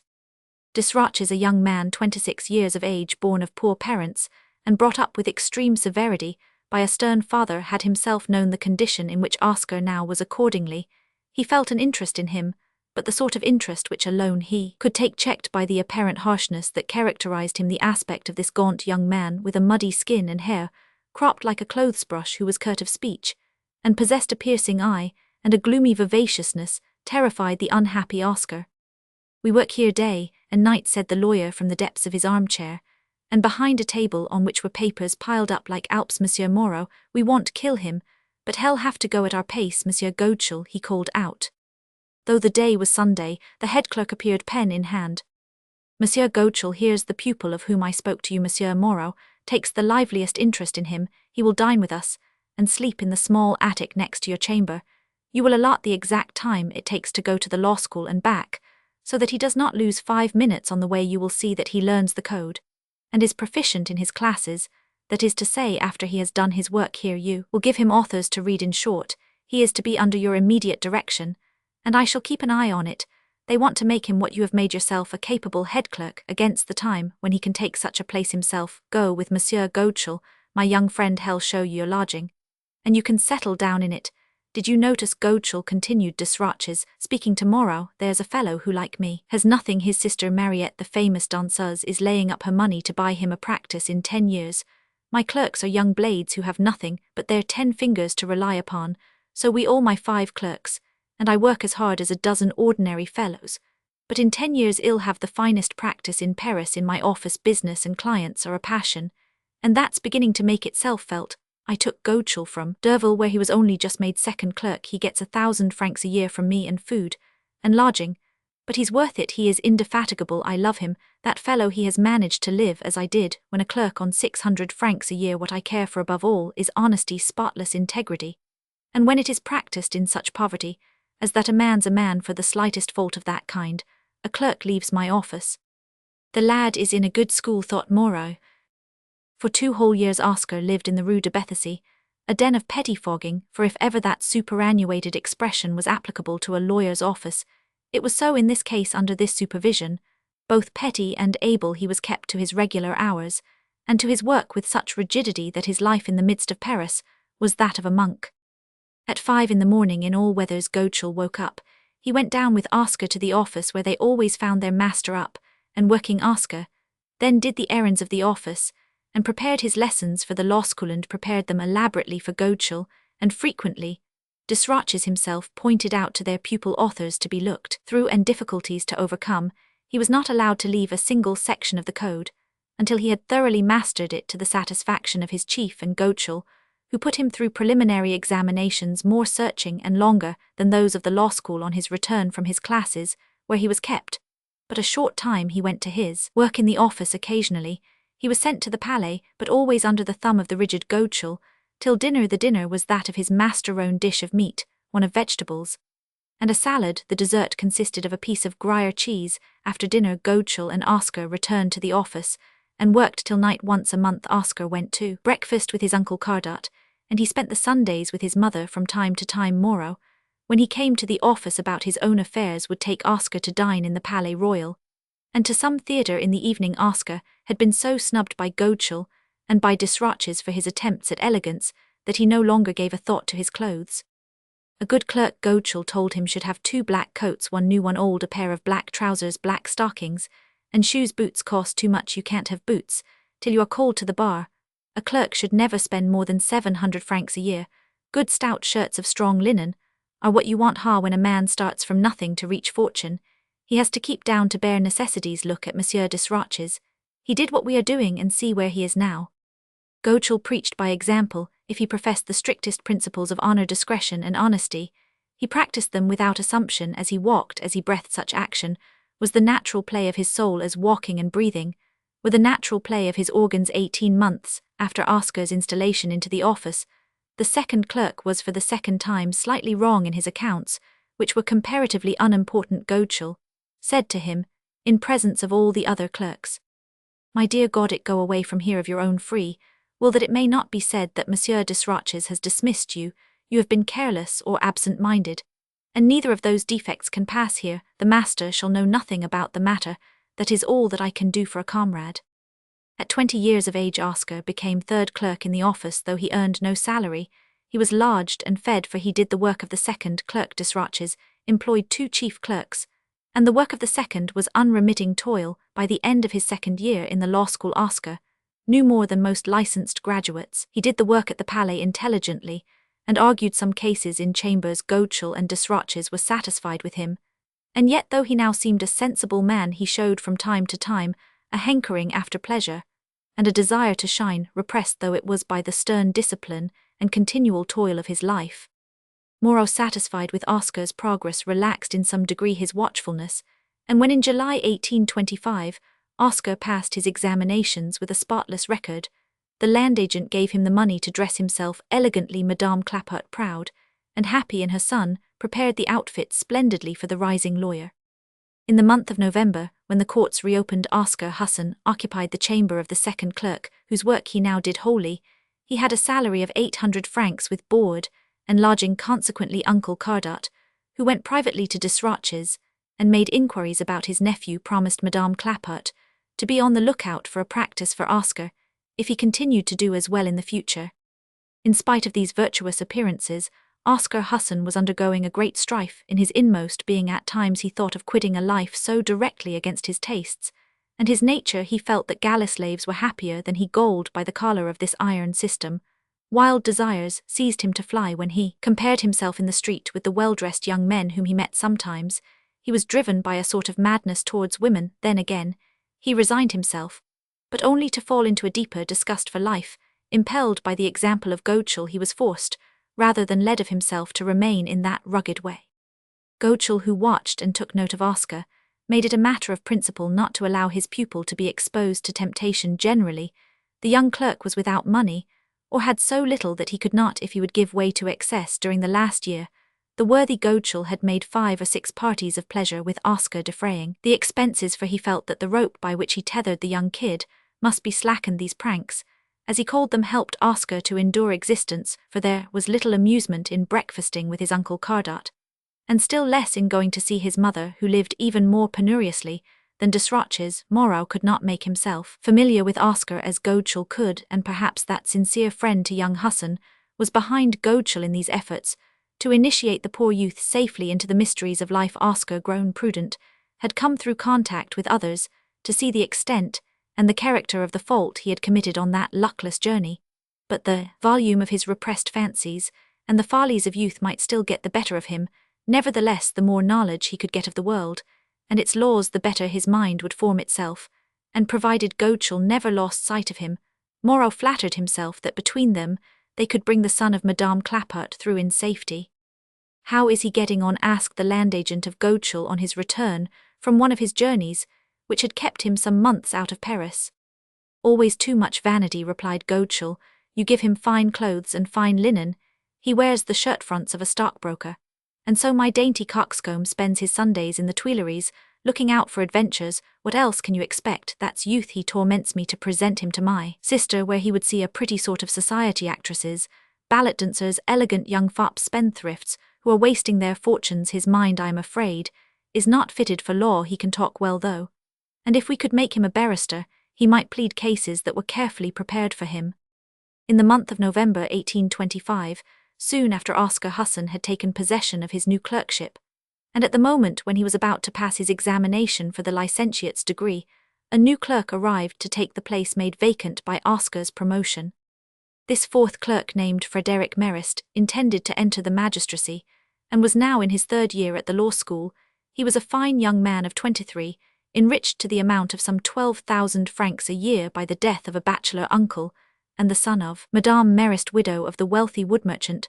This future magistrate, actuated by a laudable desire to understand his vocation in its smallest details, had put himself in Desroches' office for the purpose of studying legal procedure, and of training himself to take a place as head clerk in 2 years. He hoped to do his stage the period between the admission as licentiate and the call to the bar in Paris, in order to be fully prepared for the functions of a post, which would surely not be refused to a rich young man to see himself by the time he was 30 procureur du roi in any court, no matter where was his sole ambition, though Frederick Merest was cousingerman to Georges Merest, the latter, not having told his surname in Puritan's Caucou. Oscar Husson did not connect the present Merest with the grandson of Cherney Georges. "Messieurs," said Godeschal at breakfast time, addressing all the clerks, "I announce to you the arrival of a new jurisconsult, and as he is rich richissime, we will make him, I hope, pay a glorious entrance fee." "Forward the book," cried Oscar, nodding to the youngest clerk, "and pray, let us be serious." The youngest clerk climbed like a squirrel along the shelves, which lined the room, until he could reach a register placed on the top shelf, where a thick layer of dust had settled on it. "It is getting coloured," said the little clerk, exhibiting the volume. We must explain the perennial joke of this book, then much in vogue in legal offices in a clerical life, where work is the rule. Amusement is all the more treasured, because it is rare, but above all a hoax or a practical joke is enjoyed with delight. This fancy or custom does to a certain extent explain Georges Merest's behaviour in the Caucou. The gravest and most gloomy clerk is possessed at times with a craving for fun, and quizzing the instinct with which a set of young clerks will seize and develop a hoax or a practical joke is really marvellous. The denizens of a studio and of a lawyer's office are in this line superior to comedians. In buying a practice without clients, Desroches began, as it were, a new dynasty. This circumstance made a break in the usages relative to the reception of newcomers. Moreover, Desroches, having taken an office where legal documents had never yet been scribbled, had bought new tables and white boxes edged with blue, also new. His staff was made up of clerks coming from other officers without mutual ties, and surprised, as one may say, to find themselves together. Godeschal, who had served his apprenticeship under Maître d'Urville, was not the sort of clerk to allow the precious tradition of the welcome to be lost. This welcome is a breakfast which every neophyte must give to the ancients of the office into which he enters.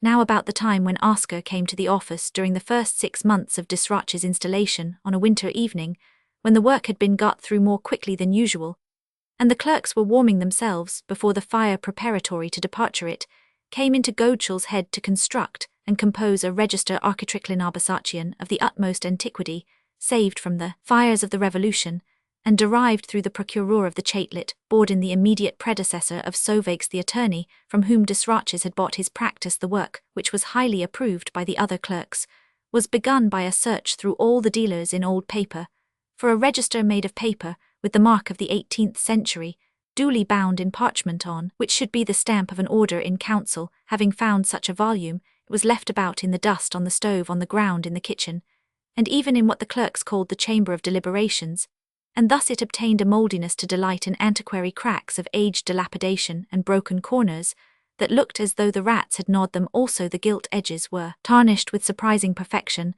As soon as the book was duly prepared, the entries were made. The following extracts will show to the most obtuse mind the purpose to which the office of Maître Desroches devoted this register, the first 60 pages of which were filled with reports of fictitious cases. On the first page appeared as follows in the legal spelling of the 18th century: "In the name of the Father, Son, and Holy Ghost, so be it this day the feast of Our Lady Saint Genevieve, patron saint of Paris, under whose protection have existed since the year 1525.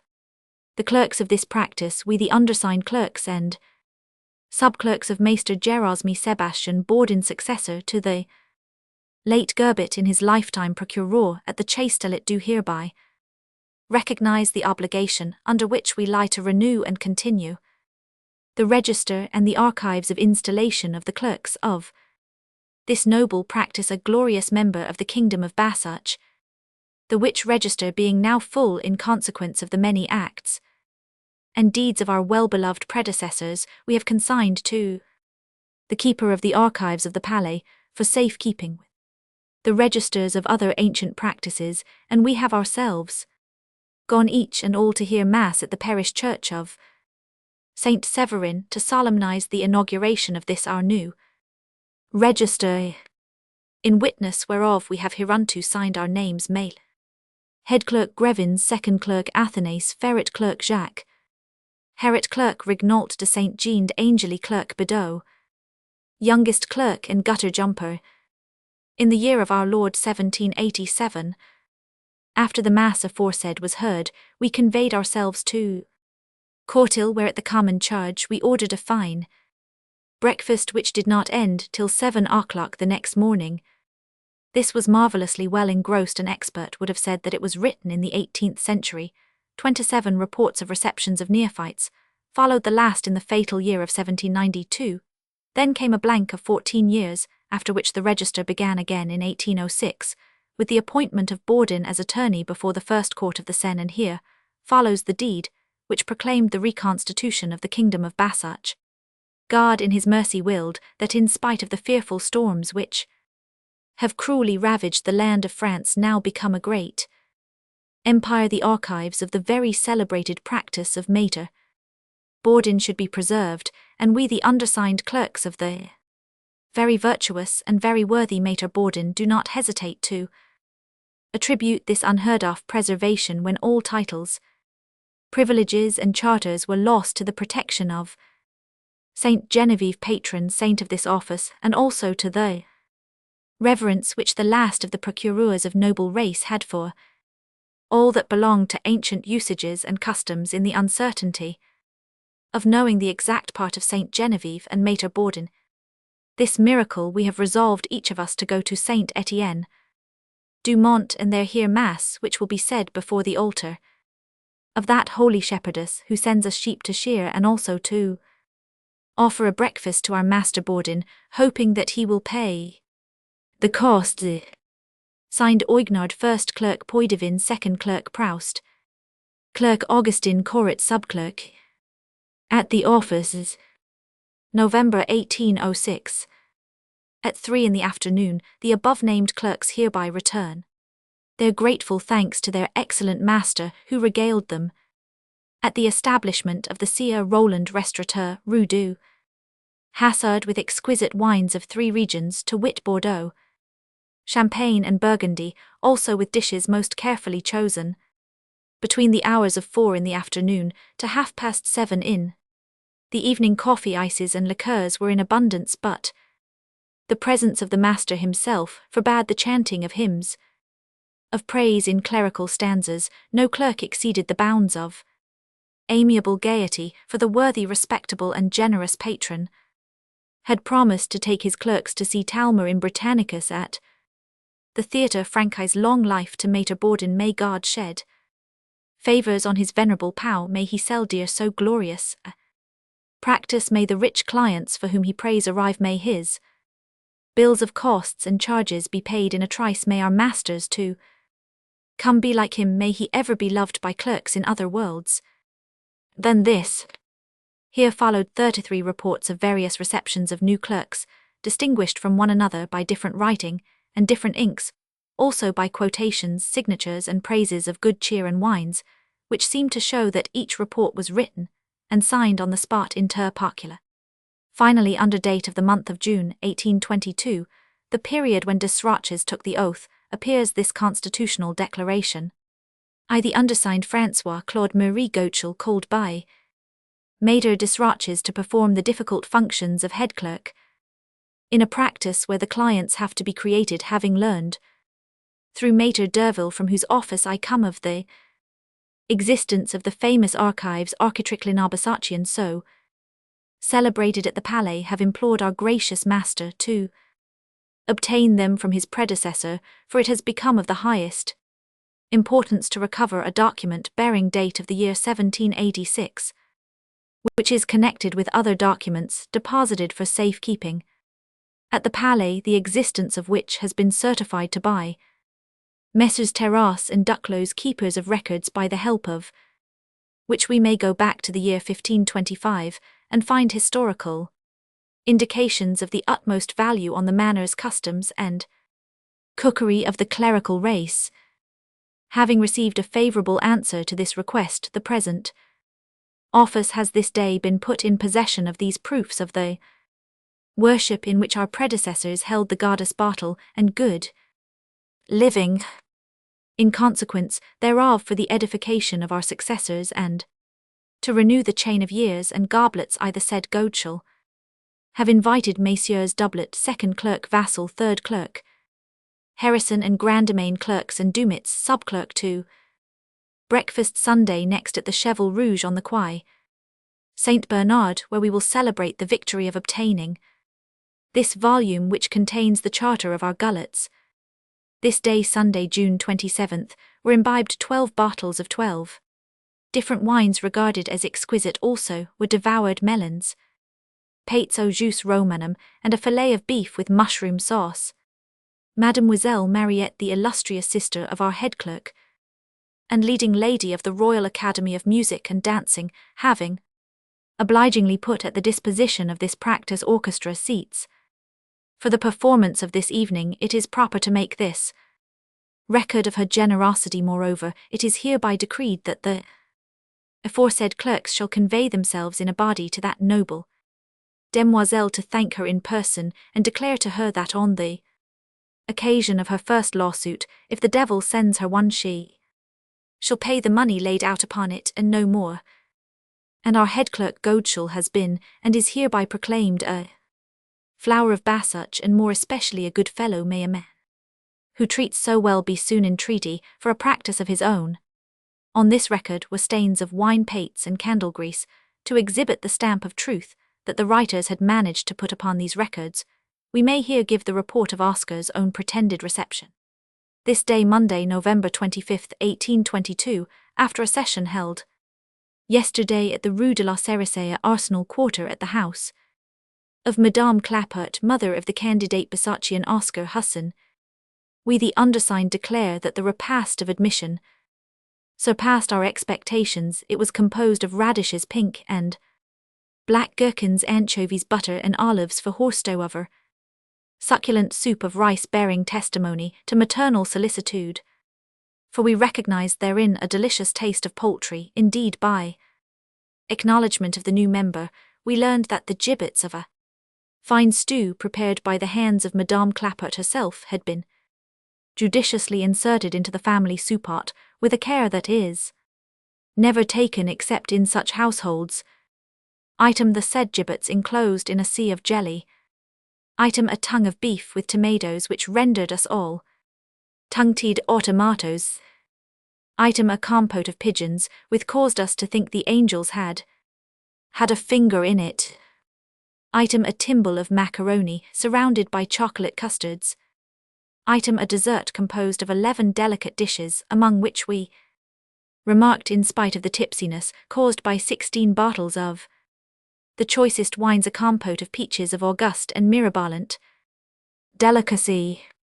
The wines of Roussillon and those of the banks of the Rhone completely effaced those of Champagne and Burgundy. A bottle of maraschino and another of Kirsch did, in spite of the exquisite coffee, plunge us into so marked an oenological ecstasy that we found ourselves at a late hour in the Bois de Boulogne, instead of our domicile where we thought we were. In the statutes of our order there is one rule which is rigidly enforced, namely, to allow all candidates for the privilege of Balzac to limit the magnificence of their feast of welcome to the length of their purse, for it is publicly notorious that no one delivers himself up to Themis if he has a fortune, and every clerk is, alas, sternly curtailed by his parents. Consequently, we hereby record with the highest praise the liberal conduct of Madame Clapart, widow by her first marriage of Monsieur Husson, father of the candidate, who is worthy of the hurrahs which we gave for her at dessert, to all of which we hereby set our hands. Signed by all the clerks. 3 clerks had already been deceived by the book, and 3 real receptions of welcome were recorded on this imposing register. The day after the arrival of each neophyte, the little sub-clerk, the errand boy and gutter jumper, laid upon the newcomer's desk the archives architriclino Balzacians, and the clerks enjoyed the sight of his countenance, as he studied its facetious pages inter pocula. Each candidate had learned the secret of the farce, and the revelation inspired him with the desire to hoax his successor. We see now why Oscar, become in his turn participator in the hoax, called out to the little clerk, "Forward the book." 10 minutes later, a handsome young man with a fine figure and pleasant face presented himself, asked for Monsieur Desroches, and gave his name without hesitation to Godeschal. "I am Frederick Merist," he said, "and I come to take the place of third clerk."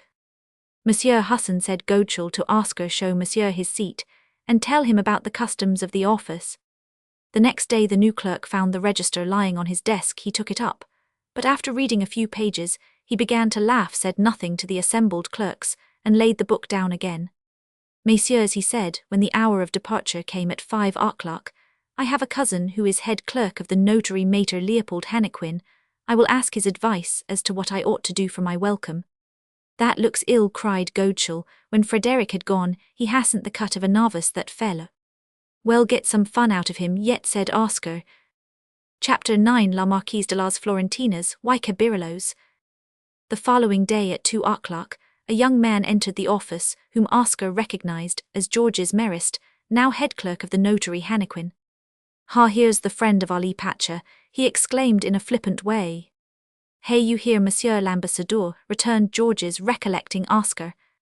"So you know each other," said Godeschal, addressing Georges. "I should think so. We got into a scrape together," replied Georges. "About 2 years ago, yes, I had to leave Crotet and go to Hannequin in consequence of that affair." "What was it?" asked Godeschal. "Oh, nothing," replied Georges at a sign from Oscar. "We tried to hoax a peer of France, and he bowled us over our car. So you want to jockey my cousin, do you?" "We jockey no one," replied Oscar with dignity. "There's our charter." And he presented the famous register, pointing to a place where sentence of banishment was passed on a refractory, who was stated to have been forced for acts of dishonesty to leave the office in 1788. Georges laughed as he looked through the archives. "Well, well," he said, "my cousin and I are rich, and will give you a fete such as you never had before, something to stimulate your imaginations. For that register tomorrow, Sunday, you are bidden to the Rocher de Cancale at 2 o'clock afterwards. I'll take you to spend the evening with Madame la Marquise de las Florentinas, y Cabirillos, where we shall play cards, and you'll see the elite of the women of fashion. Therefore, gentlemen of the lower courts," he added with notarial assumption, "you will have to behave yourselves, and carry your wine like the seigneurs of the Regency." "Hurrah!" cried the office like one man. "Bravo, very well, vivat, long live the Merists." "What's all this about?" asked Desroches, coming out from his private office. "Ah, is that you, Georges? I know what you are after. You want to demoralize my clerks." So saying, he withdrew into his own room, calling Oscar after him. "Here," he said, opening his cash box, "are 500 francs. Go to the Palais, and get from the registrar a copy of the decision in Vanderness against Vanderness. It must be served tonight, if possible. I have promised a prod of 20 francs to Simon Waite for the copy if it is not ready above all. Don't let yourself be fooled, for Derville is capable, in the interest of his clients, to stick a spoke in our wheel. Count Felix de Vanderness is more powerful than his brother, our client, the ambassador. Therefore keep your eyes open, and if there's the slightest hitch, come back to me at once."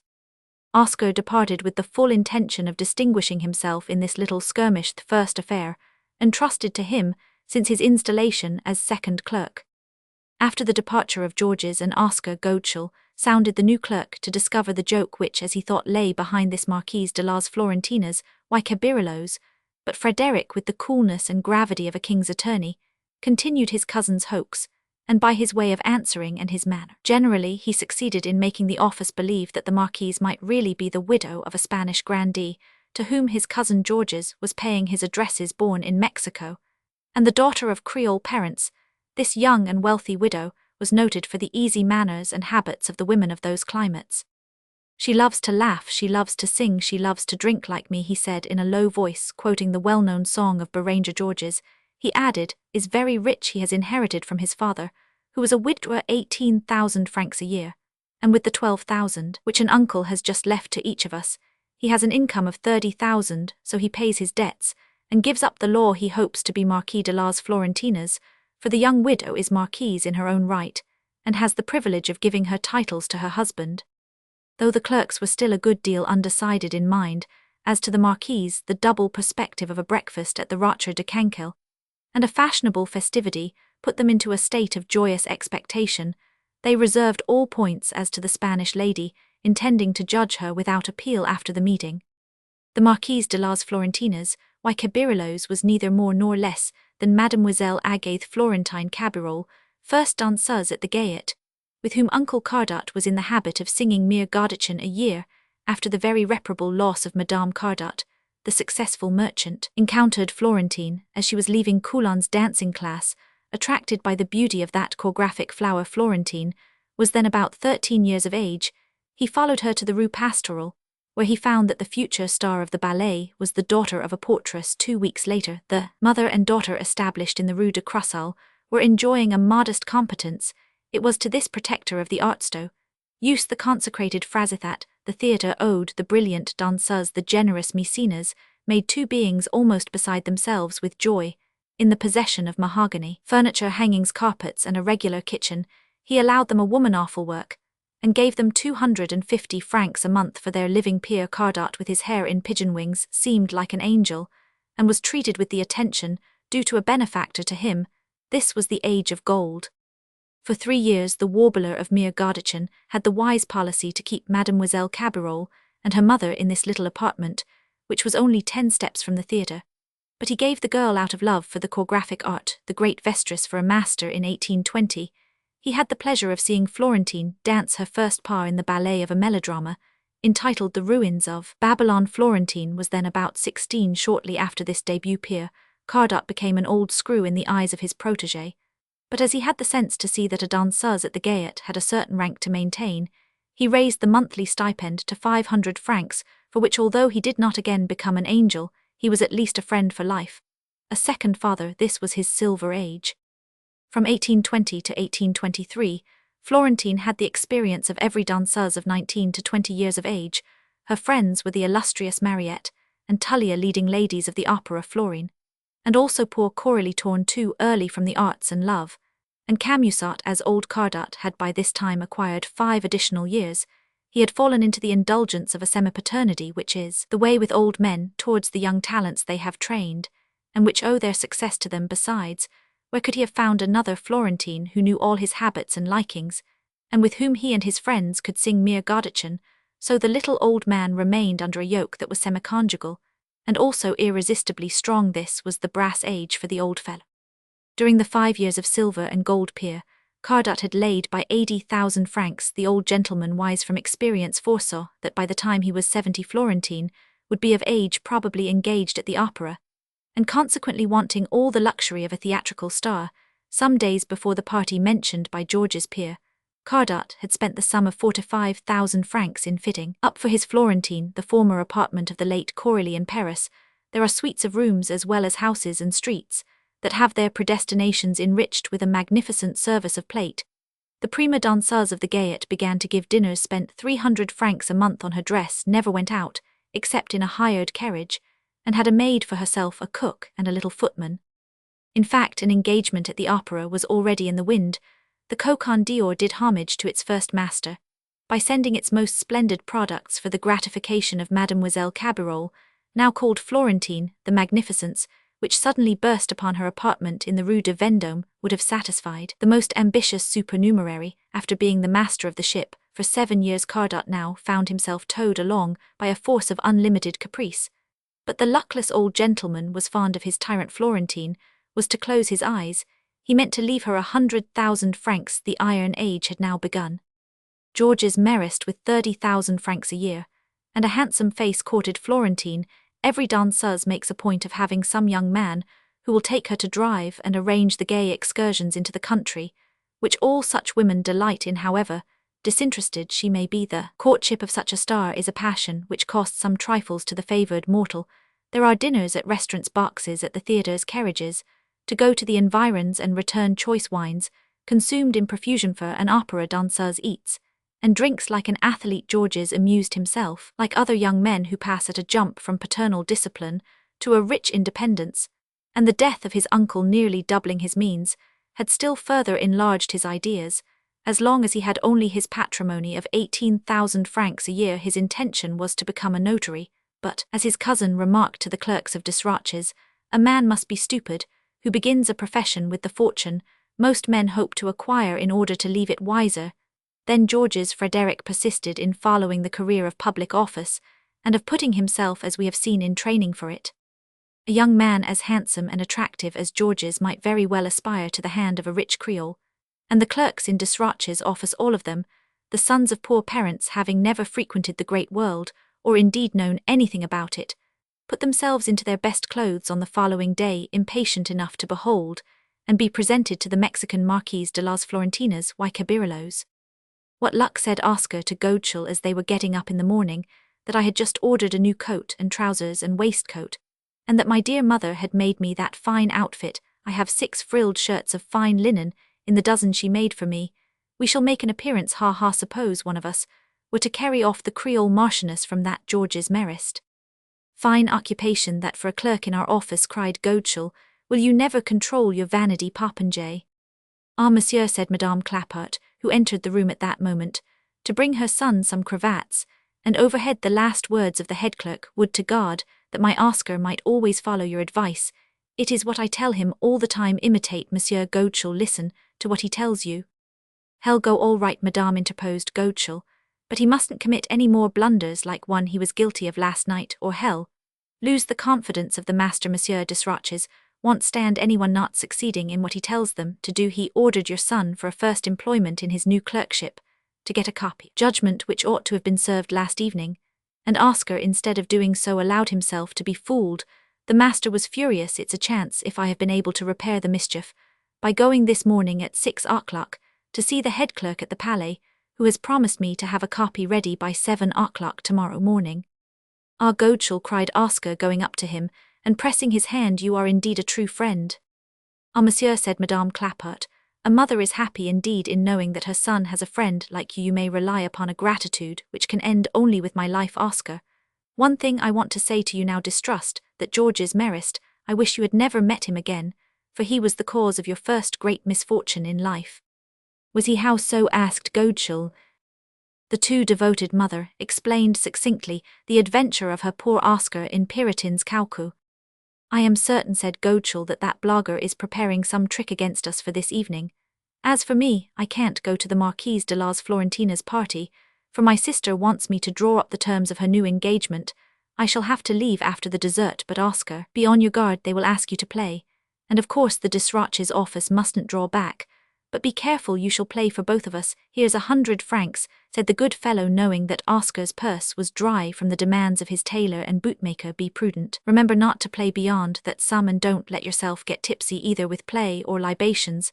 Saperlot, a second clerk, is already a man of weight, and shouldn't gamble on notes, or go beyond a certain limit in anything. His business is to get himself admitted to the bar. Therefore don't drink too much, don't play too long, and maintain a proper dignity. That's your rule of conduct. Above all, get home by midnight, for remember you must be at the Palais tomorrow morning by 7 to get that judgment. A man is not forbidden to amuse himself, but business first, my boy. Do you hear that, Oscar, said Madame Clapart. Monsieur Godeschal is indulgency. How well he knows how to combine the pleasures of youth and the duties of his calling. Madame Clapart, on the arrival of the tailor and the bootmaker with Oscar's new clothes, remained alone with Godeschal in order to return him the 100 francs he had just given her son.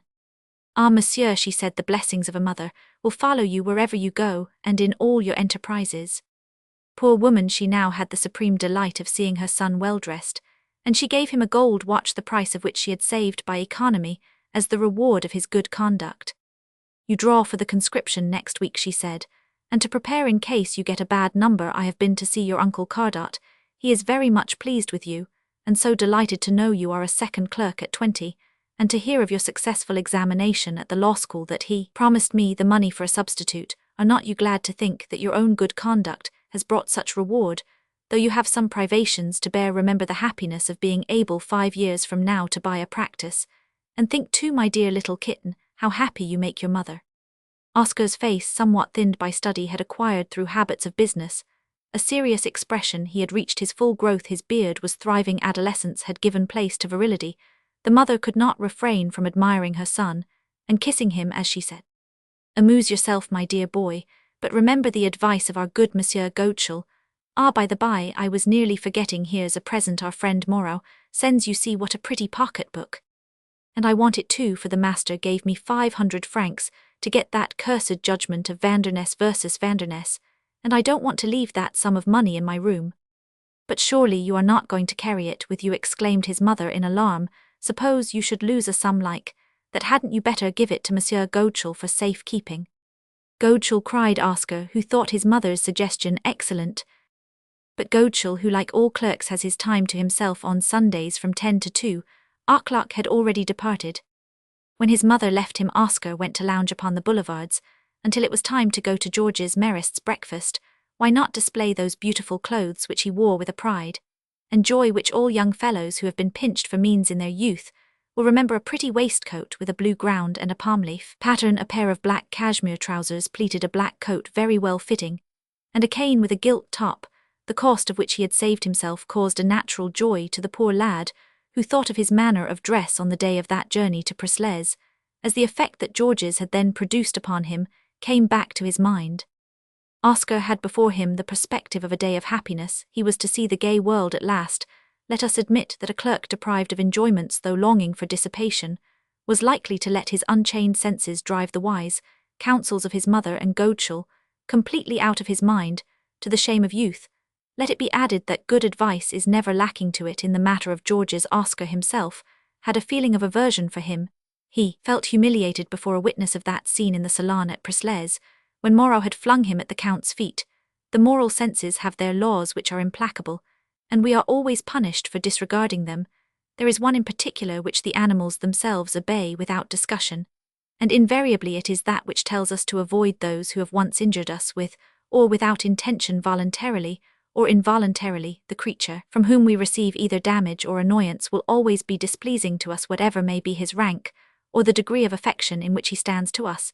It is best to break away from him, for our evil genius has sent him to us, though the Christian sentiment is opposed to it. Obedience to this terrible law is essentially social and conservative. The daughter of James Roman II, who seated herself upon her father's throne, must have caused him many a wound before that usurpation. Judas had certainly given some murderous blow to Jesus before he betrayed him. We have within us an inward power of sight, an eye of the soul, which foresees catastrophes, and the repugnance that comes over us against the fateful being is the result of that foresight. Though religion orders us to conquer it, distrust remains, and its voice is forever heard. Would Oscar, at 20 years of age, have the wisdom to listen to it? Alas, when at 2:30 o'clock Oscar entered the salon of the Rocher de Kenquilware, with 3 invited persons besides the clerks, to wit, an old captain of dragoons, named Giraudeau Finot, a journalist who might procure an engagement for Florentine at the opera, and Du Breul, an author, the friend of Tullia, one of Mariette's rivals. Second clerk felt his secret hostility vanish at the first handshaking, the first dashes of conversation, as they sat around a table luxuriously served. George's, moreover, made himself charming to Oscar. "You've taken to private diplomacy," he said. "For what difference is there between a lawyer and an ambassador? Only that between a nation and an individual ambassadors are the attorneys of peoples. If I can ever be useful to you, let me know." "Well said, Oscar. I'll admit to you now that you once did me a very great harm." "Pooh," said Georges, after listening to the explanation, for which he asked. "It was Monsieur de Serizy who behaved badly. His wife, I wouldn't have her at any price. Neither would I like to be in the Count's red-skin minister of state and peer of France. As he is, he has a small mind, and I don't care a fig for him now." Oscar listened with true pleasure to these slurs on the Count, for they diminished, in a way, the importance of his fault, and he echoed the spiteful language of the ex-notary, who amused himself by predicting the blows to the nobility of which the bourgeoisie were already dreaming, blows which were destined to become a reality in 1830. At 3:30, the solid eating of the feast began. The dessert did not appear till 8 o'clock, each course having taken 2 hours to serve. None but clerks can eat like that. The stomachs of 18 and 20 are inexplicable to the medical art. The wines were worthy of Borel, who in those days had superseded the illustrious Balzac, the creator of the first restaurant for delicate and perfectly prepared food in Paris, that is to say, the whole world. The report of this Belshazzar's feast for the Architriclin Balzacian register was duly drawn up, beginning inter pocula aurea restauranti, qui vulgo diciter rups, cancali, every one can imagine the fine page now added to the golden book of jurisprudential festivals. Godeschal disappeared after signing the report, leaving the 11 guests, stimulated by the old captain of the Imperial Guard, to the wines, toasts and liqueurs of a dessert, composed of choice and early fruits in pyramids that rivaled the obelisk of Thebes. By 10:30, the little sub-clerk was in such a state that Georges packed him into a coach, paid his fare, and gave the address of his mother to the driver. The remaining 10, all as drunk as Pitt and Dundas, talked of going on foot along the boulevards, considering the fine evening to the house of the Marquise de las Florentinas y Cabirillos, where about midnight they might expect to find the most brilliant society of Paris.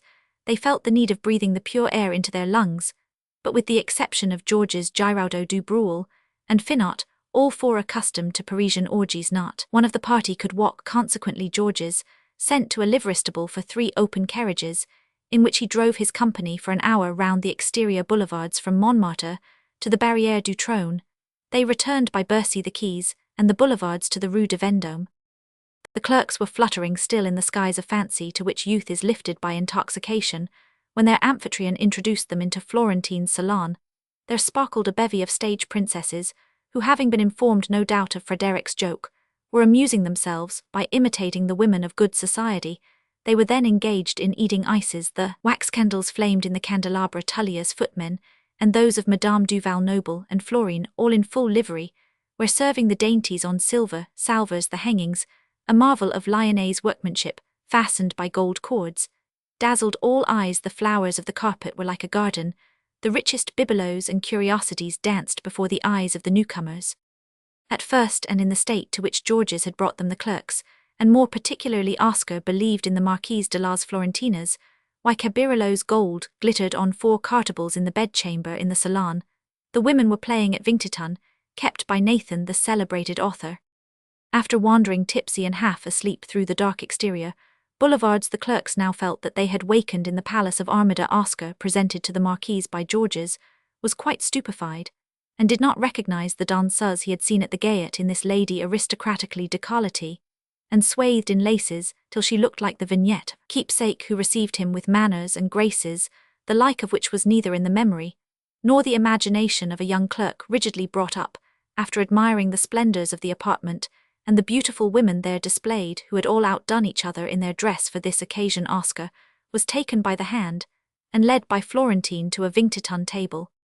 "Let me present you," she said to the beautiful Marquise d'Anglade, "one of my nearest friends." And she took Oscar to the pretty Fanny Beauper, who had just made herself a reputation at the Porte Saint Martin in a melodrama entitled La Famille d'Anglade. "My dear," said Florentine, "allow me to present to you a charming youth whom you can take as a partner in the game." "Ah, that will be delightful," replied the actress, smiling, as she looked at Oscar. "I am losing. Shall we go shares, monsieur?" "Madame la Marquise, I am at your orders," said Oscar, sitting down beside her. "Put down the money, ill play you shall, being me luxy. Here are my last 100 francs. And the Marquise took out from her purse, the rings of which were adorned with diamonds, 5 gold pieces. Oscar pulled out his 100, in silver 5-franc pieces. Much ashamed at having to mingle such ignoble coins with gold in 10 throws, the actress lost the 200 francs. "Oh, how stupid," she cried. "I'm banker now, but well play together still want we." Fanny Beauper rose to take her place as banker, and Oscar, finding himself observed by the whole table, dared not retire on the ground that he had no money. Speech failed him, and his tongue clove to the roof of his mouth. "Lend me 500 francs, said the actress to the danseuse.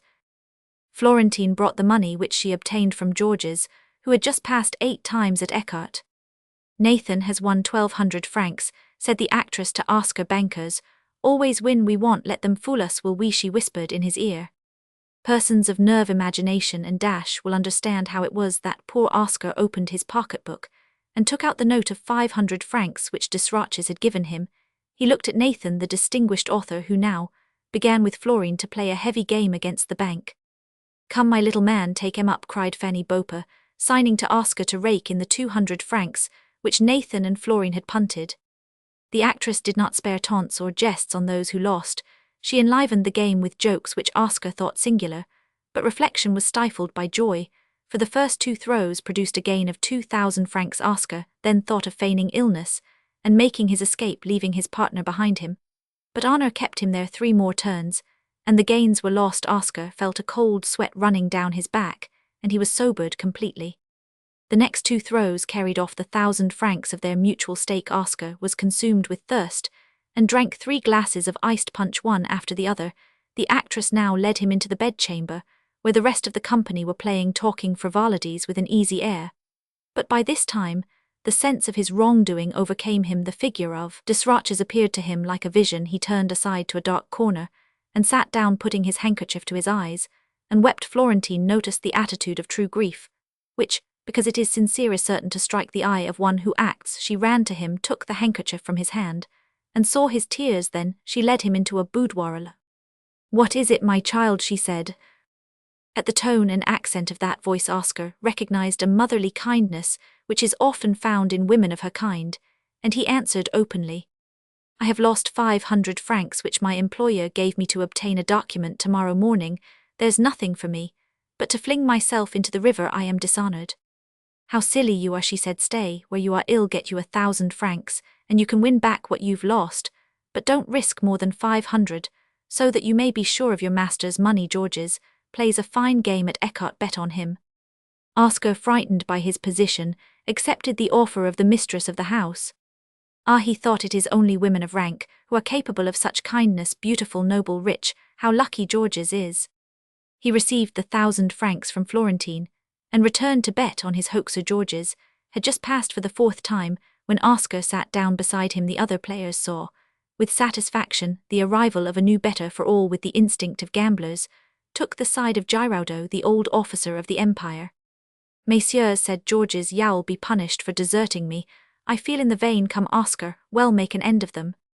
Georges and his partner lost 5 games running. After losing the 1,000 francs, Oscar was seized with the fury of play, and insisted on taking the cards himself. By the result of a chance not at all uncommon with those who play for the first time, he won, but Georges bewildered him with advice, told him when to throw the cards, and even snatched them from his hand, so that this conflict of wills and intuitions injured his vein. By 3 o'clock in the morning, after various changes of fortune, and still drinking punch, Oscar came down to his last 100 francs. He rose with a heavy head, completely stupefied, took a few steps forward, and fell upon a sofa in the boudoir, his eyes closing in a leaden sleep. "Mariette," said Fanny Beauper to Godeschal's sister, who had come in about 2 o'clock, "do you dine here tomorrow? Camusot and Pierre Cardot are coming, and we'll have some fun." "What?" cried Florentine, "and my old fellow never told me." "He said he'd tell you tomorrow morning," remarked Fanny Beauper. "The devil take him and his orgies," exclaimed Florentine. "He and Camusot are worse than magistrates or stage managers. But we have very good dinners here, Mariette," she continued. "Cardot always orders them from Chevitz. Bring your duc de Montfrenus, and well, make them dance like tritons." Hearing the names of Cardot and Camusot, Oscar made an effort to throw off his sleep, but he could only mutter a few words which were not understood, and then he fell back upon the silken cushions. "You'll have to keep him here all night," said Fanny Beauper, laughing, to Florentine. "Oh, poor boy, he is drunk with punch and despair both. It is the second clerk in your brother's office," she said to Mariette. "He has lost the money his master gave him for some legal affair. He wanted to drown himself, so I lent him 1,000 francs, but those brigands Finot and Giraudeau won them from him, poor innocent." "But we ought to wake him," said Mariette. "My brother won't make light of it, nor his master either." "Oh, wake him if you can, and carry him off with you," said Florentine, returning to the salon to receive the adieus of some departing guests. Presently those who remained began what was called character dancing, and by the time it was broad daylight, Florentine, tired out, went to bed, oblivious to Oscar, who was still in the boudoir, sound asleep. Chapter X. Another catastrophe. About 11 the next morning, a terrible sound awoke the unfortunate clerk. Recognizing the voice of his uncle Cardot, he thought it wise to feign sleep, and so turned his face into the yellow velvet cushions on which he had passed the night.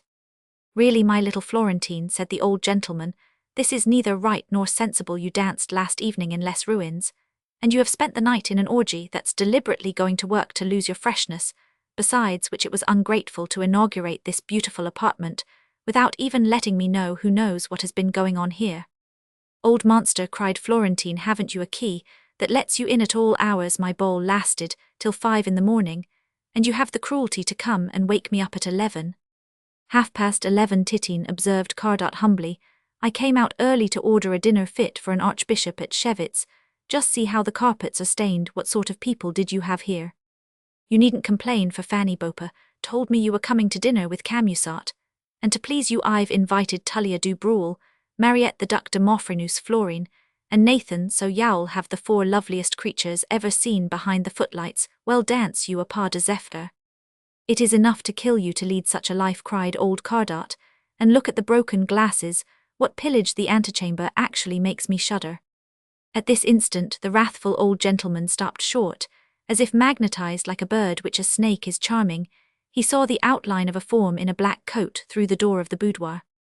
Ah, Mademoiselle Cabirol, he said at last. Well, what she asked. The eyes of the danseuse followed those of the little old man, and when she recognized the presence of the clerk, she went off into such fits of laughter that not only was the old gentleman nonplussed, but Oscar was compelled to appear, for Florentine took him by the arm, still pealing with laughter at the conscience-stricken faces of the uncle and nephew. You hear, nephew? Nephew, so he's your nephew, cried Florentine with another burst of laughter. You never told me about him. Why didn't Mariette carry you off? She said to Oscar, who stood there petrified. What can he do now, poor boy? Whatever he pleases, said Cardot, sharply marching to the door as if to go away. One moment, Papa Cardot, you will be so good as to get your nephew out of a scrape into which I led him, for he played the money of his master and lost it, and I lent him 1,000 francs to win it back, and he lost that too. Miserable boy, you lost 1,500 francs at play at your age. Oh, uncle, uncle, cried poor Oscar, plunged by these words into all the horrors of his position, and falling on his knees before his uncle with clasped hands. It is 12 o'clock, I am lost, dishonoured Monsieur Desroches will have no pity. He gave me the money for an important affair in which his pride was concerned. I was to get a paper at the Palais in the case of Vanderness versus Vanderness. What will become of me? Oh, save me for the sake of my father and aunt. Come with me to Monsieur Desroches and explain it to him. Make some excuse, anything. These sentences were jerked out through sobs and tears that might have moved the Sphinx of Luxor. Old Skinflint, said the danseuse who was crying, will you let your own nephew be dishonoured, the son of the man to whom you owe your fortune? For his name is Oscar Husson. Save him, or Titin will deny you forever. But how did he come here? Asked Cardot. Don't you see that the reason he forgot to go for those papers was because he was drunk and overslept himself, Georges, and his cousin Frederick took all the clerks in his office to a feast at the Rocher de Cancale. Pierre Cardot looked at Florentine and hesitated. Come, come, she said, you old monkey, shouldn't I have hid him better if there had been anything else in it? There, take your 500 francs, you scamp, said Cardot to his nephew, and remember that's the last penny you'll ever get from me. Go, and make it up with your master, if you can ill return the 1,000 francs which you borrowed of mademoiselle, but ill never hear another word about you. Oscar disappeared, not wishing to hear more. Once in the street, however, he knew not where to go. Chance which destroys men and chance which saves them were both making equal efforts for and against Oscar during that fateful morning, but he was doomed to fall before a master who forgave no failure in any affair he had once undertaken. When Mariette reached home that night, she felt alarmed at what might happen to the youth in whom her brother took interest, and she wrote a hasty note to Godeschal telling him what had happened to Oscar, and enclosing a bank bill for 500 francs to repair his loss. The kind-hearted creature went to sleep after charging her maid to carry the little note to Desroches' office before 7 o'clock in the morning. Godeschal on his side, getting up at 6, and finding that Oscar had not returned, guessed what had happened. He took the 500 francs from his own little hoard, and rushed to the Palais, where he obtained a copy of the judgment, and returned in time to lay it before Desroches by 8 o'clock. Meantime Desroches, who always rose at 4, was in his office. By 7 Mariette's maid, not finding the brother of her mistress in his bedroom, came down to the office, and there met Desroches, to whom she very naturally offered the note. Is it about business? He said. I am Monsieur Desroches. You can see Monsieur, replied the maid.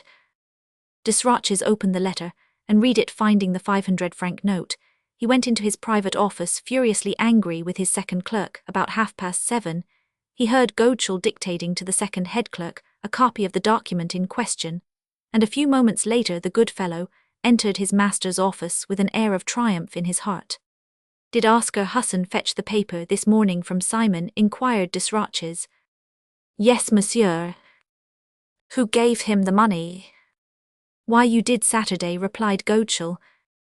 Then it rains 500-franc notes, cried Desroches. Look here, Godeschal, you are a fine fellow, but that little Hassan does not deserve such generosity. I hate idiots, but I hate still more the men who will go wrong in spite of the fatherly care which watches over them. He gave Godeschal Mariette's letter, and the 500-franc note, which she had sent. You must excuse my having opened it, he said, but your sister's maid told me it was on business. Dismiss Hassan. Poor unhappy boy, what grief he has caused me, said Godeschal. That tall ne'er-do-well of a George's Merist is his evil genius. He ought to flee him like the plague, if not hell bring him to some third disgrace. What do you mean by that? asked Desroches. Godeschal then related briefly the affair of the journey to Presles.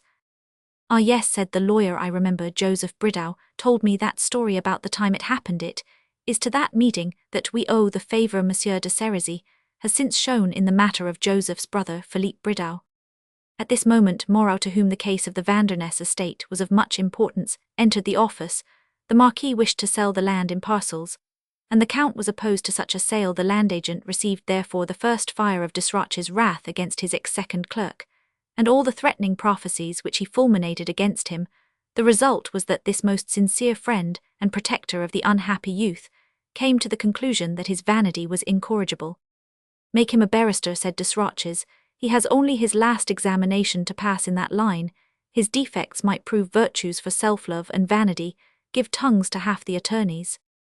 At this time, Clapart, who was ill, was being nursed by his wife. A painful task, a duty without reward. The sick man tormented the poor creature, who was now doomed to learn what venomous and spiteful teasing a half-imbecile man, whom poverty had rendered craftily savage, could be capable of in the weary tete-a-tete of each endless day, delighted to turn a sharpened arrow in the sensitive heart of the mother. He had, in a measure, studied the fears that Oscar's behaviour and defects inspired in the poor woman.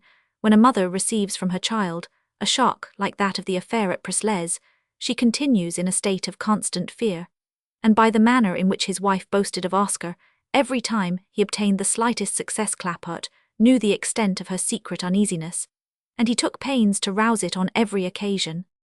Well, Madame Clapart would say, Oscar is doing better than I even hoped. That journey to Presles was only a heedlessness of youth. Where can you find young lads who do not commit just such faults? Poor child, he bears his privations heroically. If his father had lived, he would never have had any. God grant he may know how to control his passions, etc., etc.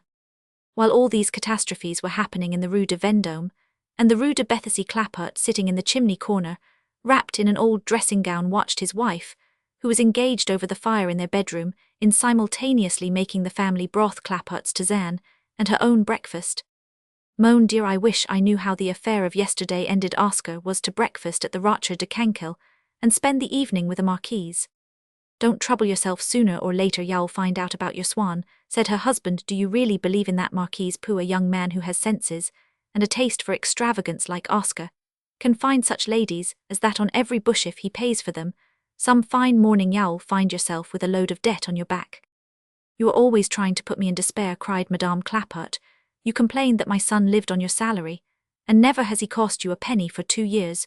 You haven't had the slightest cause of complaint against him. Here, he is second clerk. His uncle and Monsieur Moreau pay all expenses, and he earns himself a salary of 800 francs. If we have bread to eat in our old age, we may owe it all to that dear boy. You are really too unjust. You call my foresight unjust, do you? Replied the invalid crossly. Just then the bell rang loudly. Madame Clapart ran to open the door, and remained in the outer room with Moreau, who had come to soften the blow which Oscar's new folly would deal to the heart of his poor mother. What he gambled with the money of the office, she cried, bursting into tears. Didn't I tell you so? Hey, said Clapart, appearing like a spectre at the door of the salon, whither his curiosity had brought him. Oh, what shall we do with him? Said Madame Clapart, whose grief made her impervious to Clapart's taunt. If he bore my name, replied Moreau, I should wait composedly till he draws for the conscription, and if he gets a fatal number, I should not provide him with a substitute. This is the second time your son has committed a folly out of sheer vanity. Well, vanity may inspire fine deeds in war, and may advance him in the career of a soldier. Besides, 6 years of military service will put some lead into his head, and as he has only his last legal examination to pass, it won't be much a luck for him if he doesn't become a lawyer. till he is 26, that is, if he wants to continue in the law after paying, as they say, his tax of blood, by that time at any rate. He will have been severely punished, he will have learned experience and contracted habits of subordination. Before making his probation at the bar, he will have gone through his probations in life. If that is your decision for a son, said Madame Clapart, I see that the heart of a father is not like that of a mother, my poor Oscar, a common soldier. Would you rather he flung himself headforemost into the Seine, after committing a dishonorable action? He cannot now become a solicitor. Do you think him steady and wise enough to be a barrister? No. While his reason is maturing, what will he become? A dissipated fellow. The discipline of the army will at least preserve him from that. Could he not go into some other office? His uncle Cardat has promised to pay for his substitute. Oscar is to dedicate his graduating thesis to him. At this moment carriage wheels were heard, and a hackney coach containing Oscar and all his worldly belongings stopped before the door. The luckless young man came up at once. Ah, here you are, Monsieur Jolicoeur, cried Clapart. Oscar kissed his mother and held out to Moreau a hand, which the latter refused to take. To this rebuff Oscar replied by a reproachful look, the boldness of which he had never shown before. Then he turned on Clapart. Listen to me, monsieur, said the youth, transformed into a man. You worry my poor mother devilishly, and that's your right, for she is unfortunately your wife. But as for me, it is another thing. I shall be of age in a few months, and you have no rights over me even as a minor. I have never asked anything of you, thanks to Monsieur Moreau. I have never cost you 1 penny, and I owe you no gratitude. Therefore, I say, let me alone. Clapart, hearing this apostrophe, slunk back to his sofa in the chimney corner. The reasoning and the inward fury of the young man, who had just received a lecture from his friend Godeschal, silenced the imbecile mind of the sick man. A momentary temptation, such as you yourself would have yielded to at my age, said Oscar to Moreau, has made me commit a fault, which Desroches thinks serious, though it is only a peccadillo. I am more provoked with myself for taking Florentine of the Gaiety for a marquise than I am for losing 1,500 francs, after a little debauch in which everybody, even Godeschal, was half-seas over this time. At any rate, I've hurt no one by myself. I am cured of such things forever. If you are willing to help me, Monsieur Moreau, I swear to you that the 6 years I must still stay a clerk before I can get a practice shall be spent without. Stop there, said Moreau. I have 3 children, and I can make no promises. Never mind, said Madame Clapart to her son, casting a reproachful glance at Moreau. Your uncle Cardat. I have no longer an uncle Cardat, replied Oscar, who related the scene at the Rue de Vendôme. Madame Clapart, feeling her legs give way under the weight of her body, staggered to a chair in the dining-room, where she fell as if struck by lightning. All the miseries together, she said as she fainted. Moreau took the poor mother in his arms and carried her to the bed in her chamber. Oscar remained motionless as if crushed. There is nothing left for you, said Moreau, coming back to him, but to make yourself a soldier. That idiot of a Clapart looks to me as though he couldn't live 3 months. And then your mother will be without a penny. Ought I not therefore to reserve for her the little money I am able to give? It was impossible to tell you this before her. As a soldier, you'll eat plain bread, and reflect on life, such as it is to those who are born into it without fortune. I may get a lucky number, said Oscar. Suppose you do. What then? Your mother has well fulfilled her duty towards you. She gave you an education, she placed you on the right road, and secured you a career. You have left it. Now what can you do without money? Nothing, as you know by this time. You are not a man who can begin a new career by taking off your coat and going to work in your shirt sleeves with the tools of an artisan. Besides, your mother loves you, and she would die to see you come to that. Oscar sat down and no longer restrained his tears, which flowed copiously at last. He understood this language, so completely unintelligible to him ever since his first fault. Men without means ought to be perfect, added Moreau, not suspecting the profundity of that cruel sentence. My fate will soon be decided, said Oscar. I draw my number the day after tomorrow. Between now and then, I will decide upon my future. Moreau, deeply distressed, in spite of his stern bearing, left the household in the Rue de la Cerisaie to its despair. 3 days later, Oscar drew the number 27 in the interests of the poor. Lad, the former steward of Presles, had the courage to go to the Comte de Cerisy and ask for his influence to get Oscar into the cavalry. It happened that the Count's son, having left the École Polytechnique rather low in his class, was appointed as a favour sub-lieutenant in a regiment of cavalry commanded by the Duc de Montfrenus. Oscar had therefore, in his great misfortune, the small luck of being, at the Comte de Cerisy's instigation, drafted into that noble regiment, with the promise of promotion to quartermaster within a year chance, had thus placed the ex-clerk under the command of the son of the Comte de Cerisy. Madame Clapart, after languishing for some days, so keenly was she affected by these catastrophes, became a victim to the remorse which seizes upon many a mother whose conduct has been frail in her youth, and who in her old age turns to repentance. She now considered herself under a curse. She attributed the sorrows of her second marriage and the misfortunes of her son to a just retribution by which God was compelling her to expiate the errors and pleasures of her youth. This opinion soon became a certainty in her mind. The poor woman went for the first time in 40 years to confess herself to the Abbé Gaudrin, vicar of St. Paul's, who led her into the practice of devotion, but so illused and loving a soul as that of Madame Clapart's could never be anything but simply pious. The Aspasia of the Directory wanted to expiate her sins in order to draw down the blessing of God on the head of her poor Oscar, and she henceforth vowed herself to works and deeds of the purest piety.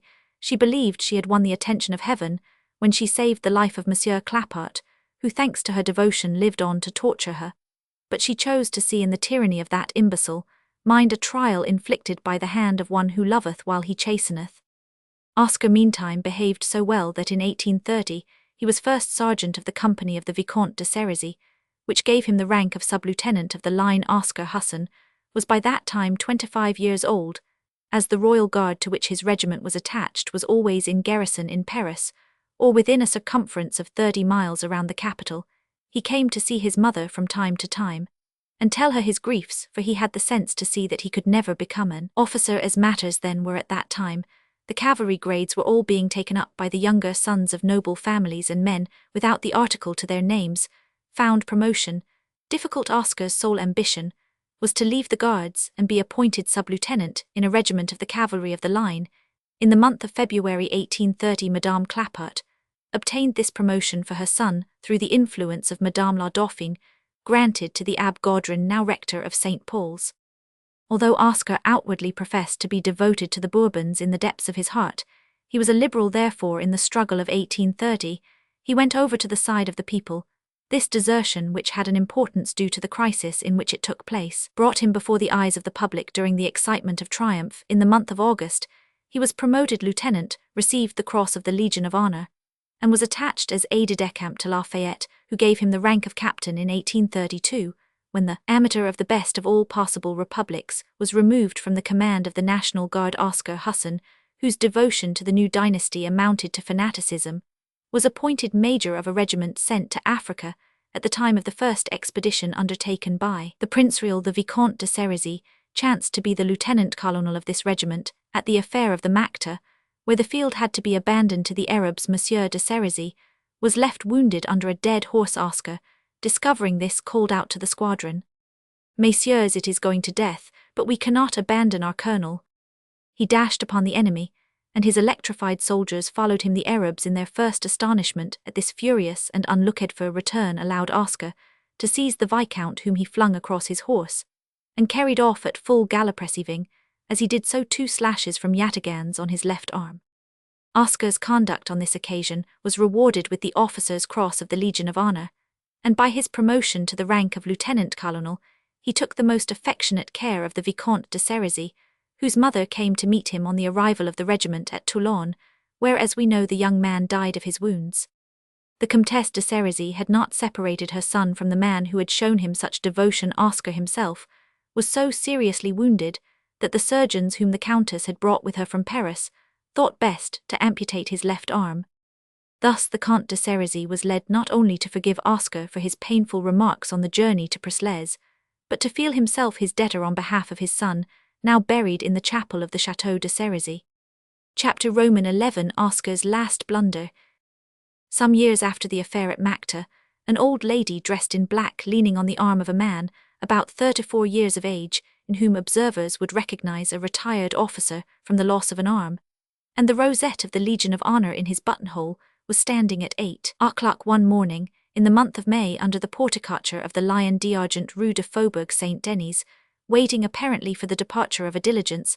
Undoubtedly, Piriton, the master of the line of coaches, running through the valley of the Oise, dispatching one through St. Leu Taverny and Laden to Beaumont, would scarcely have recognized in this bronzed and maimed officer The little Oscar Husson he had formerly taken to Presley's Madame Husson, at last a widow, was as little recognizable as her son Clapart, a victim of Fies's machine, had served his wife better by death than by all his previous life. The idle lounger was hanging about as usual on the Boulevard du Temple, gazing at the show. When the explosion came, the poor widow was put upon the pension list, made expressly for the families of the victim, at 1,500 francs a year. The coach, to which were harnessed 4 iron grey horses that would have done honour to the Messageries, was divided into 3 compartments coupe interieur, and rotund with an imperiale above it, resembled those diligences called gondoles, which now ply in rivalry with the railroad between Paris and Versailles, both solid and light, well painted, and well kept, lined with fine blue cloth, and furnished with blinds of a Moorish pattern and cushions of red morocco. The Swallow of the Oise could carry comfortably 19 passengers. Piritin, now about 56 years old, was little changed, still dressed in a blue blouse beneath which he wore a black suit. He smoked his pipe, and superintended the 2 porters in livery who were stowing away the luggage in the great imperiale. "Are your places taken?" he said to Madame Clapart, and Oscar eyeing them like a man who is trying to recall a likeness to his memory. "Yes, 2 places for the interior in the name of my servant Bellijambe," replied Oscar. "He must have taken them last evening." "Ah, monsieur is the new collector of Beaumont," said Piritin. "You take the place of Monsieur Margarin's nephew." "Yes," replied Oscar, pressing the arm of his mother, who was about to speak. The officer wished to remain unknown for a time. Just then Oscar thrilled at hearing the well-remembered voice of Georges Merist, calling out from the street, "Piritin, have you 1 seat left?" "It seems to me you could say monsieur without cracking your throat," replied the master of the line of coaches of the Valley of the Oise sharply. Unless by the sound of the voice Oscar could never have recognized the individual whose jokes had been so fatal to him. Georges, almost bald, retained only 3 or 4 tufts of hair above his ears, but these were elaborately frizzed out to conceal as best they could the nakedness of the skull, a fleshiness ill-placed. In other words, a pear-shaped stomach altered the once elegant proportions of the ex-young man, now almost ignoble in appearance and bearing Georges, exhibited the traces of disasters in love, and a life of debauchery in his blotched skin and bloated vinous features. The eyes had lost the brilliancy, the vivacity of youth, which chaste or studious habits have the virtue to retain, dressed like a man who is careless of his clothes. Georges wore a pair of shabby trousers with straps intended for varnished boots, but his were of leather, thick-soled, ill-blacked, and of many months' wear. A faded waistcoat, a cravat pretentiously tied, although the material was a worn-out foulard, bespoke the secret distress to which a former dandy sometimes falls, a prey. Moreover, Georges appeared at this hour of the morning in an evening coat, instead of a surtout, a sure diagnostic of actual poverty. This coat, which had seen long service at balls, had now, like its master, passed from the opulent ease of former times to daily work. The seams of the black cloth showed whitening lines, the collar was greasy. Long usage had frayed the edges of the sleeves into fringes. And yet Georges ventured to attract attention by yellow kid gloves, rather dirty, it is true, on the outside of which a signet ring defined a large dark spot round his cravat, which was slipped into a pretentious gold ring, was a chain of silk representing hair, which no doubt held a watch. His hat, though worn rather jauntily, revealed more than any of the above symptoms the poverty of a man who was totally unable to pay 16 francs to a hatmaker, being forced to live from hand to mouth. The former admirer of Florentine twirled a cane with a chased gold knob, which was horribly battered, the blue trousers, the waistcoat of a material called Scotch stuff, a sky-blue cravat, and a pink-striped cotton shirt, expressed in the midst of all this ruin such a latent desire to show off, that the contrast was not only a sight to see but a lesson to be learned. "And that is Georges," said Oscar in his own minder man. "I left in possession of 30,000 francs a year."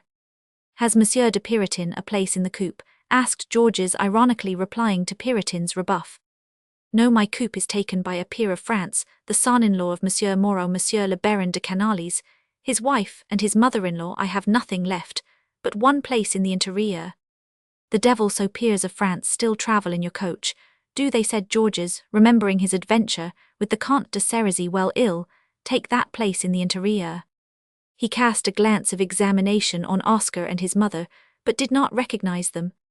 Oscar's skin was now bronzed by the sun of Africa, his moustache was very thick, and his whiskers ample, the hollows in his cheeks, and his strongly marked features were in keeping with his military bearing the rosette of an officer of the Legion of Honor, his missing arm, the strict propriety of his dress, would all have diverted George's recollections of his former victim, if he had had any as for Madame Clapart, whom George's had scarcely seen 10 years, devoted to the exercise of the most severe piety had transformed her.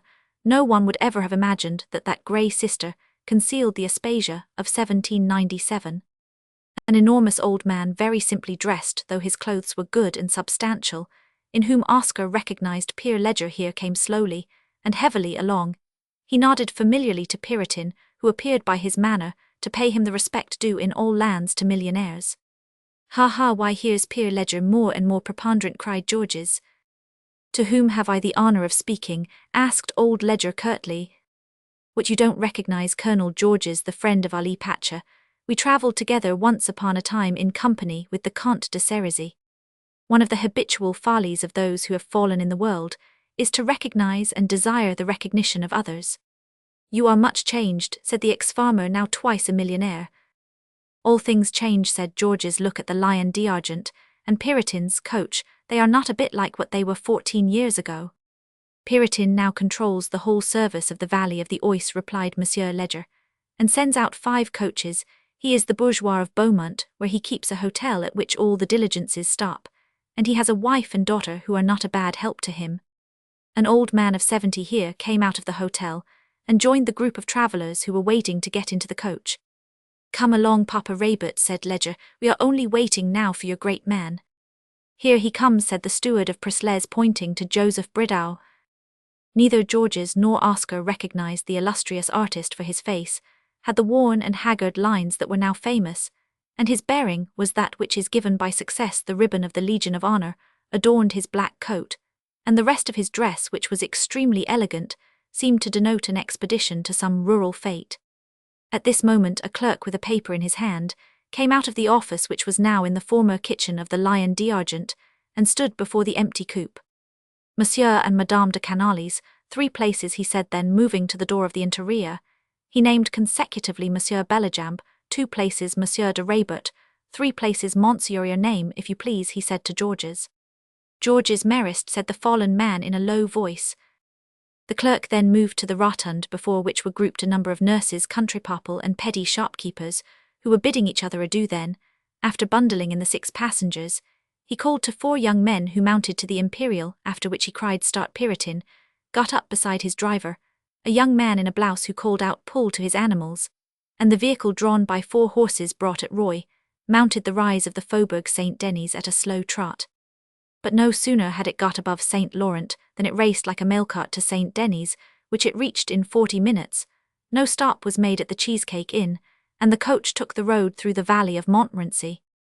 It was at the turn into this road that George's broke the silence which the travellers had so far maintained, while observing each other. "We go a little faster than we did 15 years ago, hey, Peer Ledger," he said, pulling out a silver watch.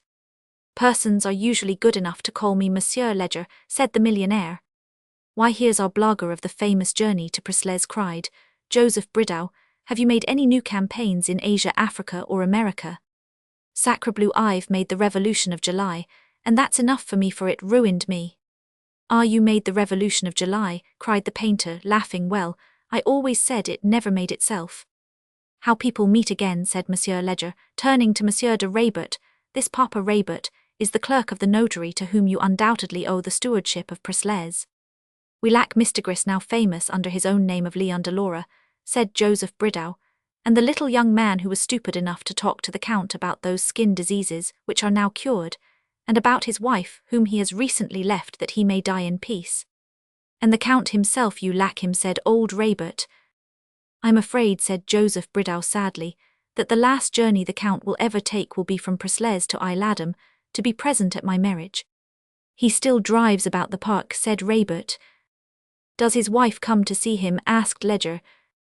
"Once a month," replied Raybert. "She is never happy out of Paris. Last September she married her niece Mademoiselle du Rouvre, on whom, since the death of her son, she spends all her affection, to a very rich young Pole, the Comte Laginski." "To whom," asked Madame Clapart, "will Monsieur de Cerizy's property go?" "To his wife, who will bury him," replied George's. "The Countess is still fine-looking for a woman of 54 years of age. She is very elegant, and at a little distance, gives one the illusion. She will always be an illusion to you, said Ledger, who seemed inclined to revenge himself on his former hoaxer. I respect her, said Georges, but by the by, what became of that steward whom the Count turned off? Moreau, said Ledger, why, he's the deputy from the Oise. Ha, the famous centre man, Moreau de l'Oise, cried Georges. Yes, returned Ledger, Moreau de l'Oise, he did more than you for the Revolution of July, and he has since then bought the beautiful estate of Pointel between Presles and Beaumont. Next to the Count, said Georges, I call that very bad taste. Don't speak so loud, said Monsieur de Raybert for Madame Moreau, and her daughter the Baron de Canalis and the Baron himself, the former minister, are in the coupe. What dart could he have given his daughter to induce our great orator to marry her, said Georges. Something like 2 millions, replied old Ledger. He always had a taste for millions, remarked Georges. He began his pile surreptitiously at Presles. Say nothing against Monsieur Moreau, cried Oscar hastily. You ought to have learned before now to hold your tongue in public conveyances. Joseph Bridow looked at the one-armed officer for several seconds, then he said, smiling, Monsieur is not an ambassador, but his rosette tells us he has made his way nobly. My brother and General Giraudeau have repeatedly named him in their reports. Oscar Husson, cried Georges, faith, if it hadn't been for your voice, I should never have known you. Ah, it was Monsieur who so bravely rescued the Vicomte Jules de Cerisy from the Arabs, said Raybert, and for whom the Count has obtained the collectorship of Beaumont, while awaiting that of Pontoise. Yes, Monsieur, said Oscar. I hope you will give me the pleasure, Monsieur, said the great painter, of being present at my marriage at Laden. Whom do you marry? asked Oscar after accepting the invitation. Mademoiselle Ledger, replied Joseph Bridow, the granddaughter of Monsieur de Raybert. Monsieur le Comte was kind enough to arrange the marriage for me. As an artist I owe him a great deal, and he wished before his death to secure my future, about which I did not think myself. Whom did Pierre Ledger marry? asked Georges. My daughter, replied Monsieur de Raybert, and without a dart. Ah, said Georges, assuming a more respectful manner toward Monsieur Ledger, I am fortunate in having chosen this particular day to do the Valley of the Oise. You can all be useful to me, gentlemen. How so? asked Monsieur Ledger. In this way, replied Georges, I am employed by the Esperance, a company just formed, the statutes of which have been approved by an ordinance of the king. This institution gives at the end of 10 years dowries to young girls, annuities to old men. It pays the education of children, and takes charge, in short, of the fortunes of everybody. I can well believe it, said Pierre Ledger, smiling. In a word, you are a runner for an insurance company. No, Monsieur, I am the Inspector General charged with the duty of establishing correspondence and appointing the agents of the company throughout France. I am only operating. Until the agents are selected for, it is a matter as delicate as it is difficult to find honest agents. But how did you lose your 30,000 a year? asked Oscar. As you lost your arm, replied the son of Cherney Georges curtly. Then you must have shared in some brilliant action, remarked Oscar, with a sarcasm not unmixed with bitterness. Parbleu, I've 2 Manishares, that's just what I wanted to sell. By this time they had arrived at St. Leu Taverny, where all the passengers got out, while the coach changed horses. Oscar admired the liveliness which Piritin displayed in unhooking the traces from the whiffle trees, while his driver cleared the reins from the leaders. Poor Piritin, thought he has stuck like Menot, far advanced in the world. Georges has fallen low. All the others, thanks to speculation and to talent, have made their fortune. Do we breakfast here, Piritin? He said aloud, slapping that worthy on the shoulder. I am not the driver, said Piritin. What are you then? asked Colonel Husson. The proprietor, replied Piritin. Come, don't be vexed with an old acquaintance, said Oscar, motioning to his mother, but still retaining his patronizing manner. Don't you recognize Madame Clapart? It was all the nobler of Oscar to present his mother to Piritin, because at that moment Madame Moreau de l'Oise, getting out of the coupe, overheard the name and stared disdainfully at Oscar and his mother. My faith, madame, said Piritin, I should never have known you, nor you either. Monsieur, the sun burns black in Africa, doesn't it? The species of pity which Oscar thus felt for Piritin was the last blunder that vanity ever led our hero to commit, and like his other faults it was punished, but very gently thus. 2 months after his official installation at Beaumont, Sir Oise Oscar was paying his addresses to Mademoiselle Georgette Piritin, whose dot amounted to 150,000 francs, and he married the pretty daughter of the proprietor of the stagecoaches of the Oise toward the close of the winter of 1838. The adventure of the journey to Preslez was a lesson to Oscar Husson. Indiscretion, his disaster at Florentine's card party, strengthened him in honesty and uprightness. The hardships of his military career taught him to understand the social hierarchy, and to yield obedience to his lot. Becoming wise and capable, he was happy the Comte de Cerisy before his death obtained for him the collectorship at Pontoise, the influence of Monsieur Moreau de l'Oise, and that of the Comtesse de Cerisy, and the Baron de Canalis secured in after years a receivergeneralship for Monsieur Husson, in whom the Camusot family now recognize a relation. Oscar is a commonplace man, gentle without assumption, modest, and always keeping like his government to a middle course. He excites neither envy nor contempt. In short, he is the modern bourgeois.